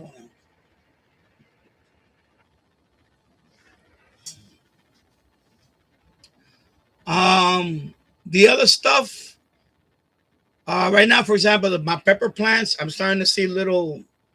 They're starting to. I have little peppers now. My eggplant, I got the flower now, so that's gonna turn into eggplant. My green beans, they're really all over the place now, but now I'm not getting pods yet. One of them, my peas, the peas one, I already got one pea pod, but I had 3 plants. One of them, it looks like it's gonna die. It's turning yellow, so I don't know. It's because maybe it overextended, and I have weeds. That's the thing about my yard. It has a lot of weeds. The problem with my yard is not an open field where I don't have trees hovering over it and they're dropping all this stuff, other stuff. And I have so much, even along the fence, or so much ivy comes out of nowhere, and I feel like it's smothering my crops. But remember, the problem is not only you plant, now it has to compete with the natural stuff on the ground. What I'm talking about is stuff on the ground. I'm not talking about the pots. I'm talking about the ones that are on the ground, or near the fence. They have to compete with all that, and that's the problem I'm having with some of this. It's really frustrating. I didn't get to plant the corn, so I'm not gonna do it this year. I'm done because I need to move on to other stuff. The problem is now, all this stuff took too much of my time already. I'm already in July, and I haven't done a major outdoor project yet. So now I'm done without, I didn't get to do the rest. But it looks like the cucumbers, the squash, a few more weeks, we're going to start having cucumbers. And with cucumber, once you harvest them, they're going to keep growing like crazy. Because I have a whole bunch of flowers on the cucumbers and the squash. I got all the flowers out. I saw some of them, they kind of open up. Now, I don't know if that's supposed to be the case. They're bolting too early because remember, we had temperature shifts too. That was too crazy. Because that's what happened with the broccoli. The broccoli was growing, but then it bolted. So now I have to go out there and clean up the ivy and all that shit again. And I didn't want to do it the last couple because it was too hot. So maybe in the next few days, I'm gonna have to clean up the yard again, get rid of all the ivy around it, so it can grow. And because once I cut the ivy, it takes a few weeks for the ivy to catch up, and let the cucumbers grab the fence. Because right now they haven't grabbed the fence yet. Once they grab the fence, then they're really gonna take off. So right now, and the tomatoes, then they're not there yet. I got one tomato plant that's, you can see it, tomato flowers are coming out. But it's still early. It's still too early. I probably by the end of the month, I should start getting some at least definitely the tomatoes and the cucumbers and all that will be ready. I think the cucumbers will be ready within the next 3 weeks. So we're talking about August, early August. It should be, which is predictable. That's when it should be. And peppers and. Because another thing I learned from last time, I didn't want to grow too many different crops. And because the problem is here's the problem. It goes back to my problem is my wife, we harvest all this stuff. She says, yeah, I'm going to cook it. She doesn't cook it and it goes bad. So we wind up wasting food. Does that happen to us the last time? I harvested a whole bunch of like cucumbers and all that. And I harvested, she had it, I say, oh, look, we had all this, make a salad with the cucumber. Or no, she just let it sit there and it rotted. And it's not only vegetables that we grew. She's very impulsive too. Sometimes she buys all this stuff in the supermarket. Oh, I want to make all this. Right now, I have a watermelon that's been up there for over 2 weeks. I have a big watermelon that's been up there for over 2 weeks. It's sitting in the counter, right on the island, in the middle of the island. It's sitting there. And I told her, it was hot all these days. You could have cut the watermelon open. Oh, why don't you do it? No, I didn't buy the watermelon. You bought the water because I don't You understand something? I don't like watermelon. I mean, I like the flavor of watermelon. I just don't like to have it in the house because she, you know. Okay, I'm gonna rephrase everything what I just said now. If I was single, most of the shit that she buys, I would never buy. I would never buy. Okay, I'm gonna put it that way. My life would be a lot simpler if I was single. My diet would be a lot simpler if I was single. Okay, that's what I mean. My diet would be a lot simpler. I'd probably be a lot slimmer right now. Honestly, I think I honestly think I would be a lot slimmer if I was single. I would be. Because she is, I noticed that over the years. She is one of the most wasteful in terms of like food.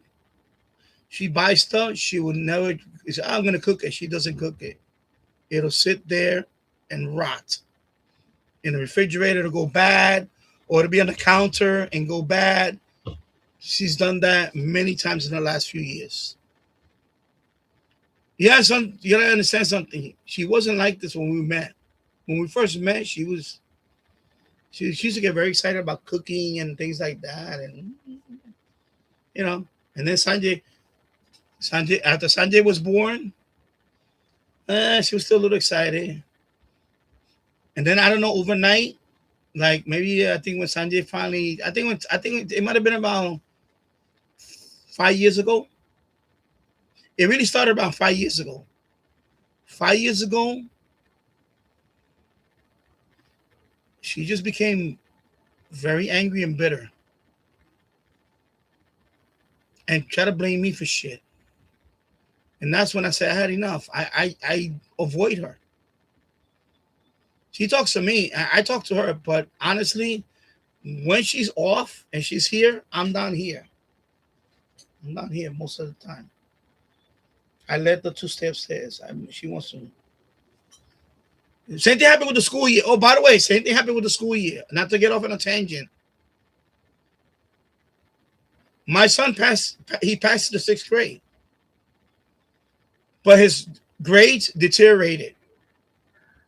It deteriorated.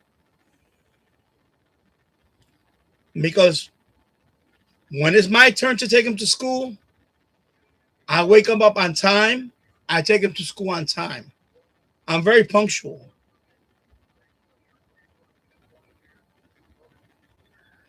But her, nope. My son wants to go late. Every time she's off, and it's her day to take him. And I even offer, I said, listen, honey, if you're tired, I'll take him to school. No, I'm going to take him. I'm going to take him. Don't worry about it. And I come downstairs, and I'm listening to the radio, whatever, and I'm looking at the time, and I see it's 8:20, and I don't see no footwork up. I don't hear no footwork up there. 8:30. He's supposed to be in school by 8:35. And she constantly takes him after that time. So he's when he's with her, when she takes him to school, he's late. He's late. And or he convinces her he doesn't want to go to school, and he doesn't go to school. With me, he missed 2 days of school in the whole school year. He missed 2 days. Actually, 3 days. 3 days. With her, almost a month. Almost a month. Almost a month. So he wound up getting like 20. I think he finished with like 30 absences on 180 plus days school year. 30 absences. So he missed a month of school total. He went from an A student, B student, to a C, to a D. And his last term, one class, he had an F. He had a D and an F. And I blame her. I blame it on her. Because with me, every time he would come home from school, I would tell him, Sanjay, I'm gonna give you an hour, a break for an hour, whatever, whatever. I want you to do your homework by 5 or 6 o'clock. And he would do his homework. But with her, nope. I hear them at 10 o'clock at night fighting. Oh, Sanjay, do your homework. No, I don't want to do my homework. Or whatever. You understand? She let him. This is what I'm talking about, parents. Some parents try to be the kid's friend instead of being the parent. Me, from the get-go, since my son was a toddler, I established that with him. I'm the father, you're the son. I'm the big dog. I'm the lion, you're a cub. So when I holler at you, you listen. That's it. There's no, it's a hierarchy. Until you become a man, you're gonna listen to me. I established that with him early on. He doesn't talk the way he talks. He doesn't talk to me the way he talks to her. I hear it. And I don't intervene no more. I used to intervene. I don't intervene no more. And I say, okay, I'm gonna let him dominate you. And that's what he did. Because she's too busy trying to be the cool parent.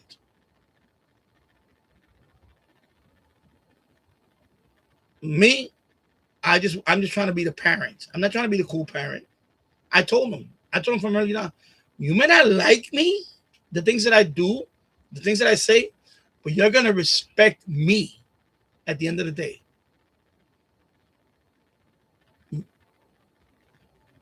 When I'm gone, you'll miss me when I'm gone. You're not gonna miss me now. You're gonna miss me when I'm gone. That's always the case. Isn't that always the case with people? They miss them after the fact they're gone. And I told both of them that. I told them, you both may not think highly of me right now. You think that I'm too rough, or I'm too rough around the edges, or I'm too this, I'm too that. But you're both gonna miss me when I'm gone. Because I'm the one that keeps this house clean. I put a sense of order in this house, a structure. Without me in this house will be chaotic. You understand? Discipline. And that's what I was trying to teach my son. You may not feel 100% today going to school, but I get his foot out that door.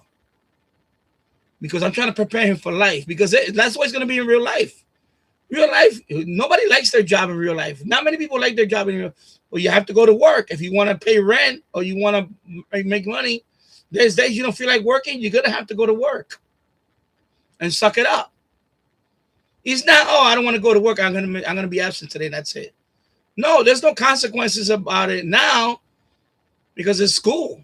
And right now, the way the schools are set up, they pass everybody. For you to get left back in school now, you really got to be a discipline case.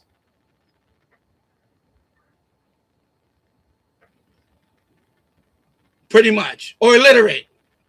And by the way, illiterate doesn't even count because a lot of people illiterate still pass. You really just got to be a real disciplined case for you to get left back. Or worse, yeah, get kicked out of school.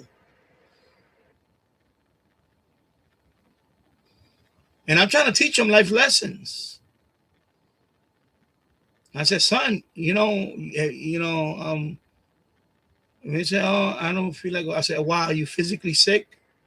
Like, can you like not walk? Can you like, what? Well, tell me, what's that? Oh, I just a little tummy ache. What kind of tummy ache? Is it like, like don't pretend like you're sick because you're not hurting me in the long run. You're hurting yourself in the long run. Because I'm not going to be around in 20 years. I don't think I'm going to be around in 25 years or 20 years. So what I'm trying to teach you now is for the rest of your life. You understand? And she undermines me when she undermines me all the time with that.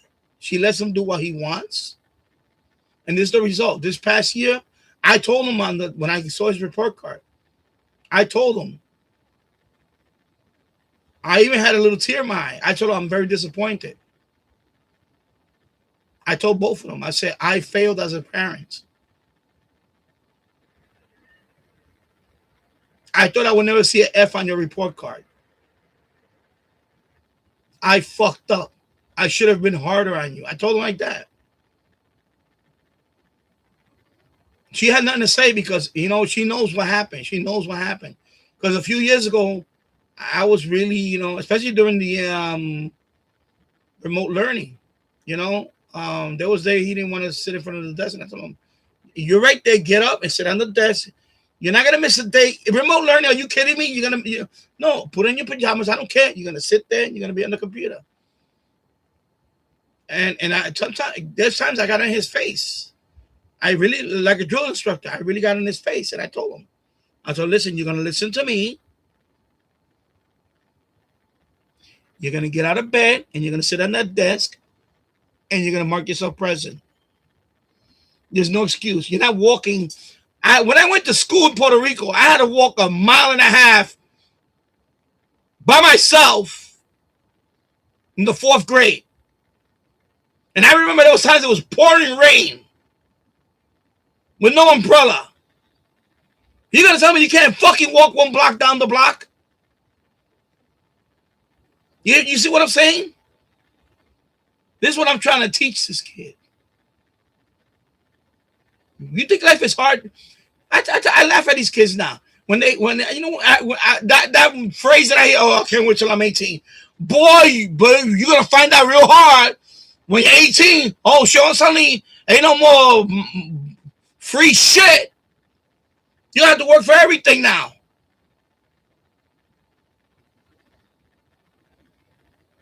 You got to get up in the morning whether you like the boss or not. You got to commute. You know how many times I had to commute for 2.5 hours on a hot train? 100-degree day, I had to wear my fucking shirt and tie. I had to go to the fucking office down there. So I went 2.5 hour train delays and all this shit. I'm trying to prepare this kid for life. And she undermines me. She undermines me. Because I don't know what happened to her. She changed on me. You see what I'm saying, people? So, and by the way, James, I'm answering your question about the garden because I'm not doing this next year. There's no more. I'm not planting no more next year. I'm done with this experiment. Because that's what happened this year. You saw it. You heard it. I did everything out there. I did all the digging out there, all the cleaning the weeds, cleaning the raised bed. I did all that. She didn't even raise one finger. One finger. But complain. Gardening is a hobby, is a nice stress relief. If I was doing it by myself, it would be a beautiful thing. But I'm not doing it with myself. I'm doing it with somebody that honestly, I'm an outdoor person. She's not an outdoor person. Okay, I'm the type of person I get up when I'm planting. I got on my knees. I get my hands dirty, my knees dirty. You know what I mean? I roll around in the dirt, whatever you want to call it, because I grew up like that. And this one, nothing. I'm still, even at 59 years old, I could still do things. I still climb up on that roof ladder. You gotta pull when you climb up a ladder, you're pulling your own. I got core strength. Still, I can still pull my body weight up. Okay? You know what I'm talking about? I still got core strength. I can still climb up that ladder.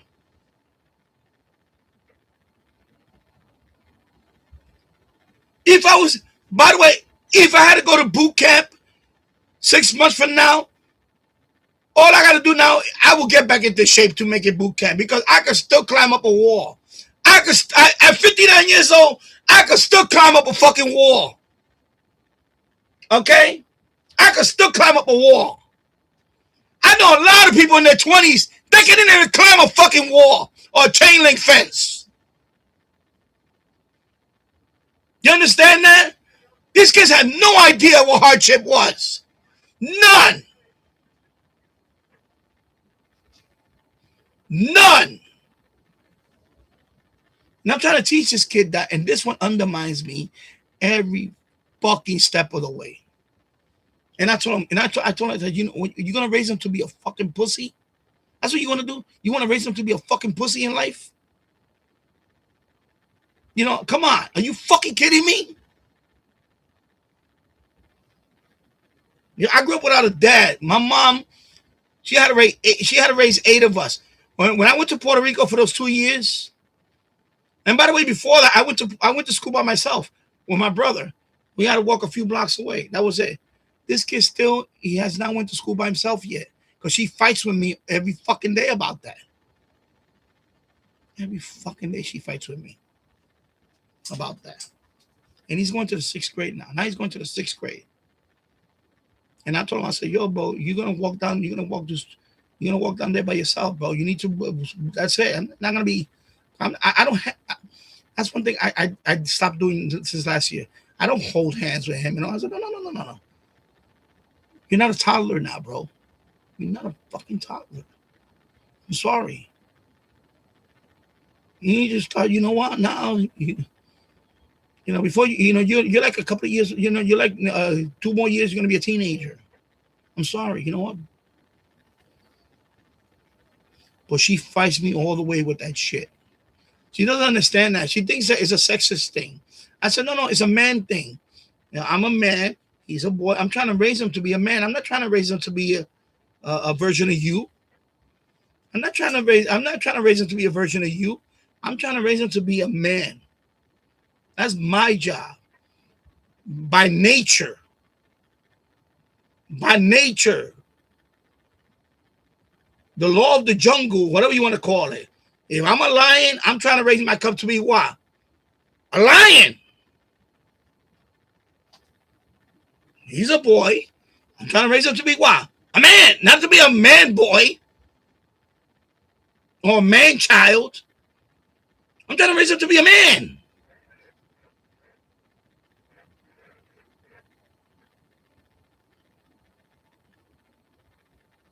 You know? And then when my mom took us to Puerto Rico, I'll give you an example. My mom took us to Puerto Rico. Not all of us went to Puerto Rico. My older brothers, some of them decided to stay in New York, and they were staying with another. I think they were staying with my older brother. One of them stayed over there. Anyway, the ones that had to go to Puerto Rico was me, my brother Harry, and of course I'm the youngest. My brother Eric dropped out. He dropped out over there because he didn't want to go to high school over there. He wound up working. Anyway, he dropped out to work. So he was working. He was working. My brother Harry, he dropped out because my mother, you know why he dropped out? I'm gonna tell you right now. He dropped out. Well, he didn't want to go to school. He was crying going to school because he said that everybody, they were picking on him, whatever. You know, my generation was like, if my generation, my mom didn't do that, but I knew it from other people. I'm sorry, and I'm gonna tell you, this is not. All you kids out there, don't come in here defending about bullying and all that. I don't want to hear the word bullying. Everybody got bullied. Everybody got bullied at one time or another. How you deal with it is how you deal with it. Okay? Everybody and their fucking mother got bullied.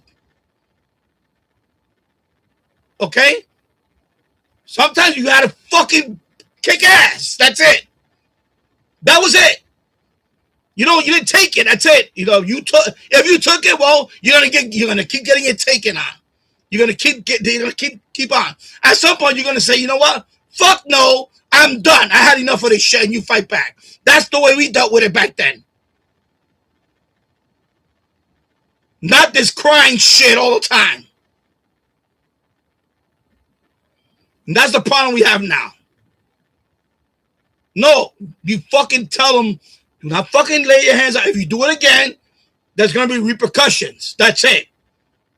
You have to get them a warning, you get them a warning. Now, what you going to do? That's what you do to them. And I back them up. That's what I told him that. I told him that. She was annoying. I said, yeah, I told him that. I told him, anybody fuck with you,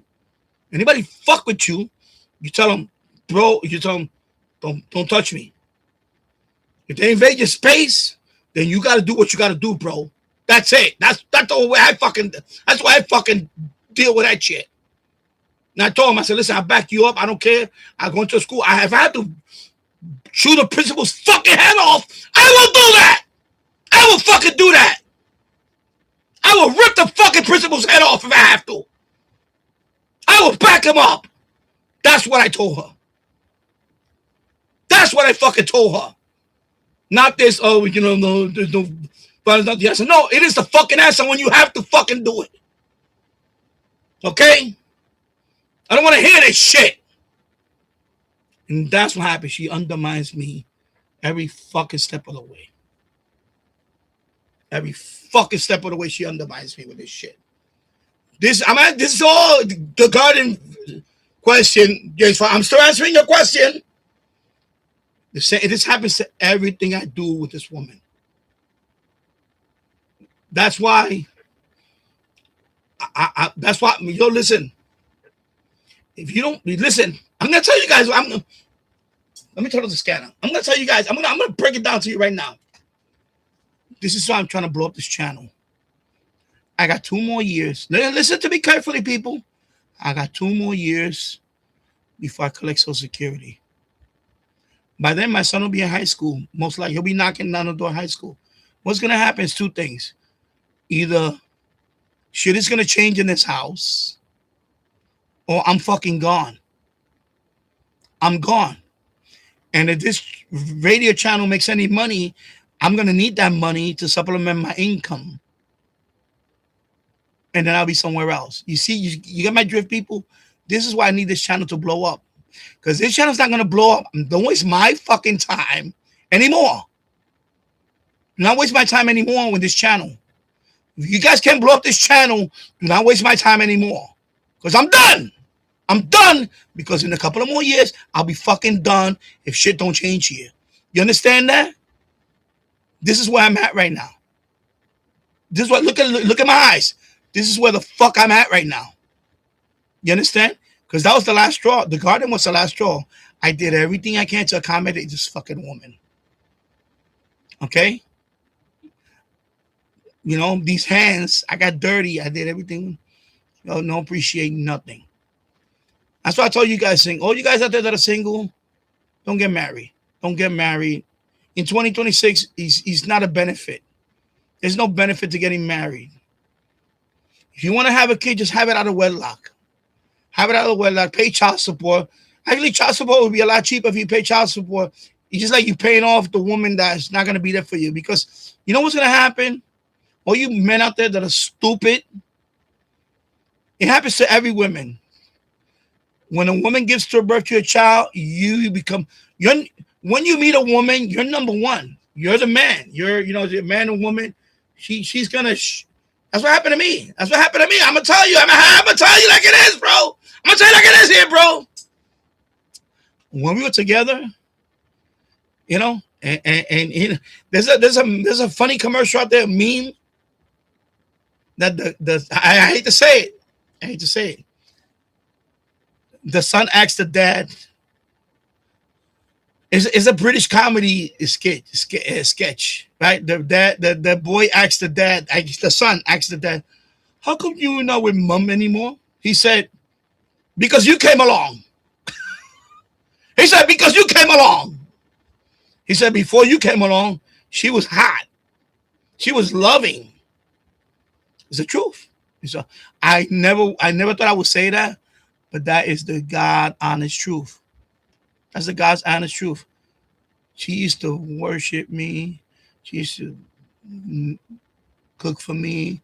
She was always giving to me. It was all this nice stuff.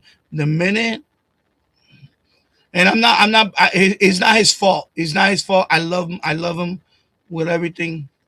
But it's the reality of it, men. All men. The minute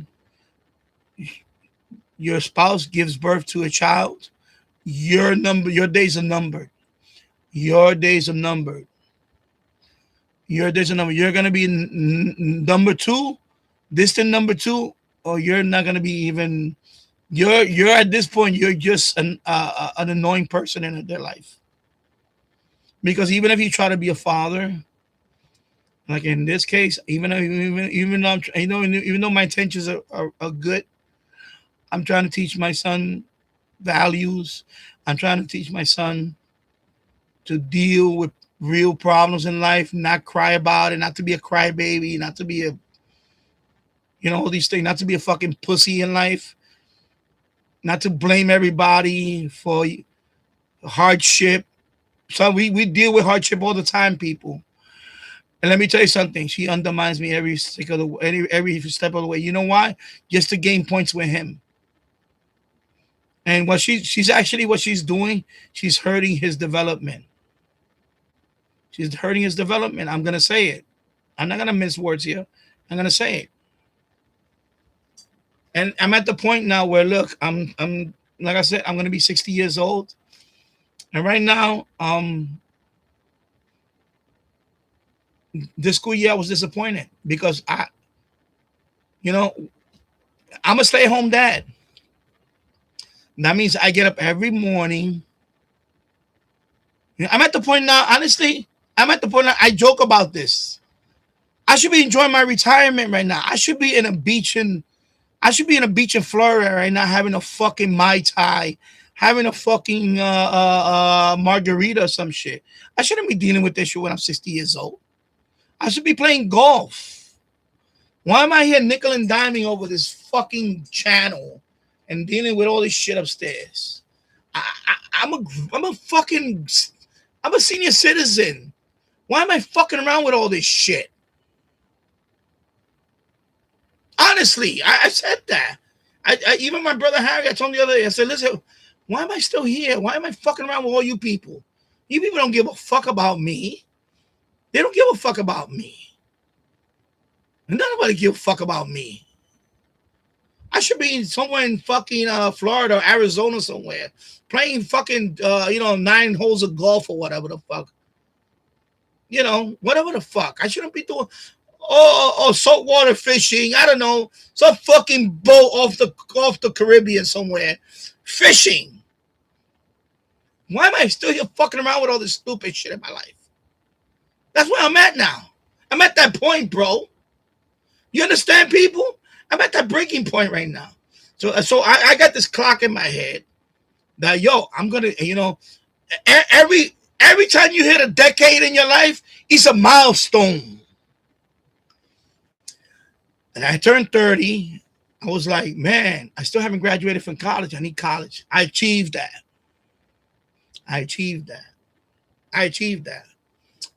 And when I turned 40, I was with her. And I said, man, I'm going to turn 40. I need to, before my mom died, I need to make an honest woman out of her and get married. My mom passed away before that. But I got married. I said, I'm going to get married because it's the right thing to do, But did I ever envision that she was going to change on me like this? No, I didn't. I never thought she was going to change on me. I didn't think she was going to be this bad. I really didn't. Part of me wants to cry. But I'm not going to. I didn't think she was going to be this bad. All this shit that I'm taking from her. I know a lot of guys out there that they would have, I don't want to say the word, but some of them, I know a couple of guys that they wound up getting locked up because they took it too far. I don't want it to get to that point. It would never get, anyway, it would never get to that point. I'd rather just go into my drawer, get all my paperwork, put my shoes on, get an overnight bag, put some stuff in it, and just walk out. Disappear. I'll do that first before I will ever lose it. You understand? So right now, hey, listen, the only thing I got going for me is this fucking channel. I'm hoping this channel in a couple of more years, I can supplement my income. Honestly, I'm trying to do that. Maybe supplement my income because I may be living in the street. You know why? Because it's going to get to the point where, I'm going to look at God. I'm going to say, God. Here we go. I'm going to say, here we go. God.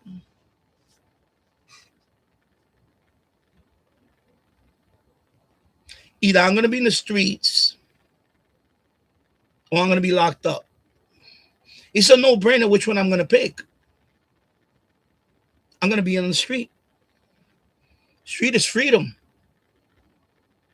You cannot be afraid to start over. You cannot be afraid to sleep on a mattress on the floor in some abandoned building. But if it's going to give you peace of mind, then that's all you need. Rather than live in a house where you're not being appreciated, you're being disrespected, and it's not healthy. It's unhealthy. I mean, look at me. I'm at 280 pounds.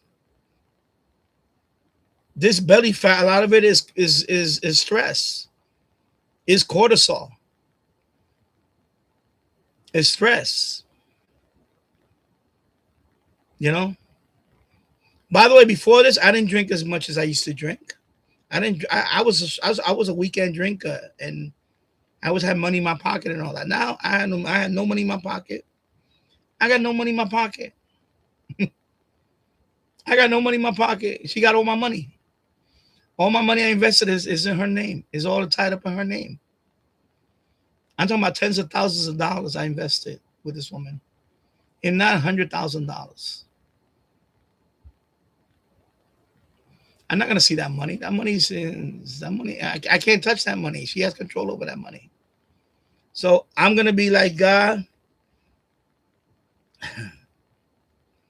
I'm gonna be on that fork in the road. Either I'm gonna be out in the street and have some kind of income, or I'm gonna be in prison because she's gonna drive me off the fucking head.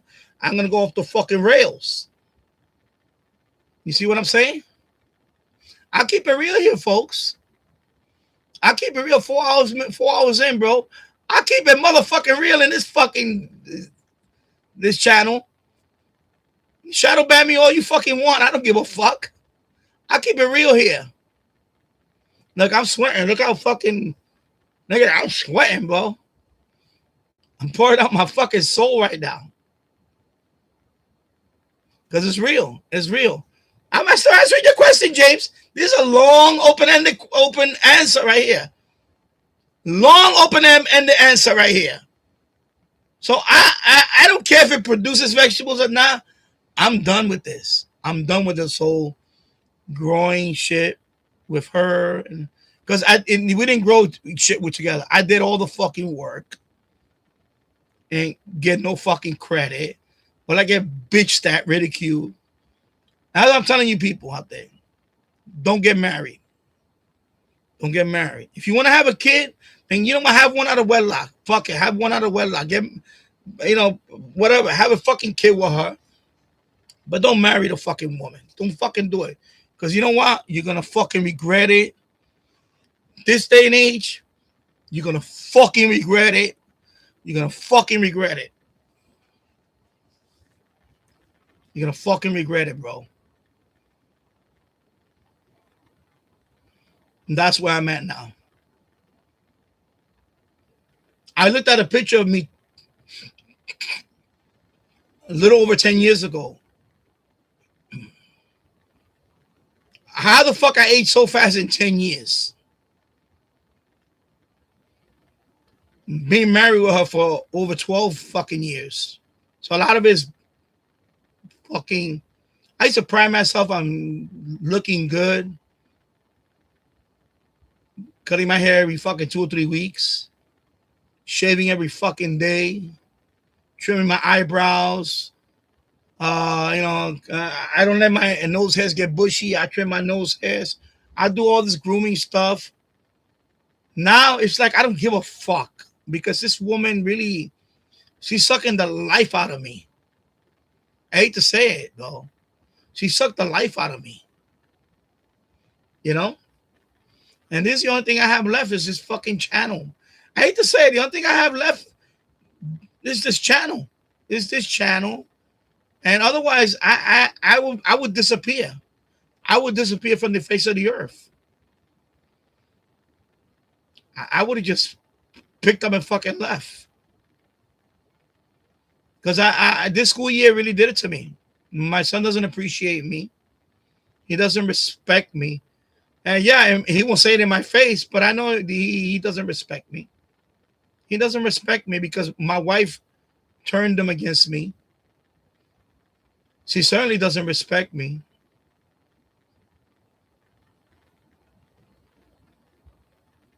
You know, I'm worth dead in terms of insurance to both of them. If I die, my son gets a monthly check.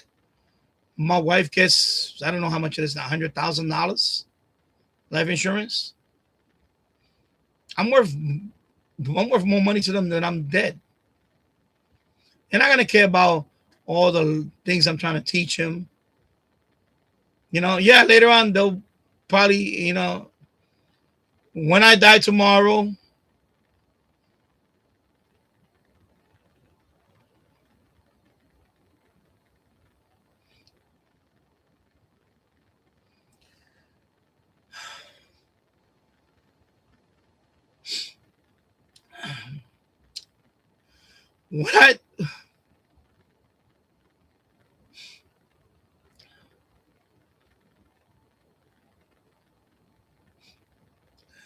when I die tomorrow, all I'm gonna be remembered for two things. One, of course, is gonna be my son's looks. My son looks just like me.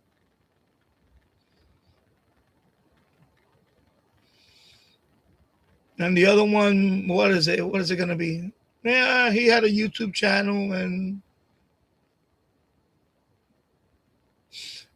it didn't go. It was a small YouTube channel.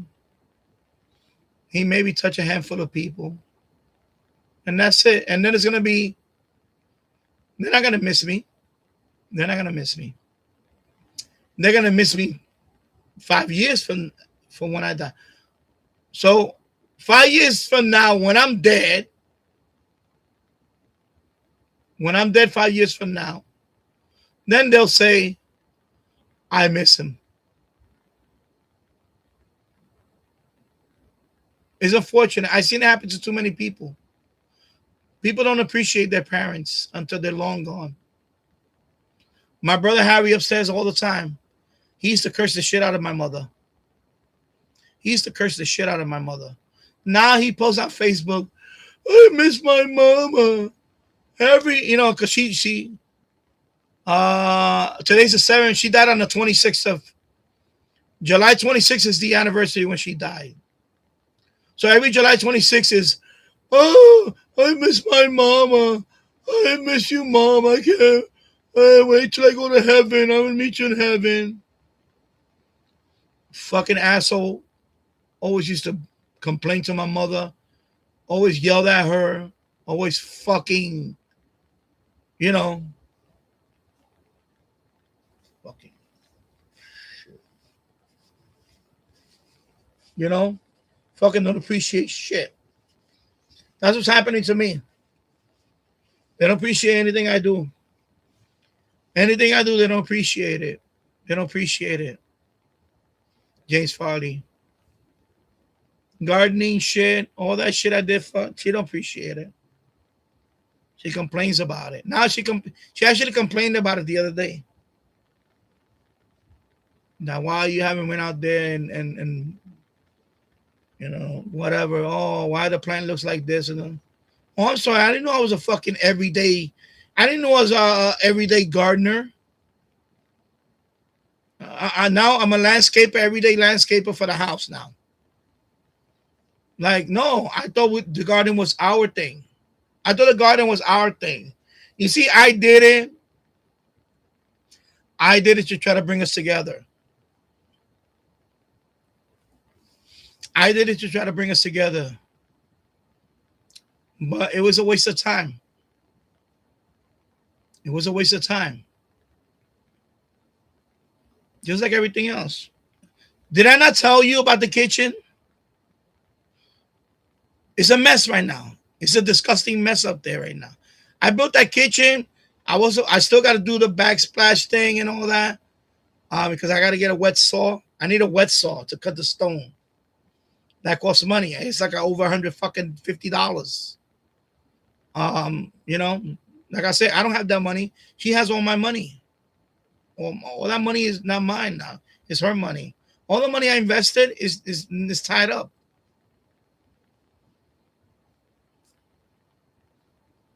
You know, I put myself in that position.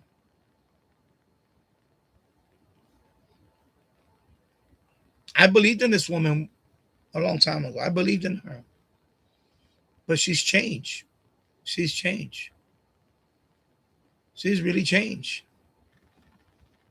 My advice to men, don't get married. Don't get married. And if you do, and you have money, get a prenup. Get a prenup.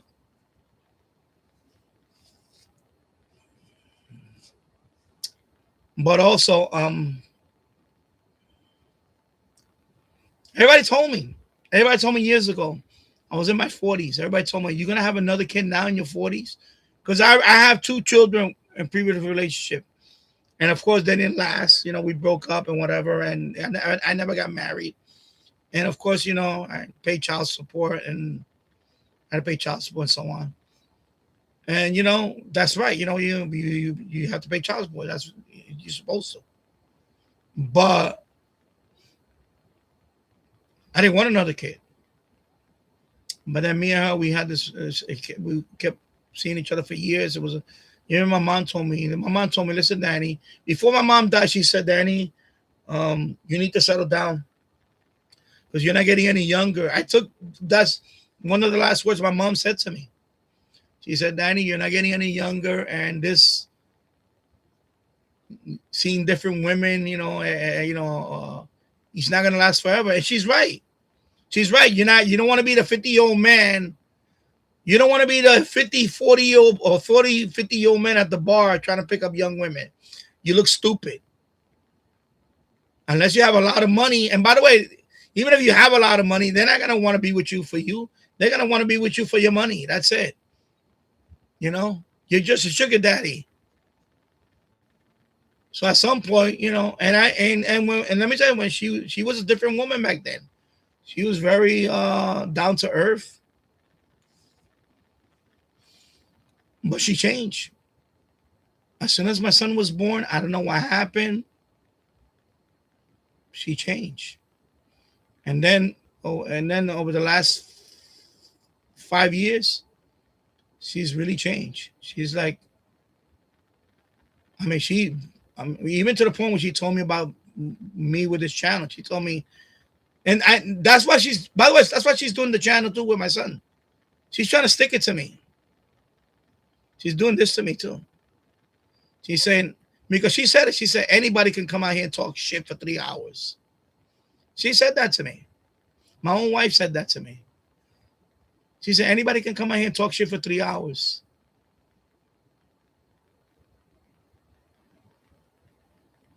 So, and that's what happened. She's like competing with me. She wants to compete with me.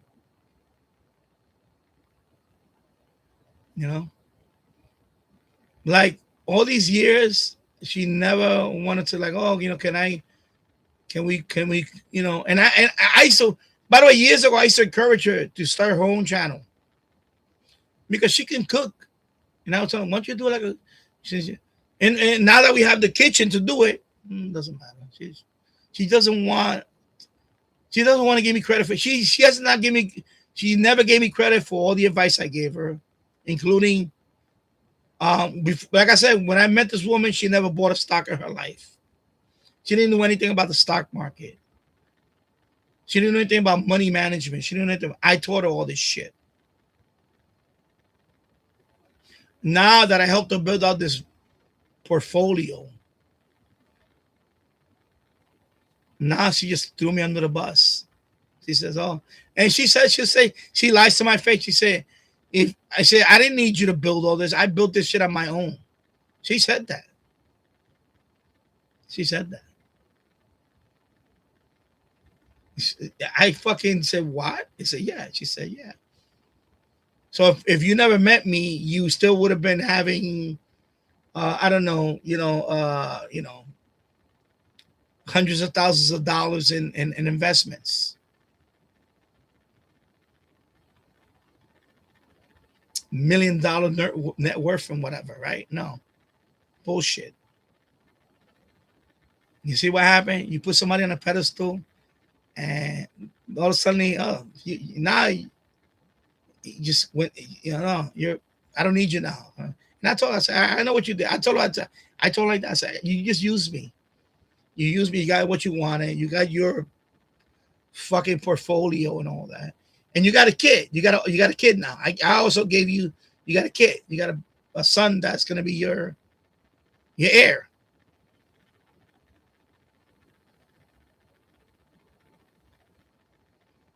And of course, she doesn't want her son to have any personality of mine. That's why she.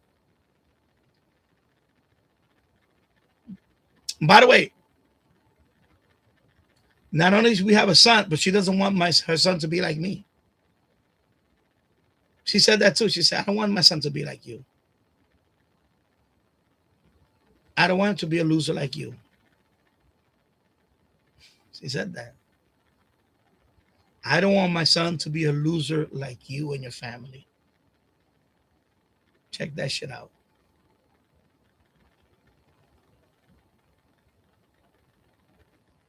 That one really stung me. I had to just bite my tongue. But yeah, anybody can come out here for 3 hours and talk shit.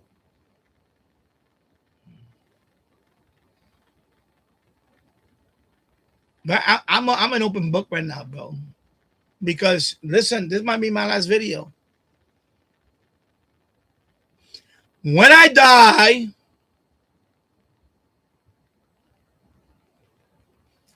I want to be remembered.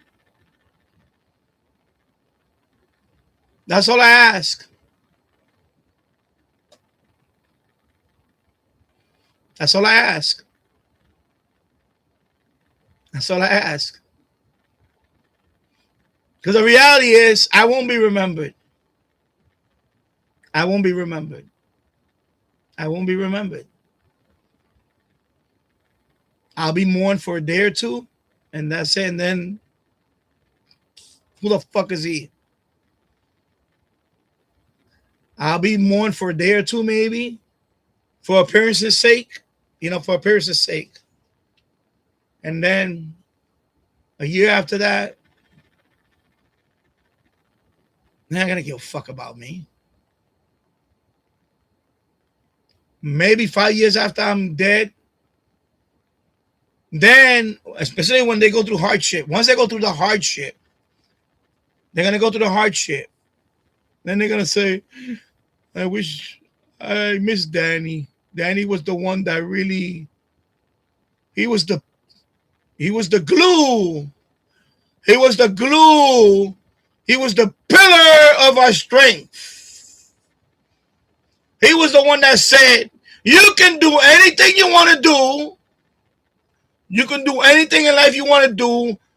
If you don't give up and you work hard and you put your mind to it, you can do whatever you want to do in life. Yeah. I taught her that. And for her to say, "Now, I didn't need you. I didn't need you. I knew about investing and all that. She didn't know nothing about it. Trust me, believe me. She was clueless. She was clueless about money. In fact, her mother and father used to, in her culture, when I met her, she was subservient to them. I gave her independence. I told her, you don't have to be like your sisters. You don't have to be like them.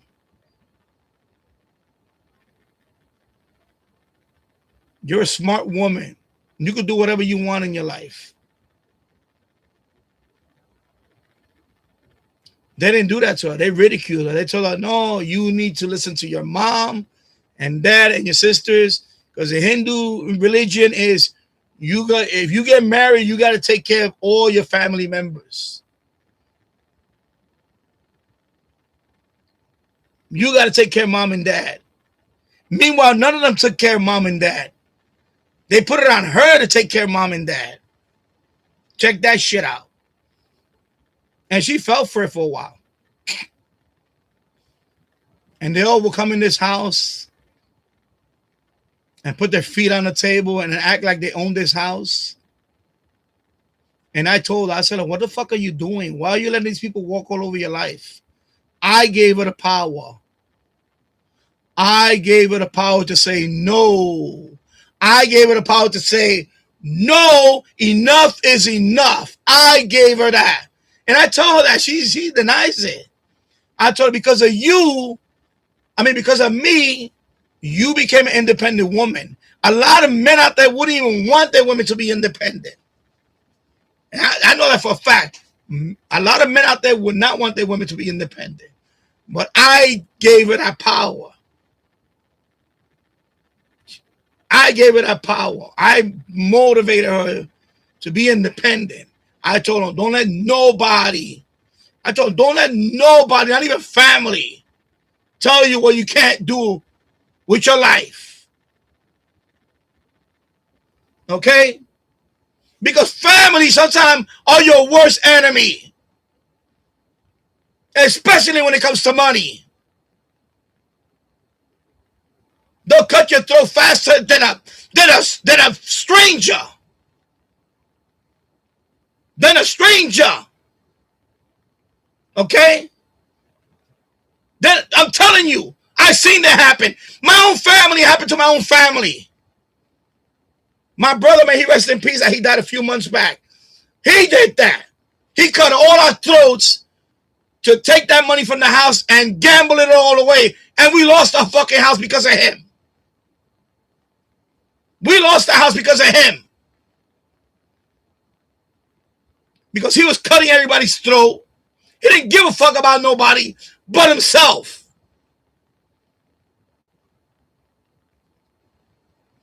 So, of course, when she took ownership of this house, they told her, well, mom and dad's going to stay in this house, and you're going to pay for everything.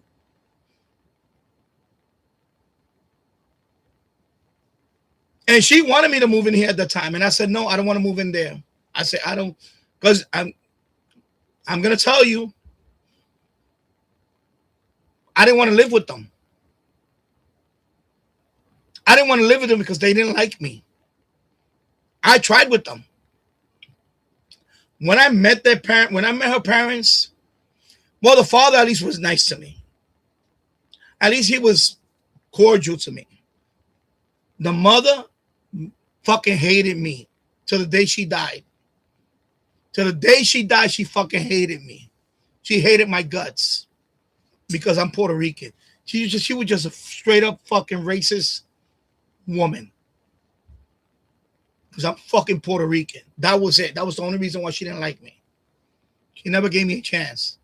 Even when she was ill, and I had a Danny, I'm going to work. My mom is going to the clinic. Can you please walk her to the ambulance when they pick her up and get her ready? And I'll be like, okay. And because I know this fucking woman is not going to let me, she's just going to give me a hard time. And I would try to walk her outside the house. She would like, get the fuck off of me. She's in her crutches and she would like, don't fucking touch me. And I'm looking at her like, I want to punch her in the fucking face. But that's her mother. That's my mother-in-law. I had a fucking, of course, I had meltdowns. We went at it. I had verbal shit with her. Because I wasn't going to hold back either. We had verbal shit. Her whole family was like, oh my God, this fucking guy's he's not having this shit. In fact, I was the only one in the whole fucking family. Her other brother-in-law, he was the same way. He was Puerto Rican, but he killed himself. He couldn't handle this fucking family. Me, I was not going to let them do that to me. I said, no. Listen, lady, I know why you don't fucking like me because I'm Puerto Rican. I don't give a fuck if you don't like me. I don't give a fuck if you don't like me. I don't need your fucking approval. told her like that in her face. I told my mother-in-law in her face, I don't need your fucking approval. Anybody here, I don't need none of you fuckers' approval. Fuck all of y'all. I'm my own fucking man. And you know what? And if she don't want to be with me, then fuck her too. I don't give a fuck. That's what I fucking said. You understand? I'm a fucking bulldog.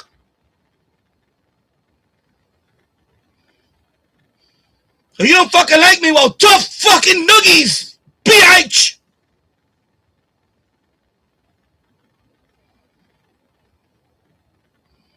That's how I fucking dealt with it. I fucking fight fire with fire, bro.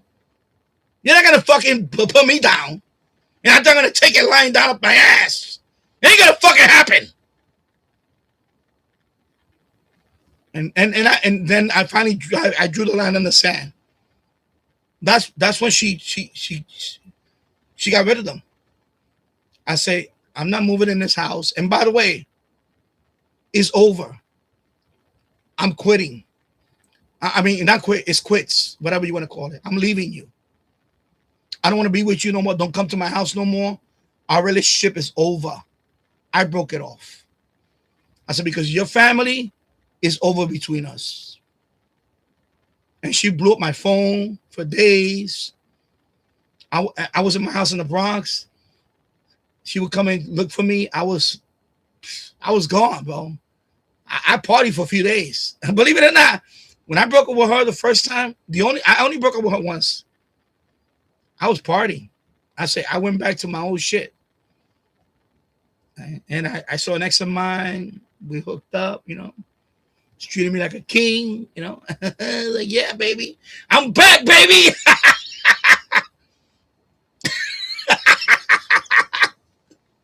I'm back, baby. Then, about a few days later, waiting for me outside my door, my house.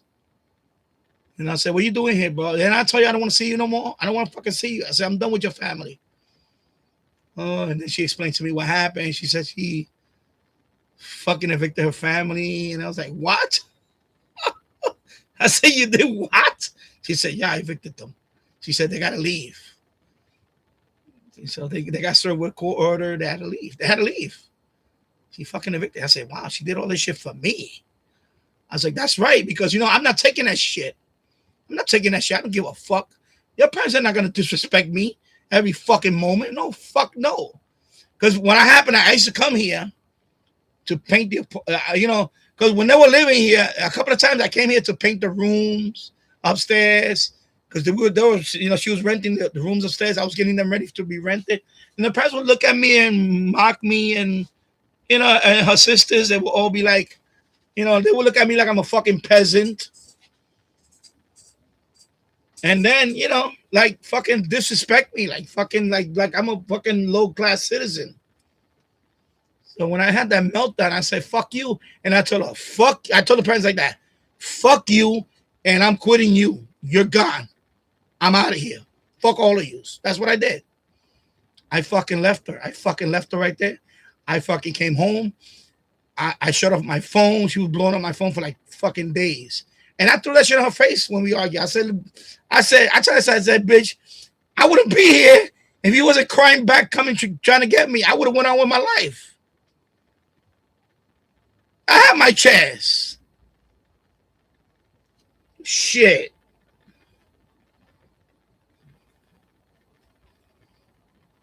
When I broke up with her, I was ready to move to China.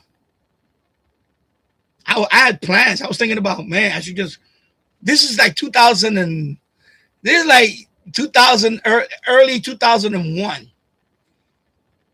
No lie. Like, no, late 2000. You know, we was only together for like a little over a year. And I was like, okay, now that I broke up with this woman, I don't want to be in this house no more. And I was looking at ads and I saw a video. No, I saw, not a video. Wasn't a video. I forgot what. Oh yeah, it was on TV.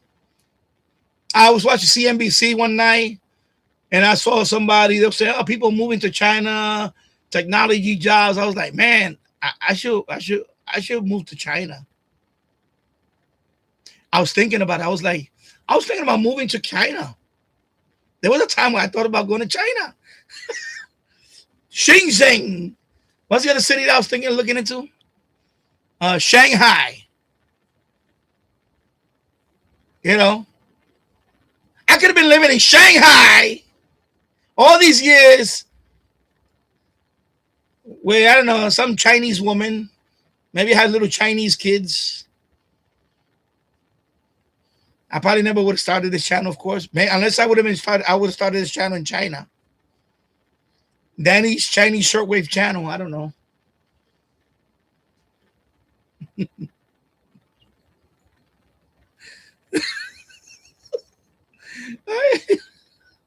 I thought about China. I thought about Costa Rica, Belize, Ecuador. I told all this. Like before we broke up, I told her, listen, your family keep driving me fucking crazy. I'm gonna leave all you fuckers and I'm gonna move to Brazil. I'm gonna go hook up with a woman named Maria that cleans my fucking floors 3 times a day. And don't give me shit. I could have been living in fucking Brazil somewhere with a fucking senorita. Feeding chickens and whatever. And don't give me shit. Treat me like a real man. Like, ¿quieres cerveza? ¿Quieres cerveza? Sí, mama, y tráeme cerveza. Ven, tráeme cerveza. No me venga. Dame cerveza. Venga para acá. King of Brazil or something. I don't know. I would have been king of my own castle in Brazil or Bolivia or Belize somewhere. Costa Rica.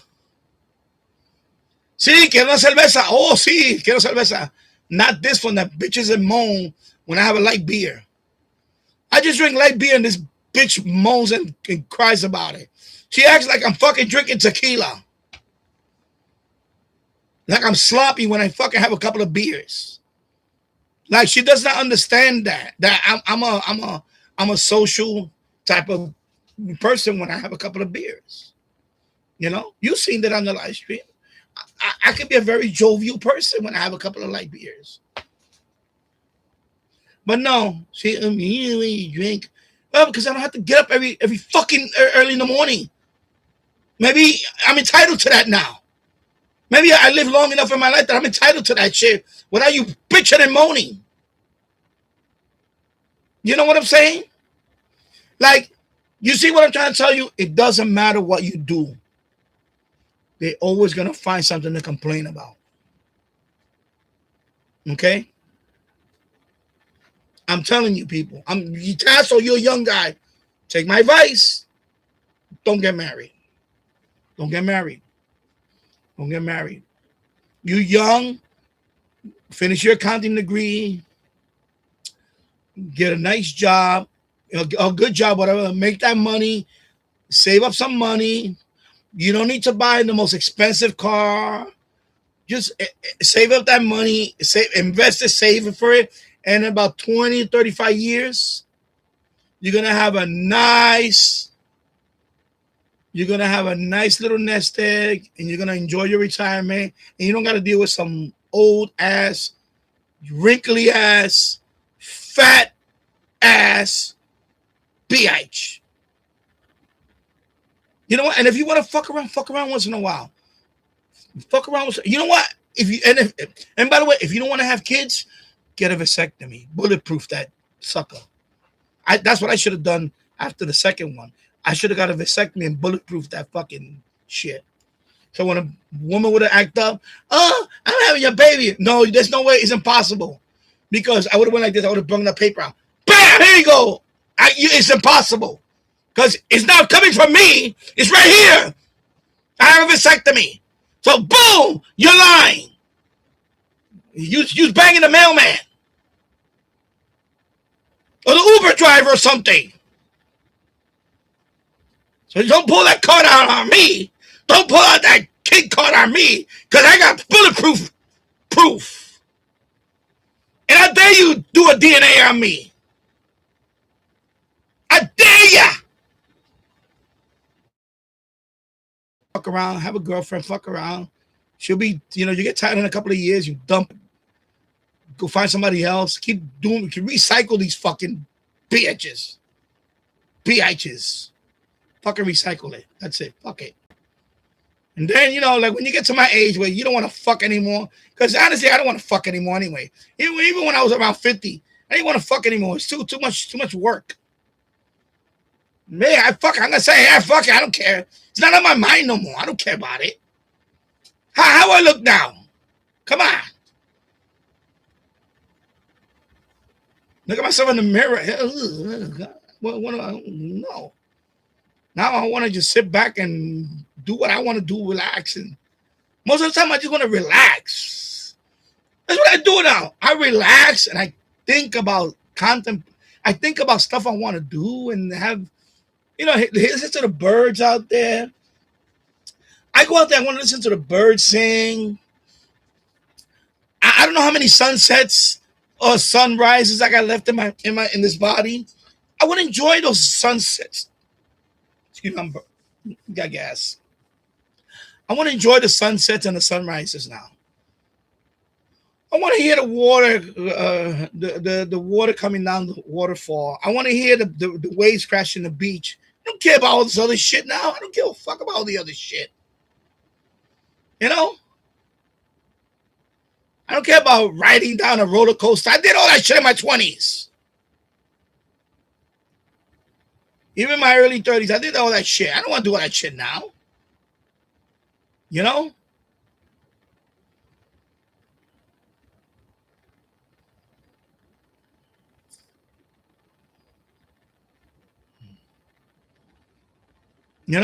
Because, when I die, I just want to be remembered for, the people that I touch, directly and indirectly, the people that I touch. If anything I say today, because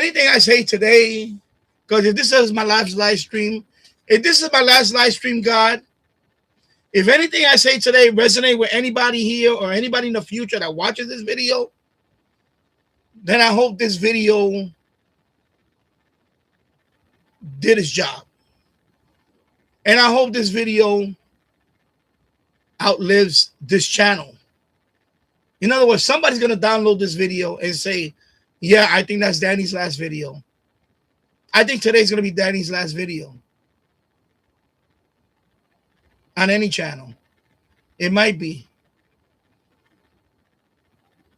Who knows? I don't have the answer for that because I have to lay in that bed tonight.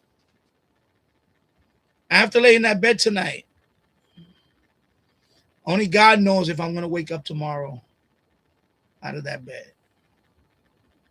And even if I wake up out of that bed, I don't know if I want to do this anymore.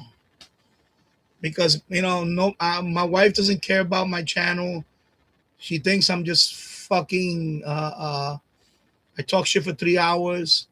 My numbers don't prove it. I don't, I have 2 people watching. It's just pathetic. It is pathetic. Maybe I need to accept it that this channel is just a dead end. It's a dead end.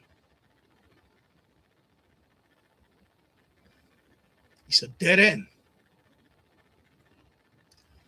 James Farley. So there you go. That's your answer. When do you think your vegetables will be ready? I don't care because I'm done. I'm done with gardening. I'm done with my wife. My son.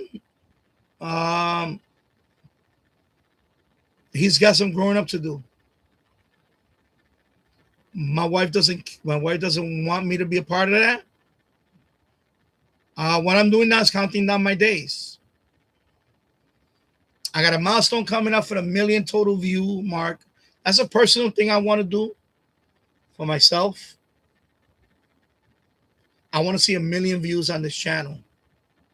On this total views. That's because I don't think I'm going to get to the 2 million mark. When I get the 1 million view mark, it's going to be emotional for me. because that took 10 years. I don't see myself being here I'm not going to be around for 10 more years. In more ways than one. Not only the channel, but I think physically right now, my body's taking a toll on me. Between my wife stressing me out and all that, and and I'm going to call it self-medication. I eat because of stress. I eat because of stress. I drink because of stress. You know how many times I try to quit drinking? But my wife she's not very supportive. And I tell her, I said, honey, I'm trying to quit. Can you please not stress me out for a while?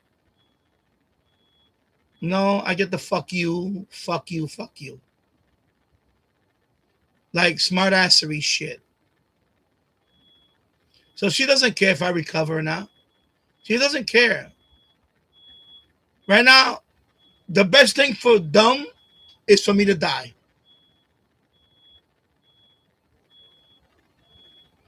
That's the best outcome for both of them. Because they'll both benefit when I die. When I die, they're both going to be richer. Then when I die, one of them is going to be able to bring somebody else in here. She'll probably hook up with some. I gotta say, she works at a hospital. There's a lot of doctors that, whatever. And she's she's still an outgoing person, even underneath all that,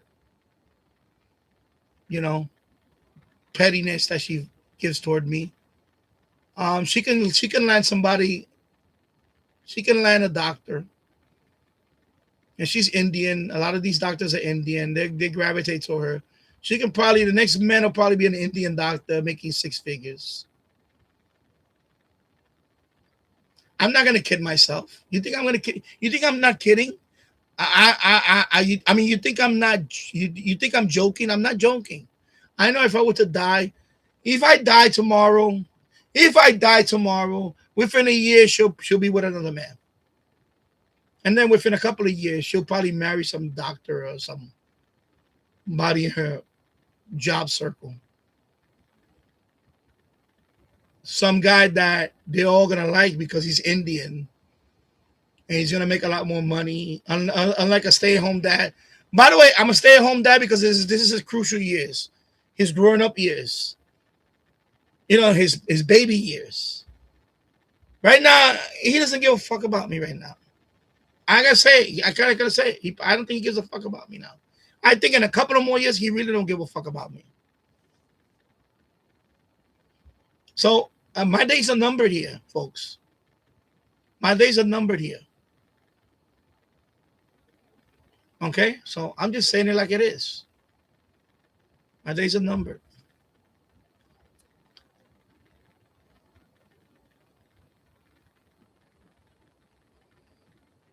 Yeah.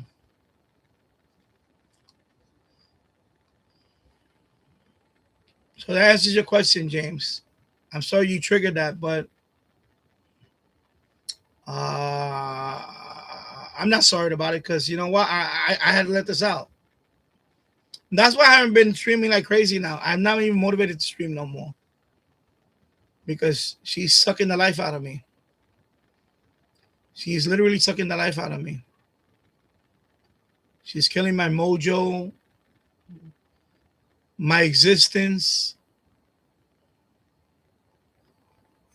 and eventually my life.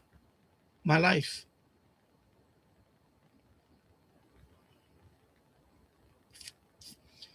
Glenn Dassler, amen. I had to walk 1 mile in South Carolina heat to school. Yeah, I had to walk a mile in the Puerto Rican heat.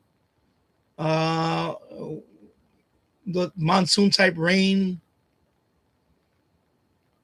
Every morning. Half of the school year I had to go from 7 in the morning to 12 at noon. And then the other half, you're going from 12 at noon to 5 o'clock in the afternoon.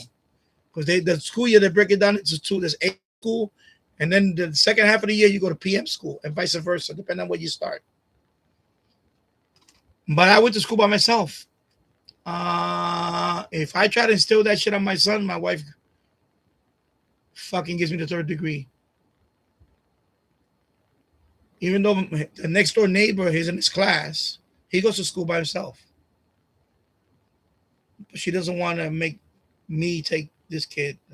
She said, no, you need to take him to school. Or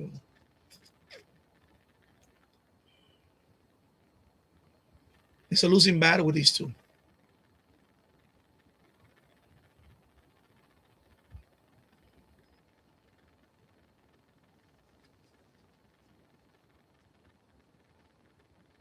Yeah.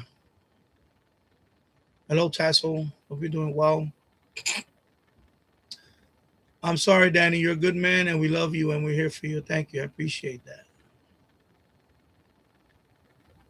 Words of wisdom. Well said, Danny. Thank you. Glenn Dance, I've been there, done that. I bailed out and went to Italy for 2 years. Yeah, I'm really thinking about. Well, now. Well, that's why I'm. This is my immediate. This is my immediate thing I'm gonna do now. I was trying to enjoy my summer, but I just can't. I can't with this woman. To no end, she's just never gonna be happy. She wants me to disappear. She wants me to do it. So, you know, I'm looking for a job. I haven't actively went back to looking, but I'm probably gonna wait till I would like to start working in the fall. And then my son, he's 11 and whatever. My brother can take him to school now. Whatever. Or he needs to go to school by himself. That's it.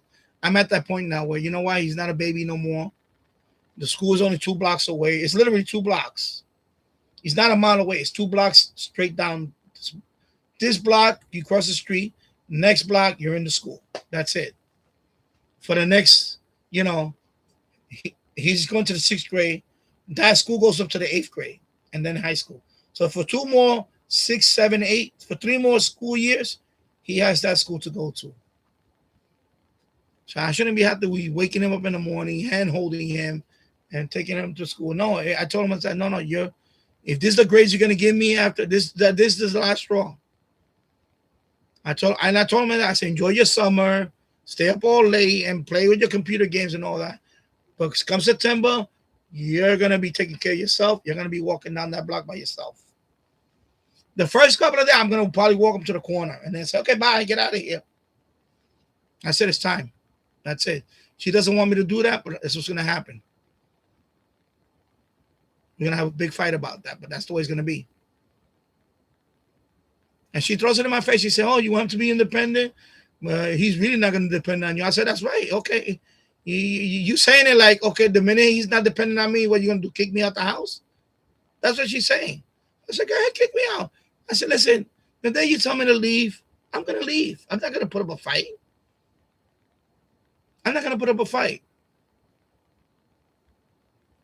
I'm not going to put up a fight.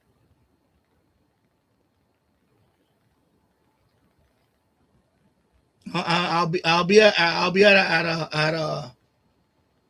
a shelter with my own little cot, and I'll be free.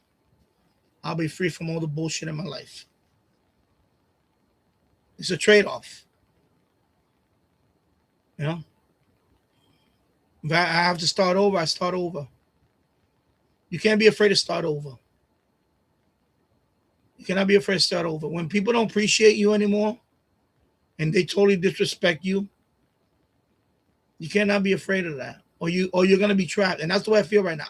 I feel trapped. I feel trapped here. And I'm trying to be positive. I did that for years. But I feel like I'm trapped now. But what I'm doing now also is, like I said, I got 2 more years before I get my Social Security. And then after that, you know, any money that I have invested is not mine no more. She took all that. So I'm going to start over. And that's it. And I'll start over. I'll be fine. By then, he'll be a teenager. And he's going to be accountable for his own actions.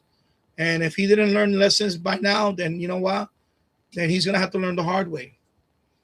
Unless he's going to be trust fund baby, when she drops dead and he inherits all of this. And by the way, I don't care how much money you have invested.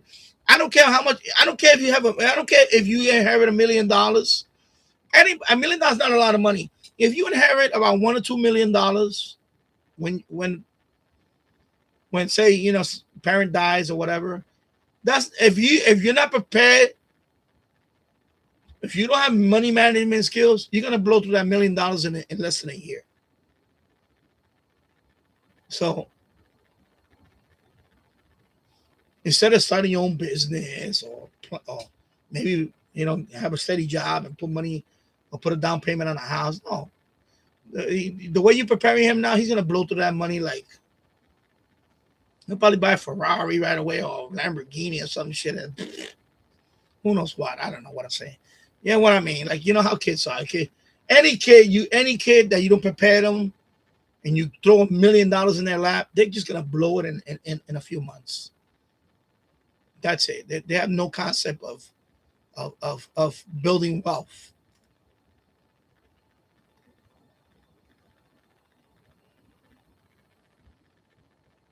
So yeah, I've been done that, bailed out, and went to Italy for 2 years. I have many family there. Okay. Yeah.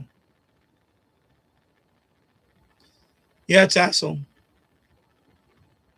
Finding a worthy one today is looking at. No, it's not even that, because they change on you. That's what happened to me. I thought this one was, but the minute he was born, she changed on me. The priorities went from, and you know, yeah, I get the whole mother nurturing thing, but treat your man right too.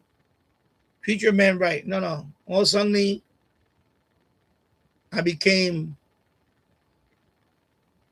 babysitter. And by the way, my mom is coming over here and staying with us. You're going to be her caretaker too. The same fucking bitch that fucking hates me. Now she wants me to be her caretaker.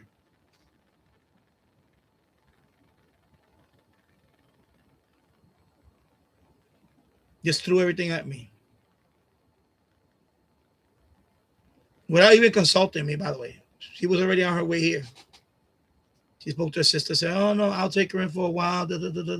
I'll take, no, not even for a while. I'll take her in, and, you know, she's going to sleep with me upstairs. And so now I have another awkward person around the house. Now I'm really stuck in this basement all day because I don't want to fucking look at her, talk to her. She doesn't want to fucking look at me. I don't fucking care. And it was very awkward for a few months. And I said, you know what? I'll give it a try. I said, you know what? Maybe she'll be good for my son. No, she was just as bad with my kid. That didn't change anything. She was a very bitter woman. You know, I had it's just very. That's, by the way, that was around the time that my attitude changed toward our marriage, because she started making decisions without consulting me at all. That's what really pissed me off. She made a decision like that without consulting me.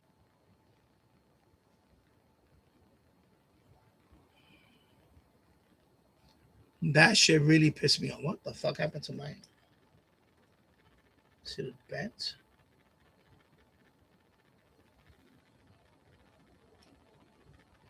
Oh, shit, they're really bent.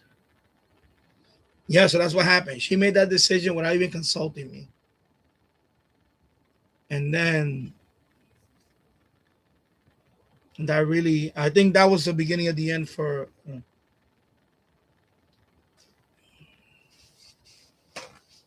Because, by the way, when you have a kid, remember, before you have a kid, you have intimacy with your wife and all that. You know what I mean? Like, as soon as he was born, that shit was gone.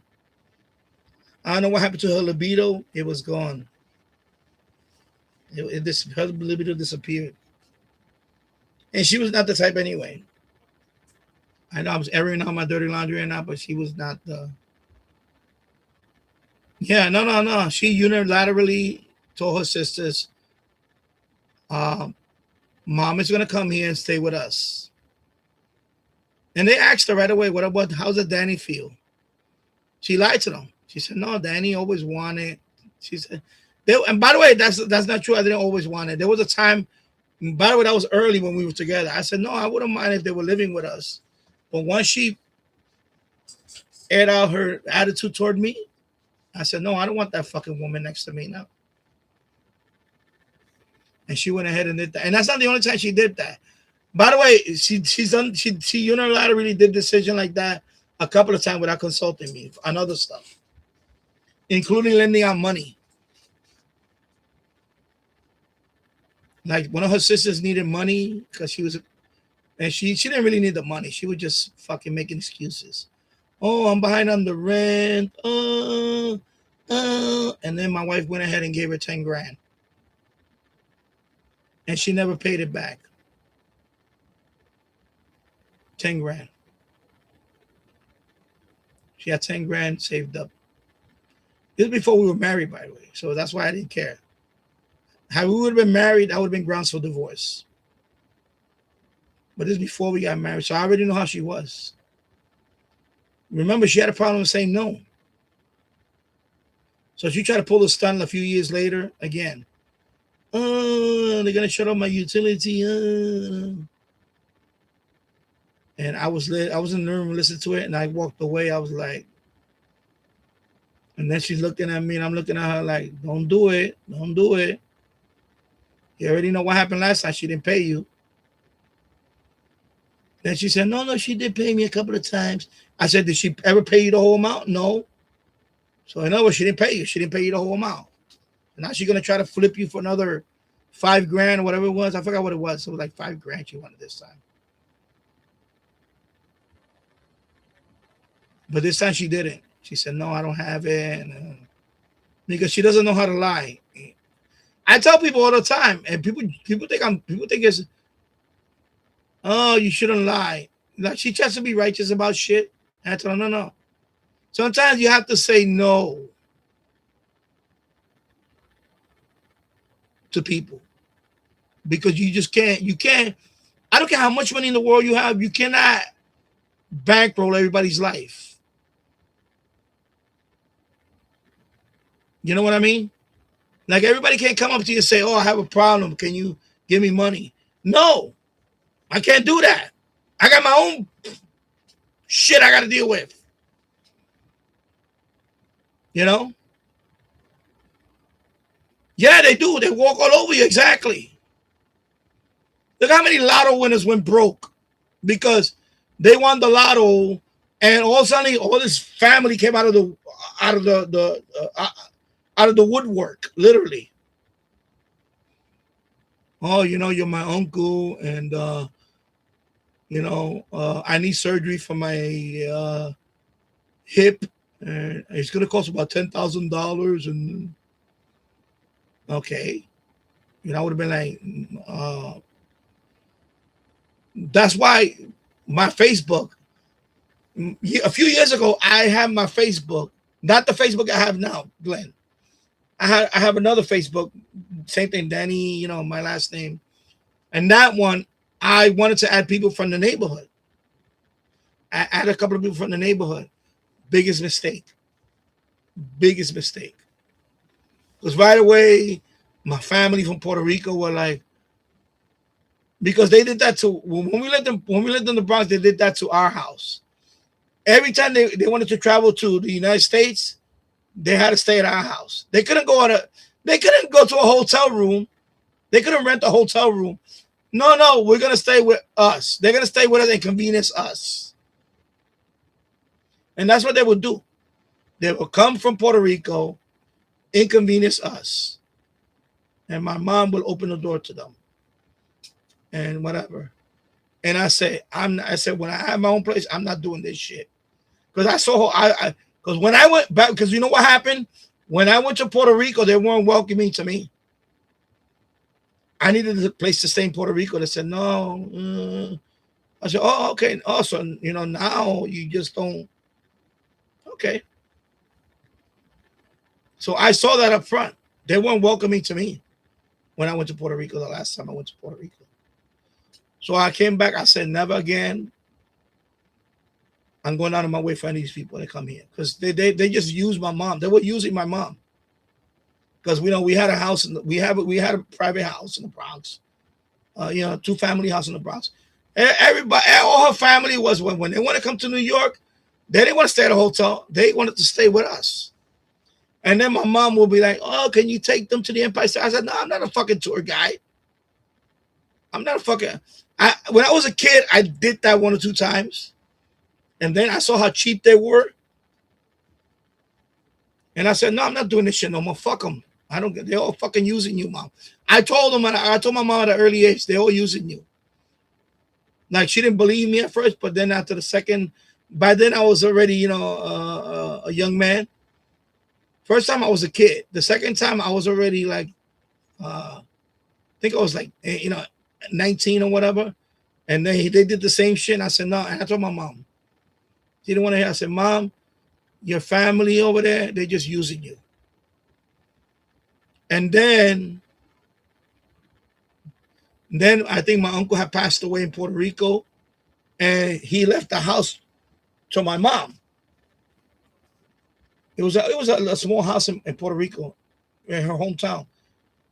He left the house to my mom and 2 other sisters, or 2 other her sisters.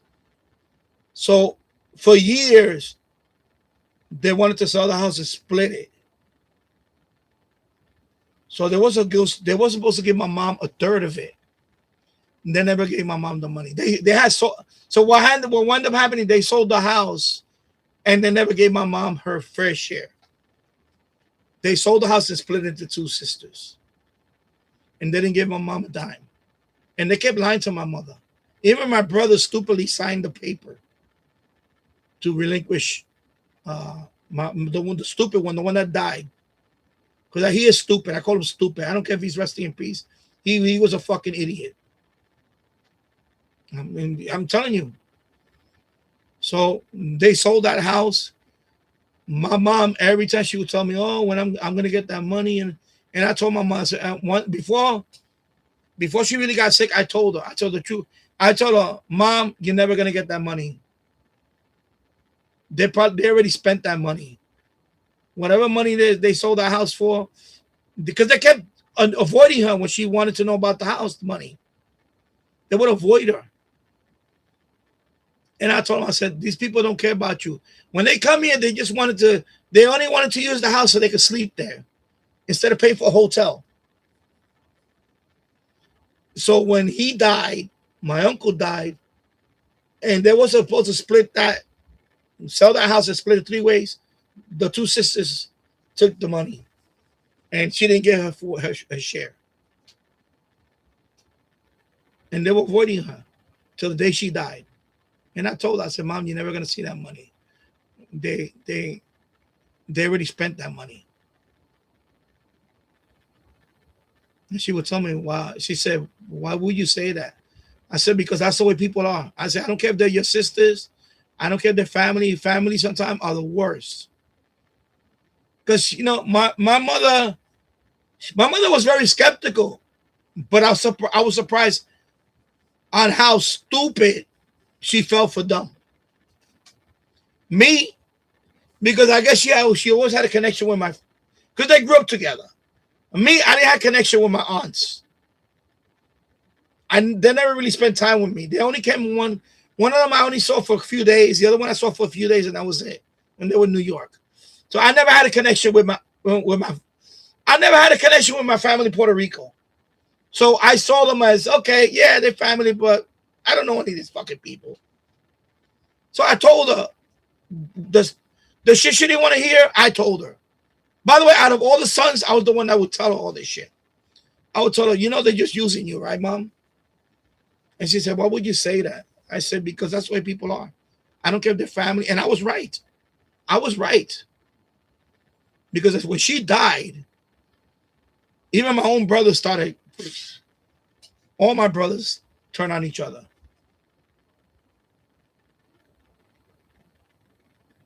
And the one I'm housing upstairs too, he doesn't, By the way, the one I'm housing upstairs, he doesn't give a fuck about me. He's another selfish one upstairs. He's another selfish one. The only reason why he's staying upstairs is because the rent here is so cheap. The rent here is so cheap. That's the only reason why he's staying upstairs. Because he can, you know, and I tell him all the time, go up. I tell him, go apply for Section 8. You think you're gonna get a room by yourself and not deal with crackhead neighbors and all that? Go ahead. I dare you. I dare you. You're not gonna get family. Because you know, a few times he used to badmouth me on Facebook until I called him out on it. Because he thought I didn't know his Facebook. And I told him, I said, you know, I told him, you know, and I told him, I said, listen, if you don't want to be here, just get the fuck out of here. I don't need you here. You're not doing me any favor. I told him, you know, all that shit you did in the Bronx, you know, mommy's not here no more. Mommy's dead. Mommy's not gonna save you now. Welcome to the real world. Okay, the way you treated me, the way you treated, you know, her. You know, I said, fuck you. I said, I don't buy your shit no more. I told him. I said, I don't need you. I said, and I told him like that. I said, all you motherfuckers are losers to me. You all didn't accomplish shit. I did more one finger than all you fuckers did combined. You know? I told him. When I got through with him, he was like this. I said, that's right. I said, bro, I don't need you. I don't need any of you fuckers. I said, to be honest, I don't even need her. I said, if I would have went my own way, I would have been a millionaire many times over by now. I said, the reason why I'm still here is because I care about you fucking people. That's the only reason why I'm still here. If I was by myself working 24/7, I mean, think about it. Really think about it. If I was living by myself and I had a channel and I could do whatever the fuck I want on my channel 24/7, you don't think my channel will be bigger than this fucking channel right now? That alone will tell you that would be a crazy ass channel. Because I don't have to deal with all this shit. You know what I mean? That alone. But, you know, hey, like I said, God is my witness. God is my witness. God knows what I've done for this house and for this family. He knows. See all the scars. See, that's gardening. That's gardening. All the scars I took this summer. Oh, I hear my son now. He's awake. Yeah.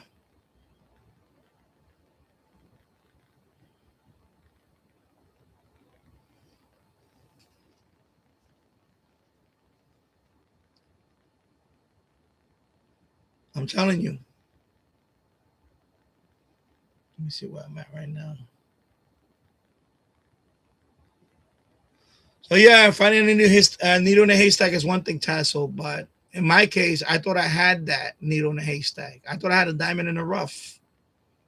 But she changed on me now. Now, there's no affection there. There's no, you know.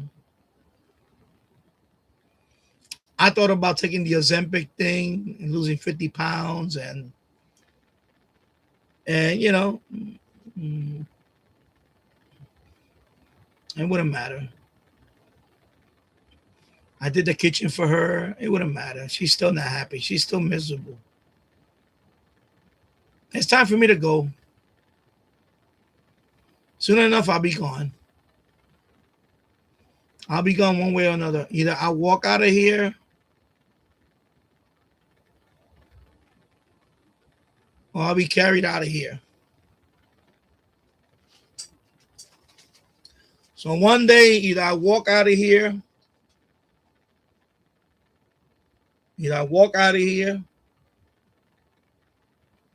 or I will be carried out of here in a body bag or in a gurney. So, yep. Yeah, I know. Family, I'm telling you, sometimes family is just as bad. My brother, that's why I didn't want to say karma, but it's ironic that because what happened was my my mother had passed away. Then the house, my oldest brother Papa was ill. He was the one that was the owner of the house. His name was the owner of the house. So my brother Harold, the one that recently passed away, he was the one that he came to the de facto executive of the house. So he was supposed to collect the rent money and send it to my brother, or pay the bank directly for the home equity loan. And he didn't do that. He took all the money from the second floor, for all the rooms from the second floor, and he pocketed it. He just pocketed all that money. And we didn't know about it. We didn't know about it because nobody questioned him. And I didn't question him. I really thought he was, he took charge. I said, okay, he really cares about the house. He wants to take charge. I didn't know that he was I did not know that he was a degenerate gambler. I didn't know how bad he was with gambling. Because he doesn't drink. You see, he doesn't drink alcohol. He doesn't smoke. He doesn't do drugs. So, I picture him to be, I picture him, okay, he says he doesn't drink. He doesn't have any addictive personality. But then, my other brother, before he died, Papo, told me. He said, Danny, I wish I could leave the house under your name. But at that time, I had owed quite a bit of child support. So I was behind quite a bit. And they would have took the house. If I had the house under my name, they would have took it. I'm being honest. He knew the situation. And he told me, he said, I wish I could. He said, I know that you have your age. I said, yeah, I know. And of course, I could have done a trust. We could have wrote out a trust. I could have done a trust, and I still could have had the house under a trust. I could have, but I didn't want the house for myself. Honestly, at that time, I didn't want that. I already had plans of leaving. So that's why I didn't. But he said that because he knew that I knew about money. He knew that I knew about investing. I even helped him with his paperwork when he was when he had to change his retirement portfolio and all that. So he knows that I know about money and financial and all that. In fact, I was the one that helped recover the insurance money for my dad when he had passed away. I was the one that did all the paperwork for all that. So he knows about all that. And he knows that I'd done taxes for everybody. Plus, like I said, I took accounting and all that. So he knows that I know about. So he told me, he said, I wish I could entrust it in you because I know it'd be in better hands. He told me like that. He said, but him, I don't trust because he gambles too much. He said it like that. And I say, and I nodded my head and said, yeah, he gambles too much. I didn't know how bad it was, but I guess he already knew about that. He already knew that he was a degenerate gambler. Then my mom passed away. And then once my mom passed away, my brother stopped coming to the house because he wanted to be at the house when my mom was alive. But once my mom passed away, my brother was in his own house up in Ellenville, New York, with the common law wife. And of course, they didn't take care of him up there either. So his health started deteriorating. And then my brother decided, after my mom passed away, because remember the ashes too. Remember, I told you a whole issue about the ashes. We didn't even give him a proper send-off. He decided to take the ashes for himself and put it in a storage fucking closet or some shit for 5 years.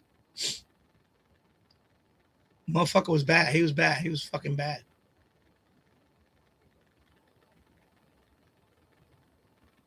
But yeah, all that time, after my mom passed, maybe another almost 2 years, all that money he was pocketing.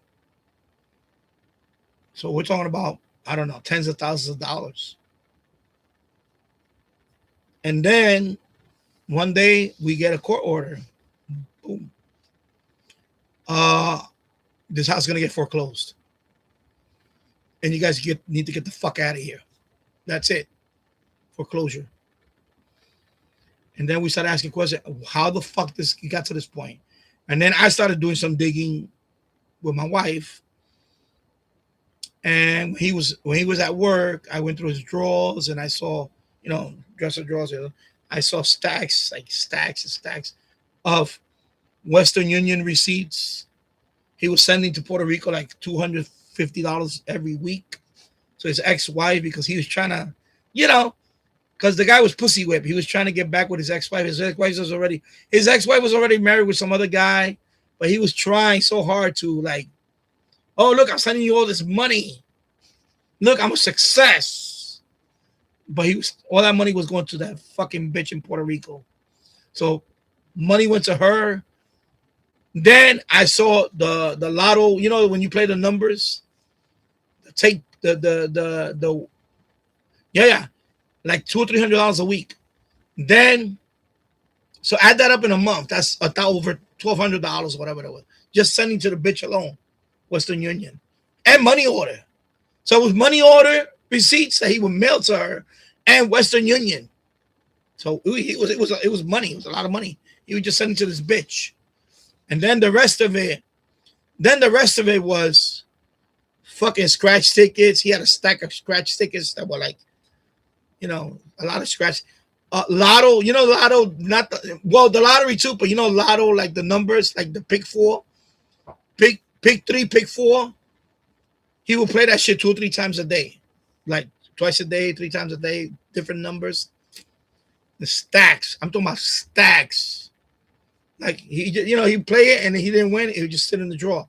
He let it build up. It was stacks. So I started counting all of them. And some of it, a lot of them were like the same week. So this guy was dropping, I'm not gonna lie to you, he was probably dropping $1,000 a week. Probably $1,000 a week on numbers alone. $500 to $1,000 a week, at least. Just numbers, just plain numbers. So that's when I say, yo, bro, that's where all the money went. It went between his ex-wife, that he's trying to fucking please her, trying to win her fucking ass back, this fucking bitch. And by the way, I should have said she's a bitch. I should have said she's a fucking bitch. But she threw him out because the guy was trying to be too controlling. And she wanted to be a police officer. And he told her, no, you can't be a police officer. She said, well, I'm going to be a police officer and you're going to get the fuck out of my house, because you're not going to tell me what to do in my life. And she became a police officer for the Puerto Rican police officer. So she fucking kicked him out. That's how he wanted to get kicked out, because she got tired of him. Got tired of his shit, because he tried to be a controlling asshole. So of course, all this time he's sending all this money, trying to win her back. Like, bitch, like I'm gonna say, like, nigga, please. Nigga, please. She don't want you. Why are you sending her all this fucking money? Like, bro, you that pussy whip? Like, what the fuck is wrong with this guy? So I saw that shit, like, yo, and I told my wife all that shit. I said, yo, back then she wasn't my wife, but I told her, I said, this is what happened. And this guy is pussy whip. He just can't fucking let go of this woman. He's like stalking her. Was he a good dad to his kid? Yeah, he was. At our expense. All that money. By the way, he was working too. He was working. So he was, he was bringing home like maybe His job, I forgot how much he was bringing home. I think he was bringing home like $500 a week from his job after tax and all that. He was getting, so he was getting that money from his job, and whatever he's collecting, the man, you know, man was fucking had money. He had money. He was blowing it on gambling. So then my brother over there in Puerto Rico, he was like, I mean, my brother in Ellenville, he was already like, you know, I think he went. I think they owe like $58,000. But if we made a payment plan with the bank, you know, we could have ended the foreclosure. We could have, you know. But my wife wanted to, you know, really it was my wife and I. We were thinking about bailing them out. Me, I was at the point where I said, fuck it, I don't fuck them all. Because the way they treated me all those years. Because I was the one that would speak out in the house about all this shit. And they would say that I'm a fucking, you know, whatever, you know. Because I'm the youngest, you know, they think, yeah, because you're the youngest, they think that you're automatically stupid. And then they were always jealous of me because I was the most accomplished. You know, like he went to the Marine Corps, he didn't make it out of boot camp. Me, I was in the Air Force. Then I went to college. I went to college twice. I got my associate and my bachelor's. Me, I worked in corporate America. I had good jobs. I didn't, you know, I worked I did all types of jobs. Like I said, I started low-level job all the way up to, you know, corporate job. You know, you know what I mean. Like I'm the one that I could have, you know, I lived the American dream. And he was jealous. He was jealous because he wasn't educated. He was a high school dropout. He never did shit with his life. They all were like that. They all fucking, you know. Yeah, jealousy. To this day. That's why he died. He died of that. He died knowing that he was jealous. And she knows it. She knows it. Because I told her that. As a matter of fact, the assessor told her that. The assessor told her, to my wife, when he came to assess this house, he told her, when we were signing the paperwork, she said, you sign here. Who is he? That's my husband. Oh, he needs to sign here. And then he made a comment. He said, oh, I guess in case something happens, you get the other half. He made a comment right there to her face. Because she was borrowing the money for, you know, I forgot, it was a refinance. So we refinanced this house. So when she was signing the paperwork, because she go on with the good credit, he said to her, because I was sitting right there too, and I was like, you know, he's telling us about the terms of the loan and all that. And you sign here, and who are you? I said, oh, it's my husband. I said, oh, no, he needs to sign here too. I think that's when it hit her. When it hit her, I said, oh shit, I married this guy. I said, yeah, that's right. I said, yeah, that's right. If something happens to you,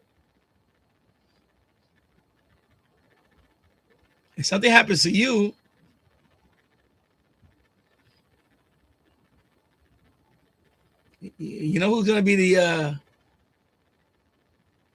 New York State law says your spouse gets the other half. So don't fuck with me. Not that I want it. I'm just saying that, you know, she knows that. So listen, you know, oh no, it's gonna go to our son. I said, well, if your son is not of age, it doesn't go like that. So be good to me.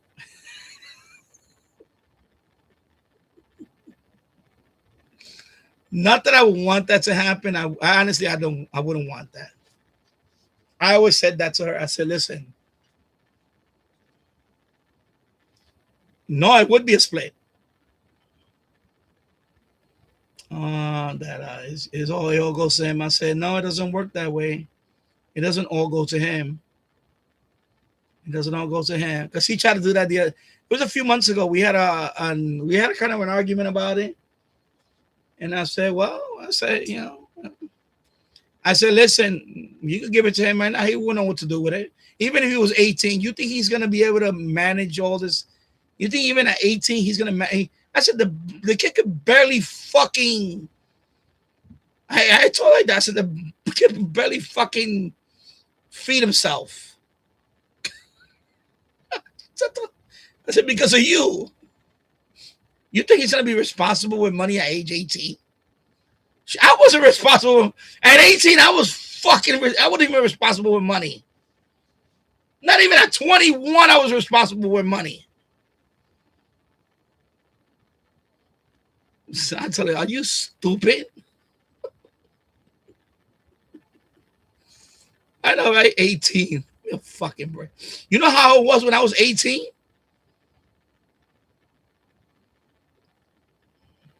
Shit, get the fuck out of here. Yeah.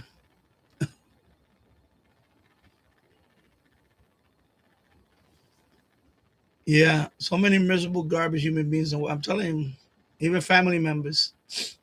My own brother, you know. The one, by the way, the other one in the Bronx that's still living in the Bronx, the other one, I don't hear from him. The one that moved out of here because we wanted to raise around another $50. And he went like this to oh, we're moving. He went like this. And I said, okay, well, don't call me when you get kicked out over there. Don't call me back when you get kicked out over there. Just stay the fuck over there now. But he's another one that's jealous of me. He's always been jealous of me. Always undermining, talking behind my back, all that shit. He's another one that's jealous. He's still living. My sister too, but my sister, at least now she got her own apartment. And I told her, by the way, I told my sister that. I told her, you need to get away from this one. But now she dead because he's dead. And now she got the apartment to herself. So this one, I think this one upstairs wants to. I think he wants to move in with her now. And I told him, yo, I dared him. I said, yo, Howard's gone, bro. She's in the apartment by herself. Yo, you want to go move in with her? You want to go move out? Because I was being an asshole that day. I said, you want to go ahead, move in with her, Section 8. You can live together in the Bronx again. I said, you miss the city, right? Go move in with her. Go ahead. You pay half. Go move in with her. Pay half of all her shit. And by the way, you're still not going to have privacy because now it's you and her. Because, you know, because by the way, he's gay and they all are homophobes over there. They're all homophobes. My sister's the biggest homophobe. I said, yeah, go ahead. Go move over there. See if you can bring your boyfriend and whatever over there. And because he don't even bring him here. He don't bring it. I don't know why he's so overprotected. Yeah, I don't know why he tries to cover up that he's gay when he knows that I know. I know he's gay. He knows that I know he's gay. I told him, listen, you can find your partner here, whatever. But he doesn't have a partner. You know why? Because he's another dickhead. He's like the worst gay guy in the world. Like he's, like he's like the worst unpleasant gay person in the world. This guy, my brother, he's like 60. What is he now? Like 62? And he's like the worst fucking. Like I see him go on a couple of dates, and I'm like, and I don't see the guy anymore. I'm like, what happened? What happened to your date? Why he's not? I know why. I know why. Because the guy is fucking greedy. Because this type of guy that when you take him out, let me explain to you about this guy with the way he eats. When we go to a restaurant, because early on when he first moved in here, and I hosted a couple of parties. I see the way the guy eats. He's like, it's like the Last Supper. He's like, then he goes, like, have some fucking decorum. Like, you understand, like, when he first moved here, My wife would cook Thanksgiving dinner. He never said thank you. Never complimented on, oh, look, well, thank you for doing this. You took the, because my wife would stay up all night sometimes cooking all that, cook certain things. He never said, and I would tell him, I said, bro, you need to stop that attitude. When my wife cooks, fucking say thank you. Same thing with my other brother. I told them both, yo, say fucking thank you. Don't, I want to eat and go upstairs. No, fucking, we set up a table here. Sit down and eat. Have respect. Like, have some fucking class. If somebody invites you to their home to eat, like, you're not there to eat the food. You're there to be the company. Be a company. It's not about eating the food.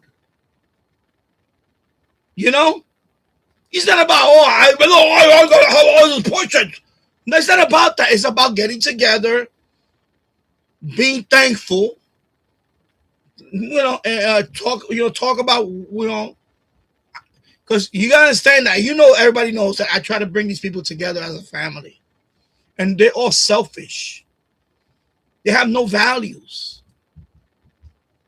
Like when like when her sister invited me in New Jersey for Thanksgiving dinner. That's the first time I went to a Thanksgiving dinner in years. And I know better as a kid, of course, but now, even as a kid, but now, of course, when I went there, she did that. And I was like, wow, it's very nice, very lovely table. You guys, I would compliment on the apartment. Well, in that case, it was a house. It was a beautiful house. Do you need help with anything? Can I help you? I'm always like that. I'm like, when you invite me as a guest, I wind up helping you out. Like, what, you want me to set up the chairs and all that? I work for you. I'm that type of person. I've done that many times. Even at a funeral. When I go there, it's like, do you need help? You want me to help you with anything? And they would say, oh, yeah, please, I would appreciate it. I say, yeah, okay, let me know what you want. Just say the word. I'm like that. Then I like that. They all want to just serve me and fuck you. And, that's the way they were. That's the way they are. So this guy had to straighten him out. I fucking chewed his ass out a few times. I told him, listen, I'm not going to invite you down here anymore because you're a selfish fucking asshole. I told him. He was like, I'm sorry. I told him, no. I told him, I said, you know what mommy made you? Into a fucking spoiled little bitch. That's what she made you. You became a spoiled little bitch. That's what our mom did you. I became a man because I was in the street. But you're a spoiled little bitch. I'm gonna tell him. Ungrateful little grateful fucking shit. Shit like that. After a few times I told him, I said, when you come down here and eat, like, bro, do you have to eat like, and then he's coughing.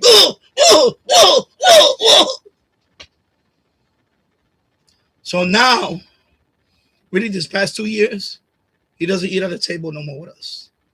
Because now, like Thanksgiving, I made him one plate and I took it upstairs. Or come down here and make a plate, go upstairs, get the fuck out of here. That's what I do now with him. I don't have the table with him to sit down with him no more. I got tired. I got tired of this stupidness. I got tired of that shit.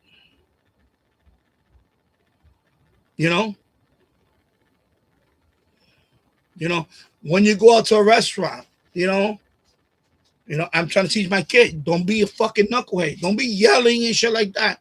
My wife looks at me like, why you being hard? I said, no. When you're in a public establishment, it's not for you to be burping and acting like an asshole. Have some decorum. Have some class. People are paying here to sit down and eat. I'm paying here to sit down and eat. I don't want to hear your problem kid. Other kids in there screaming, ah! No. Take that shit somewhere else. I'm controlling my kid. Because he's quiet. He does try to test me. And I look at him and I said, listen, can you cut this shit out? I tell him like that. I tell him, listen, cut it out. All right? I give him that look like, yo, cut it out. I don't play around. I told him. He's like, I said, that's right. So you're in public now. Okay, I'm not raising you to be a fucking loudmouth, to disrupt the whole restaurant. I'm not raising you for that shit. You're not gonna embarrass me. Not doing that shit to me. Have some fucking decorum. And that's what happened with this one. I said, don't just say thank you. No. So and then after a while, it was a fake thank you. And then he got over the top with the fake thank you. But still, he would eat like this.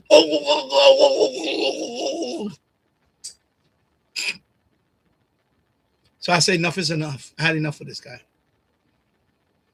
And that's what I said to myself. If the Thanksgiving, I already eat by myself. I didn't invite my sister. I don't invite no more. My brother, I stopped inviting them years ago. The one that passed away, I stopped inviting him years ago. All my son's birthday parties, I used to invite them. They used to come whenever they feel like it. I think they only came to one of his birthday parties or two of his birthday parties. They were not even here for an hour. They came here like they didn't want to be here. I don't need any of that shit in my life. I didn't need any of that shit in my life. Fuck that. I don't need that shit. This one upstairs doesn't know how to fucking, That's why when he goes on a date, he's like that. He's probably like that. He won't pick up the check. He probably didn't offer to pick up the check. Because I do that. Especially if if they invite me and if they invite me and we have money, like between my wife and I, we'll say, okay, this, especially if it's a bunch of us. Like a family, we all put, they all put. That's the way it should be. And now one person should not take the whole fucking tab, unless they insist.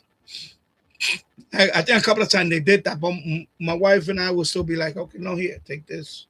At least use this for cab fare or something, whatever. And this one says, fucking like this. This guy, he went off for the check or nothing. But we did that. We even went out and took him. We took him a couple of times because my son was like, oh, why Theo don't come with us? And I'm looking at him like, bro, Theo is a fucking, and my wife is looking at him a little. I said, and I know, because I already, I don't have a high opinion of him. I hate to say I don't have a high opinion of him. And what he does we went to a restaurant the other day. He orders the most expensive thing in the menu. Doesn't even offer to pay part of it. That's what happened. That's why he had nobody. That's why when people take him out, they say, okay, this guy's worse than a fucking black woman or something. I don't know. Bringing her kids to dinner. He said, nah, fuck that. He said, I ain't going to call this guy again. And I told him, a few years ago, I told him in his face, I don't care. I told him, you're 60 years old. Back then, he was a couple of years ago, right? 60. I told him, you're 60. You're not fucking God gift to men. I mean, look at you. You're 300 fucking pounds. Your attitude stinks. You're cheap. You're selfish. Who the fuck wants to hook up with you? When that right man was and I told him, as a gay, I'm not even a gay guy. If I was gay, you're the last guy I want to hook up with. I told him like that. I told him, even if I was gay and I look at you, I would say, hell no, I don't want to be with this guy. Fuck no. Get the fuck away from me. He was going to cry when I got through with him. I told him, I said, yo, bro, I said, you're the most selfish, cheap. To this day, every time he's cooking upstairs in the kitchen, and I go upstairs, he never offers me anything. He cooks upstairs in the kitchen. He's doing his little shit. And he doesn't offer me anything. But when I'm cooking down here, sometimes I'll tell him, Sanjay, go get your uncle. Tell him, come down. Tell him. Or when I have leftover food, I always give him leftover food and all that too. But that man said when he cooks, he don't give me. He never offers anything. That's how you can tell that somebody is really selfish. When they cook and they don't even offer you. Oh look, I got some pizza here. I'm making pizza. You want a slice? Guys, he's just fucking. He's not in his DNA. Even taking my son to school when my son, a few years back, and I was working at Kawasaki, and even he was always like he was already like this. Where's my money? Like, you only took him like 2 or 3 times this week. Like, why are you going like this to me the following day? Like, where's my money? I'm like, bro, like, you can't take your son. I mean, you can't take my son, your nephew, out of love. Like, do I have to pay you every fucking time you take him? Like, you're his uncle. Are you kidding me? And that's when I said, this fucking guy is, I'm serious.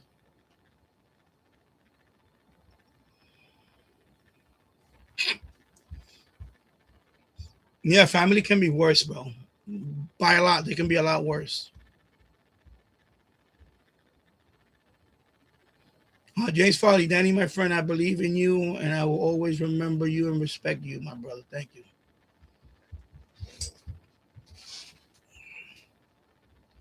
Yeah, Tasso. Major decisions should be made together. You're married. You're supposed to be in it together. No, but that's not the case with her. She is. Yeah, Tasso, people walk all over you that way. Yep. The family can be worse than strange, unfortunately. The truth stings. They don't want to hear it. Yep. You trusted him and he wasn't paying. Yep. Yeah, they try to save the house in the end.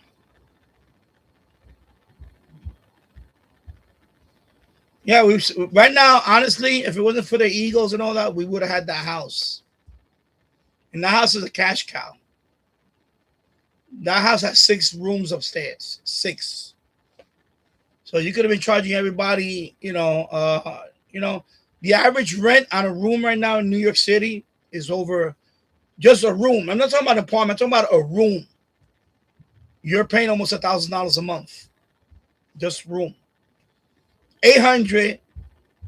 Well, I'm going to say $800 a month for a room. For a room. So $800 times 6. All right. So what we're looking at.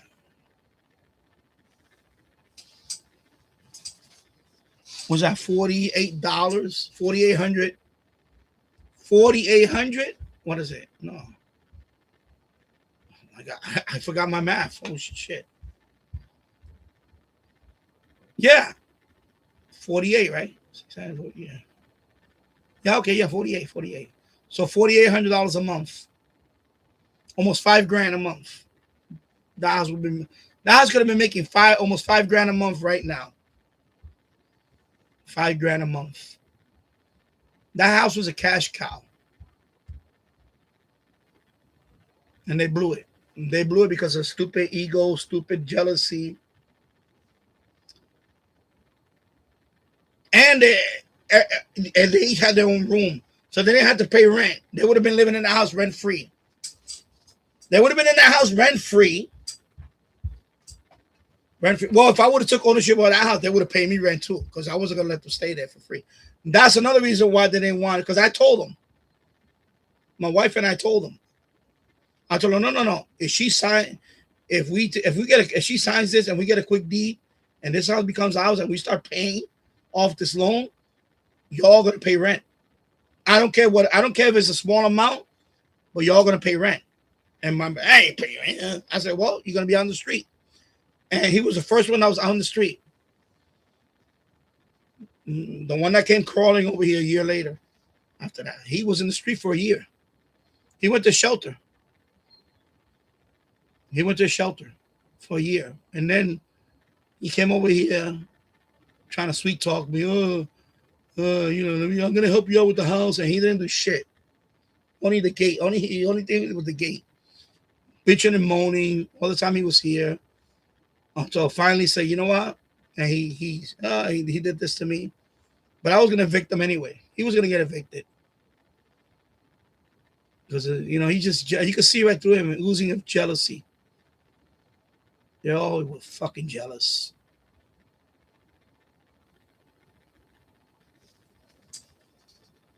They're all fucking jealous. 5 hours and 42 minutes. Let me see where I'm at with this.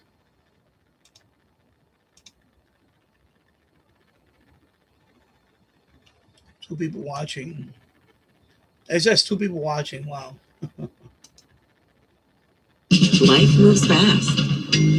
With Citizens, you and your business are ready for Why anything. does this? I'm thinking second location. Great. Let's dive back into your financials. Make sense of your money with Citizens Business Banking. Something's wrong with my mouse. This mouse double. Expert care begins with a conversation. Oh my God. This mouse. Okay, I'm going to change this mouse after today. This mouse, I think when I click on it, it does a double click down.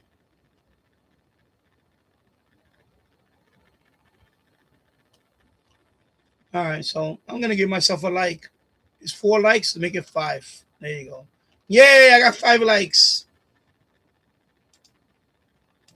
1 like for every hour. There you go. I got 5 likes now. 1 hour. 1 like for every hour. So 5 likes in 5 hours. And now I got, it says I got 4 people watching. Whatever.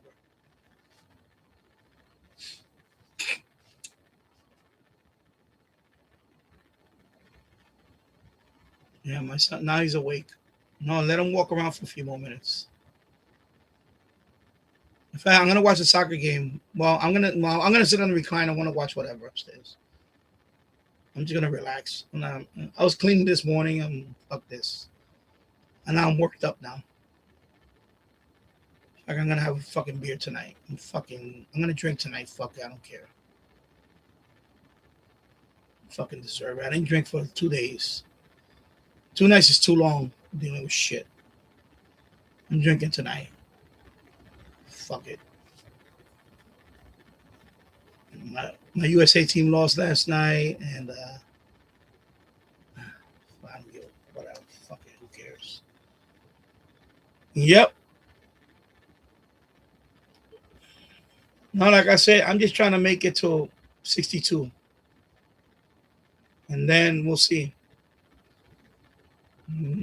Yeah, we'll see. Anyway, so answer your question. In a long rant, I answer your question. I'm done with the gardening shit. I'm done with it. I'm not doing this shit next year. I'm fucking done. This time next year, I'll be working at some job somewhere. I'll be like, fuck, I don't got time to do anything. I just want to go to work, get the fuck out of my house, stay out of here, collect the fucking paycheck. If I got time, I'll stream. If not, fuck it. I don't care. I don't even care if I get demonetized anymore. It's bullshit anyway. I only got $50. I earned $50 just by ads in the last month. Where's my fucking revenue? Here we go. You want to see how much I made? I'll show you right here. I'll show you. Where is it? Where the fuck is my phone at? God damn it. Fuck. It's over there.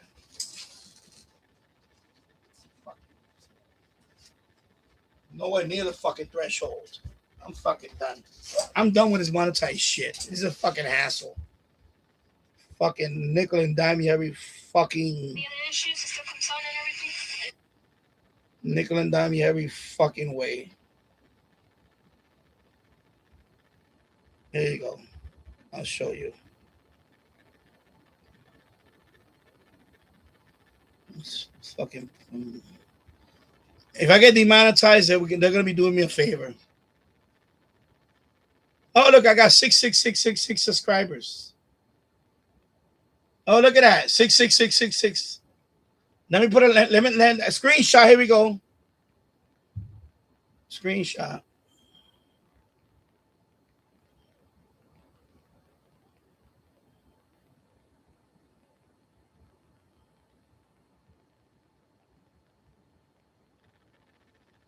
All 6s, baby.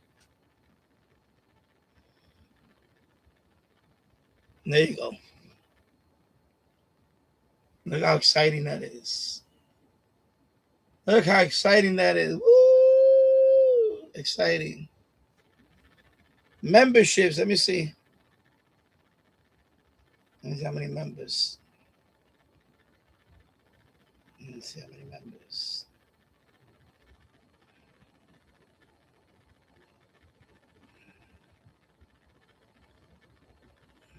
Current level. Yeah, I have 6 members. 6 members.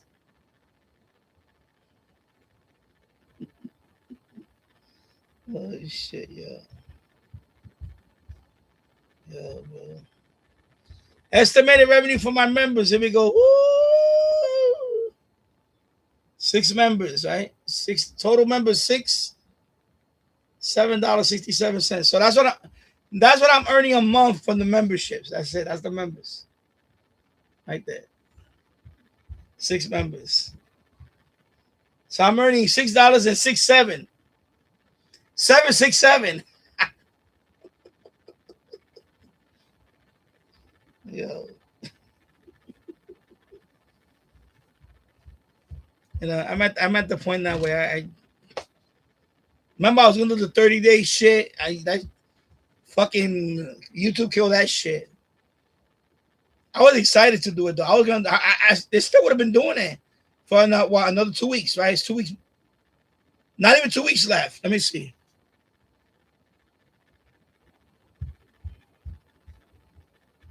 Today's the 7th, right? So I would have had 12 days left.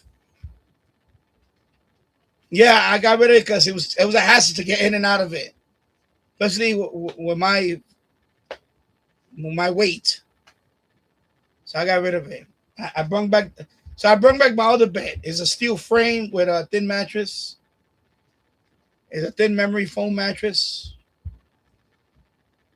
Yeah, I took it apart. The pipe's over there in the corner, and then the hammock itself is over here. It's bundled up. Yeah, I got a few of them. But yeah. Yeah, because getting in the hammock and getting out was kind of hazardous for me. Because I have to stretch my leg and straddle over it, and that's a tripping hazard. That's a tripping hazard, and I could, I can't fall and break a fucking hip or God forbid something. So I said it was laying on it. It was comfortable, and I was getting used to sleeping. But also when you sleep and you have to, it's kind of hard to move because you're like, your hands are out right here, and I just slept, but you're just getting in and out. No, I tried it for 4 days, and that was it. I said, I tried it. I tried it for 4 days. That was it for me.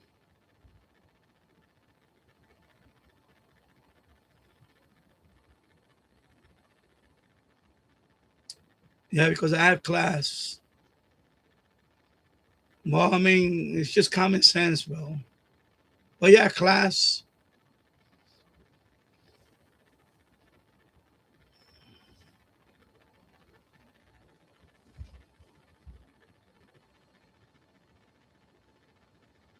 I'm the type of person. I looked it up. I'm a loyal person. I think what I take pride. I'm a very loyal person. I think that's what it is. I think I try to be loyal. I'm an introverted person, but I'm also what they call Sigma. That means that if I see that you're double crossing me, I'm not gonna tell you. I'll just cut you off slowly. Like you're not gonna notice when I cut you off. When I cut you off, I'm just gonna cut you off. I don't have to make a scene. I don't have to tell the world that I'm gonna cut you off. I'll just cut you off. But Sigmas are very loyal people. You got alpha male people, you got beta, you got all this other. So I'm a Sigma. That means I am I don't need the attention of an alpha. I'm not an alpha male. I don't need the attention. But I'm also not a beta. I'm not a beta. You're not gonna push me around. You're not gonna push me around. You understand? I'm not nobody's beta. but I'm also I'm not an alpha. I don't want to be leading the pack. Like, you know, like if we have a group of people, I don't want to be like, yeah, I'm going to be the one that's going to lead everybody. No, I don't want to deal with that. I'm in the middle. I want to be in the middle. I want to be like, I'm a free thinker, because the alpha relies on people to follow them. They feed off of that. I'm not that. I don't feed off of nobody. Nobody has to follow me. If people want to follow me, they follow me. If they don't want to follow me, then fuck them. I don't care. That's the way I think. Let them go fuck some stupid person. You know? If people want to go watch another fucking channel that, you know, whatever, and get bullshit from them every fucking day or week or whatever, fucking go there. I don't give a fuck. Get the same regurgitated shit on other channels. You know, I don't care. I don't need that shit. I don't need that shit in my life. I'm not gonna see him. I'm not gonna see him beg for fucking anything. If it's not given to me, then fuck it. I don't care. You know what? I'll move on to the next thing. I don't care. Right now, like I said, my immediate goal is to get 1 million. That's my own personal thing that I want to do. After that, I don't know what's going to happen here. I may just drop the fucking mic and that's it. I don't care. Fuck it. I may start a brand new channel on another social media. Like, not even linked to this shit. Fuck it. I'll just call it a totally different name, new channel, new shit, and that's it. And just fuck it. I don't know. I'm thinking about it. Or just take a break from the internet. Maybe take a complete break from the internet for a while. Whatever. I don't know. Like Glenn said, he left and he went to Italy for 2 years. Maybe I'll fucking leave and go to, you know, I'll leave this fucking house and go to Costa Rica somewhere. You know, move, or even if I stay in the States, I'll move down to Florida and you'll see me at the beach selling water. I'll be at the beach, I'll be selling water, and I'll be talking to all types of people down there. And then they'll be like, who's that crazy guy that's selling water?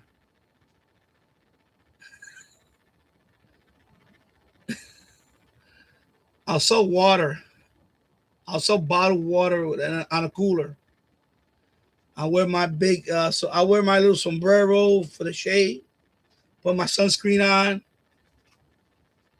I mean, water, $1. Get your ice cold water. $1. For you, $2.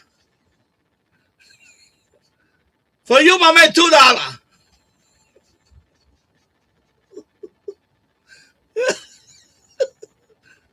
For you, my man, $2. Oh my God! Thank you for that. Thank you for the soccer trophy. Wow, that was nice. Golden soccer trophy. That was nice. Wow. Oh, thank you, Todd, for that.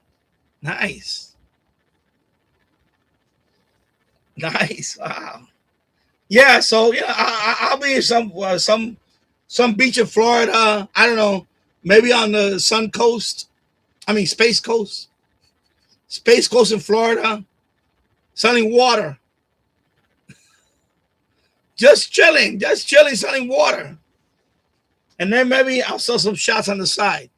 I have a little bottle of Bacardi. Have a little Bacardi bottle on the side. And I'll be like selling shots. I'm not selling water. Hey, you want a shot? You want a shot? $2. $2. $2 for a shot. $2 shot. I have a jug of Bacardi. I have another cooler with Bacardi in it or something, and some orange juice or something. And you want a shot? $2. Hey, just be chilling at the beach. chilling at the nice beach, some nice people around me. I'm selling my water. Get a little chicken, get a little fried chicken on the side, you know, or whatever. Hey, living life. That's it, bro. I got to deal with all that bullshit up here. Come on, bro. I can even shoot a live stream me selling water. Me selling water with my hat. With my other hat. Now I gotta get a beach hat. With some nice glasses, you know, some nice UV, nice glasses, you know. I gotta protect the eyes of the UV. Come on, man. Life is too short to be dealing with all this bullshit. Well, yeah, I know, right? Reese's Pieces, baby.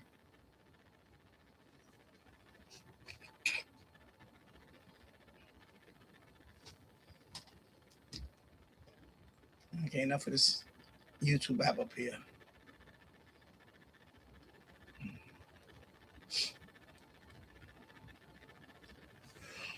Oh. I'm about to hit 6 hours. Here we go. It's what I do, bro. I can stream, but forever, bro. Ain't nobody stream like me. Other people stream once every week, whatever. Oh, I'm gonna be here for 3 hours. I'm gonna bless you guys like the Pope. Get the fuck out of here. People are stupid.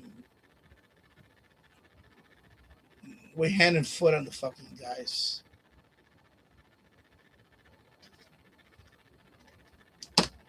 Hey, Colombia, Switzerland.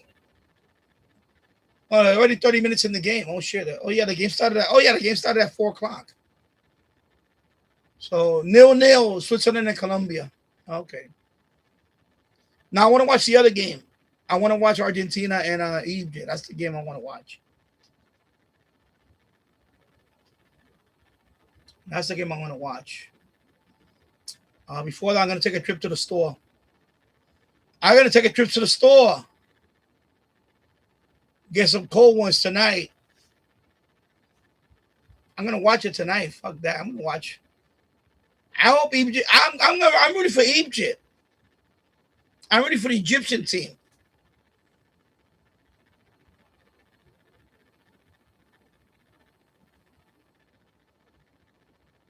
They didn't play yet. Don't they play tonight?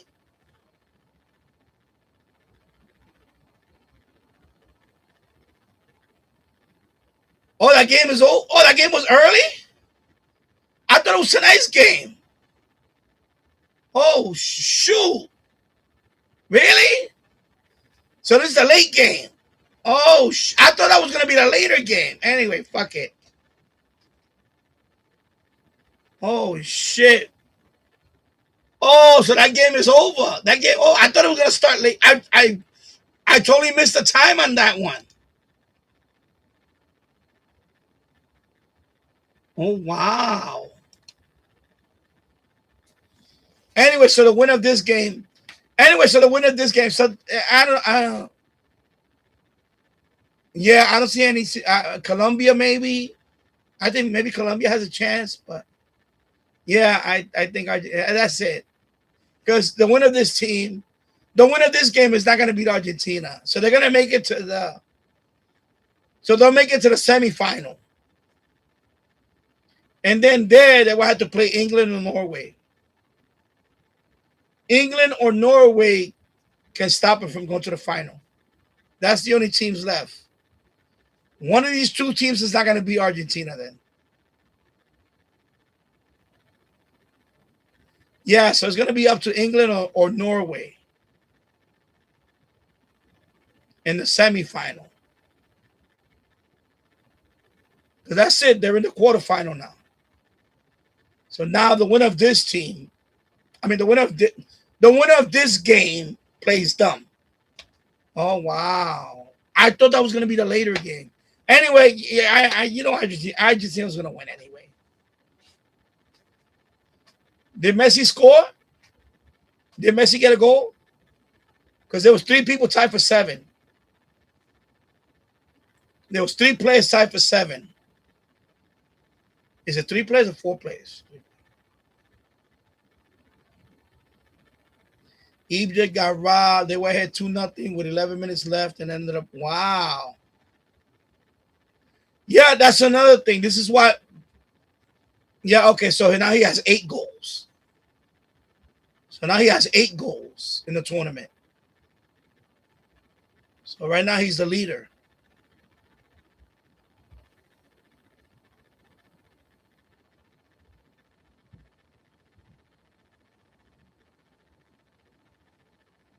Yeah. Oh, okay. Wow. But anyway, I'm still gonna get beer tonight. Then I'm just gonna drink. Fuck it. I'll listen to the radio tonight. I'm gonna chill in the boiler room tonight. I'm gonna put the fan in there. I'm gonna chill in the boiler room. Fuck it. I'll finish cleaning this basement tomorrow. I got most of it picked up. The other matches I'm gonna throw it out tomorrow in the alley. I gotta put it on the alley. I don't want to do it today because the floor is still a little wet over here. Tomorrow I'll drag and then I'm gonna, because I think I'm gonna set up a table over there.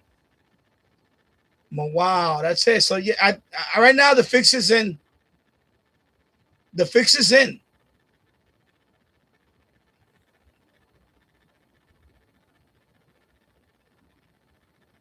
Yeah. Anyway, that video is you can't hype this video no more. I say today was the last day. I mean, yesterday was the last day. So save the hype for a new video. Don't hype up any of these videos now. Wait till I post a review video or an unboxing, and I'll tell you which one. I'll say it in the video. Actually, I'll say it in the video. I'll say, please hype this video. If I say that, means because all these videos right now, don't hype them. Don't waste your hype on that. They're not going to go anywhere. Yeah, I made it to about 23. Okay, 23. Okay. Yeah, for this one. So I uploaded a couple of videos yesterday, whatever. Don't hype those. Don't waste your hype on that. Because I save it for videos like this. So make it clear for everybody. If I upload like an FMDX video, whatever, don't waste your time hyping those videos. Oh, wow. Look at that one. Cat with turntables. Oh, that looks nice. Thank you, Ty. 800 joules. Wow. Thank you. So when I make a video, like an unboxing video or something, and I'll say it in the video, please hype the video. Hype that video. Because you only get 3 hypes. And then you have to wait about 4 days before you can hype it again 3 more times. And that's it. So I let that video, but when you upload a video, your video stays new for 7 days. For 7 days. So this video on this one now is 7 days old. So that's it. You can't hype it no more. If you go to this video now, the hype thing is gone. It's gone. Because I checked it earlier. I went to a couple of my accounts and it's gone. So that's it. You can't. Because you know, I hype on a few video accounts. I hyped it a couple of times. I did hype it. You know, hey, I can do it. Why not? But yeah, but don't like a video. I uploaded a video yesterday. Don't hype those videos. Don't waste your hype on that because you need to use them wisely. So I'm gonna make a video soon on. I gotta review something soon. I forgot what it was I was gonna review. Anyway, just wait. So don't waste your hype on anything now. Just don't hype any videos that I upload right now until I ask you. Because hype, you could only use. By the way, you can't hype on a short video anyway. You can hype on a live stream when it's after it's done. You can hype on the live stream, but don't hype the live stream because they're not gonna go anywhere. Wait till I make an unboxing video or review video, or if I cover like a topic, you know, like I think I made Maybe I'll do one. Anyway, I won't say yet what it is because I don't know. But anyway, I'll say it in the video. At the end, I'll say, please hype this video. And then I'll say it in the Discord chat. I'll put the video and I'll say, please hype this video. Hype it. But don't waste your hype on any video. Don't do that because you're wasting hype. Like I know somebody posted the other day, oh, I hyped this video. Don't do that. Don't do that. Wait till I make a video that I want people to hype because I have to use them wisely. Because those are the videos that I want traction. You see, like this one, the unboxing for this one and all that. Right now, I think 700 views. So that one now is getting pushed. YouTube is still pushing it. So that video might get 1,000 by next week. And then at least that video is 1,000 views in the library. Okay. But if I do like a FMDX video, a 10-second video of FMDX, don't hype that video. That's a waste of you wasting. Because I'm not hyping that video too. Because I go into some of my accounts and I hype it too. And it's work. But also, I want a video that is going to be part of my, like unboxing video, review video, those type of videos that are in depth, that I'm talking and I'm doing something, and I'll say it. I hype that video. But if I post a video, like I have 2 videos right now, they're DX videos. They're unlisted right now. The minute I make them public, it might be tonight or tomorrow. Don't hype those videos. Don't waste your hype on that. Please, don't waste it. Wait till I make a video of, because I'm thinking about doing one for the FMDX web server installation, or I need to update the firmware on another one. I'm thinking about shooting a video like that. When I make a video like that, then I'm going to say, like and share. Please hype this video up. Then that video, I want you to hype. All right? Just making it clear. So don't hype the first video that I upload. Don't do that. See, right now, I put that video on the home page, in the home tab. So when people go there, it automatically plays. I'm trying to get that 1,000 views at least. So it could be part of my review library and my unboxing library, and they got 1,000. But I'm trying to build for videos like this that I'm reviewing or I'm unboxing, I want all these videos to hit at least 1,000 views. That's my goal. So anytime I make an unboxing or review, I want that video to be like the Deep Elect DP666, right? Unboxing video. That video got 10,000 views. Right now, that video has 10,000 views. See, I want that. For these type of video, I want 1,000 views or more. I don't want to waste my time talking on a video like this and only get 100 views. No, I want this shit to be hype. Get at least 600-700 views, 1,000 views. That video got, that Deep Elect one got 10,000 views. That's the power of the hype. That's what I want. But if I upload a video that's about FMDX catch and it's a 10-second video or 20, don't hype that shit. It's not worth it. It's not worth it because videos like that don't get views anyway. They're only going to get the 30, 40 views, maybe 100 views. And that's it. It's going to die out. And they're not worth wasting your time on that. But I make a video like this, that's going to be an unboxing. This video is going to stand the time for years.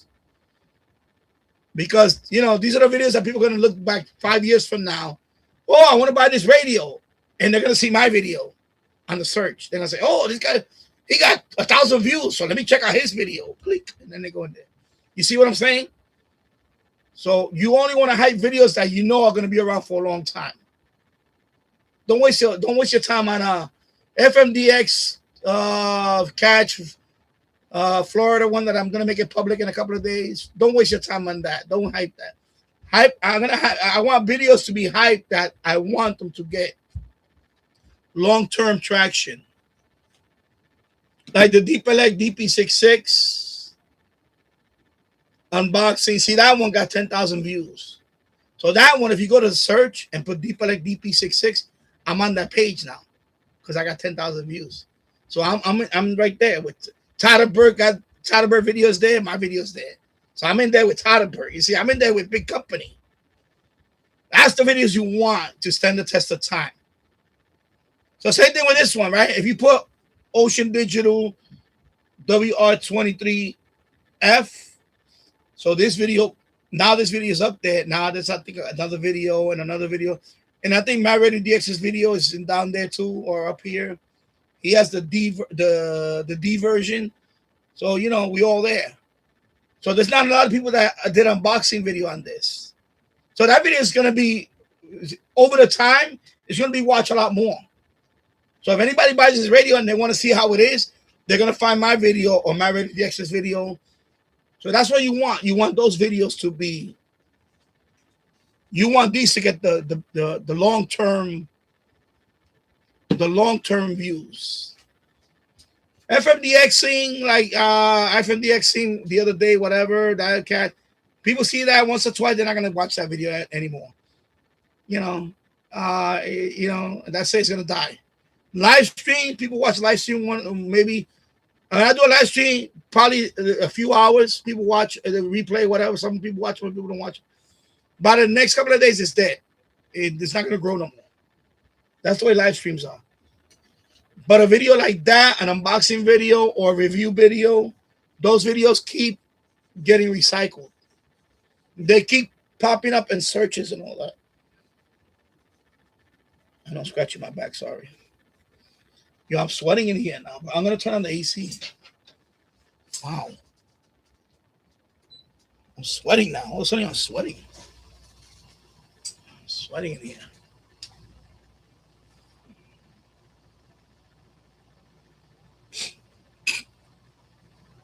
So a video like that is what I want people to hype. Because, you know, you understand that every video you make needs to be hyped. No, you don't need to do that. You know, a video like this, unboxing, or unboxing something else, or review, or radio, those videos I want to get views on it, because those are the ones that are going to keep sustaining the channel, being relevant, especially if I don't post anymore long term. If I don't post often anymore, those are the videos that people are going to still come back to my channel. By the way, those are the videos that people come back. I get comments from videos from 5 years ago. Like, I got a video the other day about the MLA 30 comparison with the MFJT 86 loop. I still get comments on those videos. Those videos are 6 years old, 7 years old. I still get comments from those videos about, you know, whatever. And because they stand the test of time. MLA mod, I still get comments once in a while on that one. You know, things like that. So, you know, so you got to recognize that every video is not going to get that type of attention.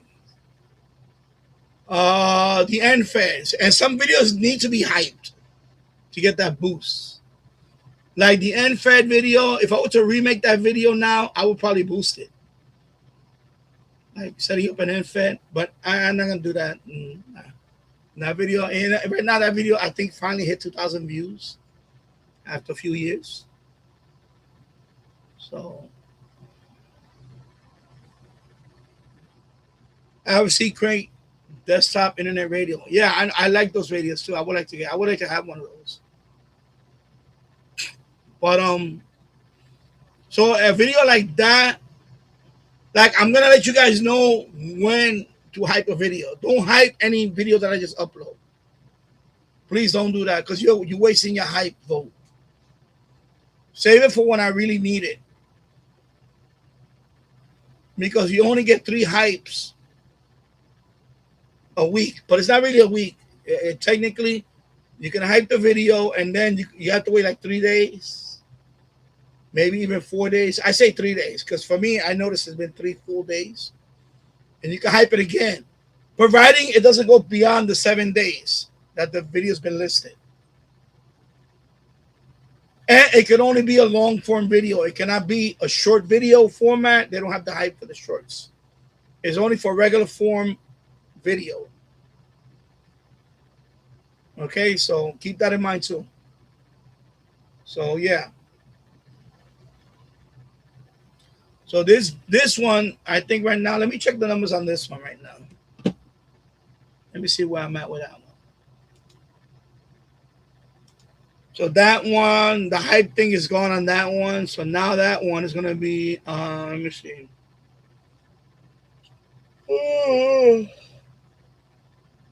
Let me go to videos. Let me see. 767. Yeah. So 767.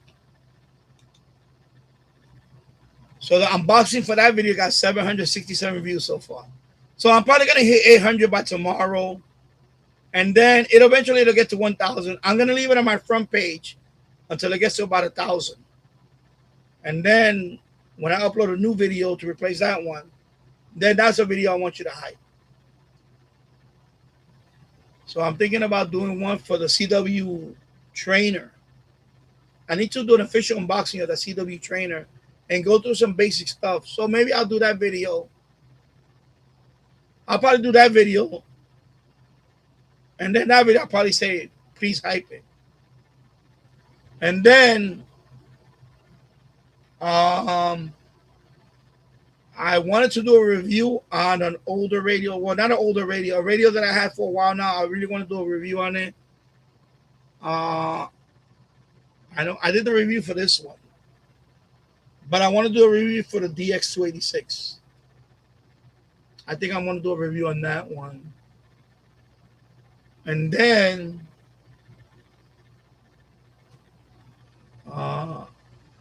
of course I have to do a review for this one. I want to review this one too. So I have to do it. I already tested the Bluetooth, a few more things. I need to test a few more things on it. But I want to do a review this one. I want to take a, by the way, I want to make a video on this on a band scan.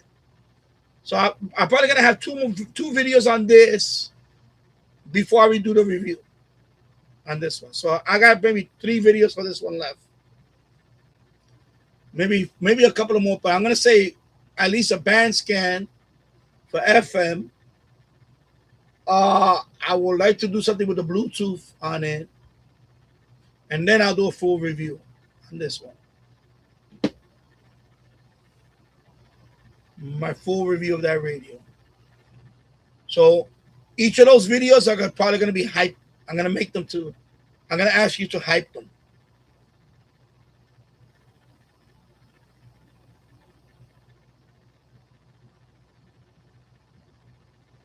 Yeah.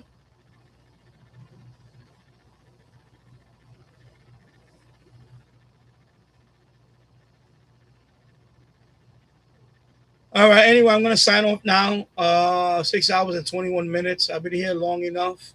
Thank you, Todd, for the gifts. And thank you, everybody, for watching. I will see you soon. Have a great day. And take care, everybody. And be good to each other. You know?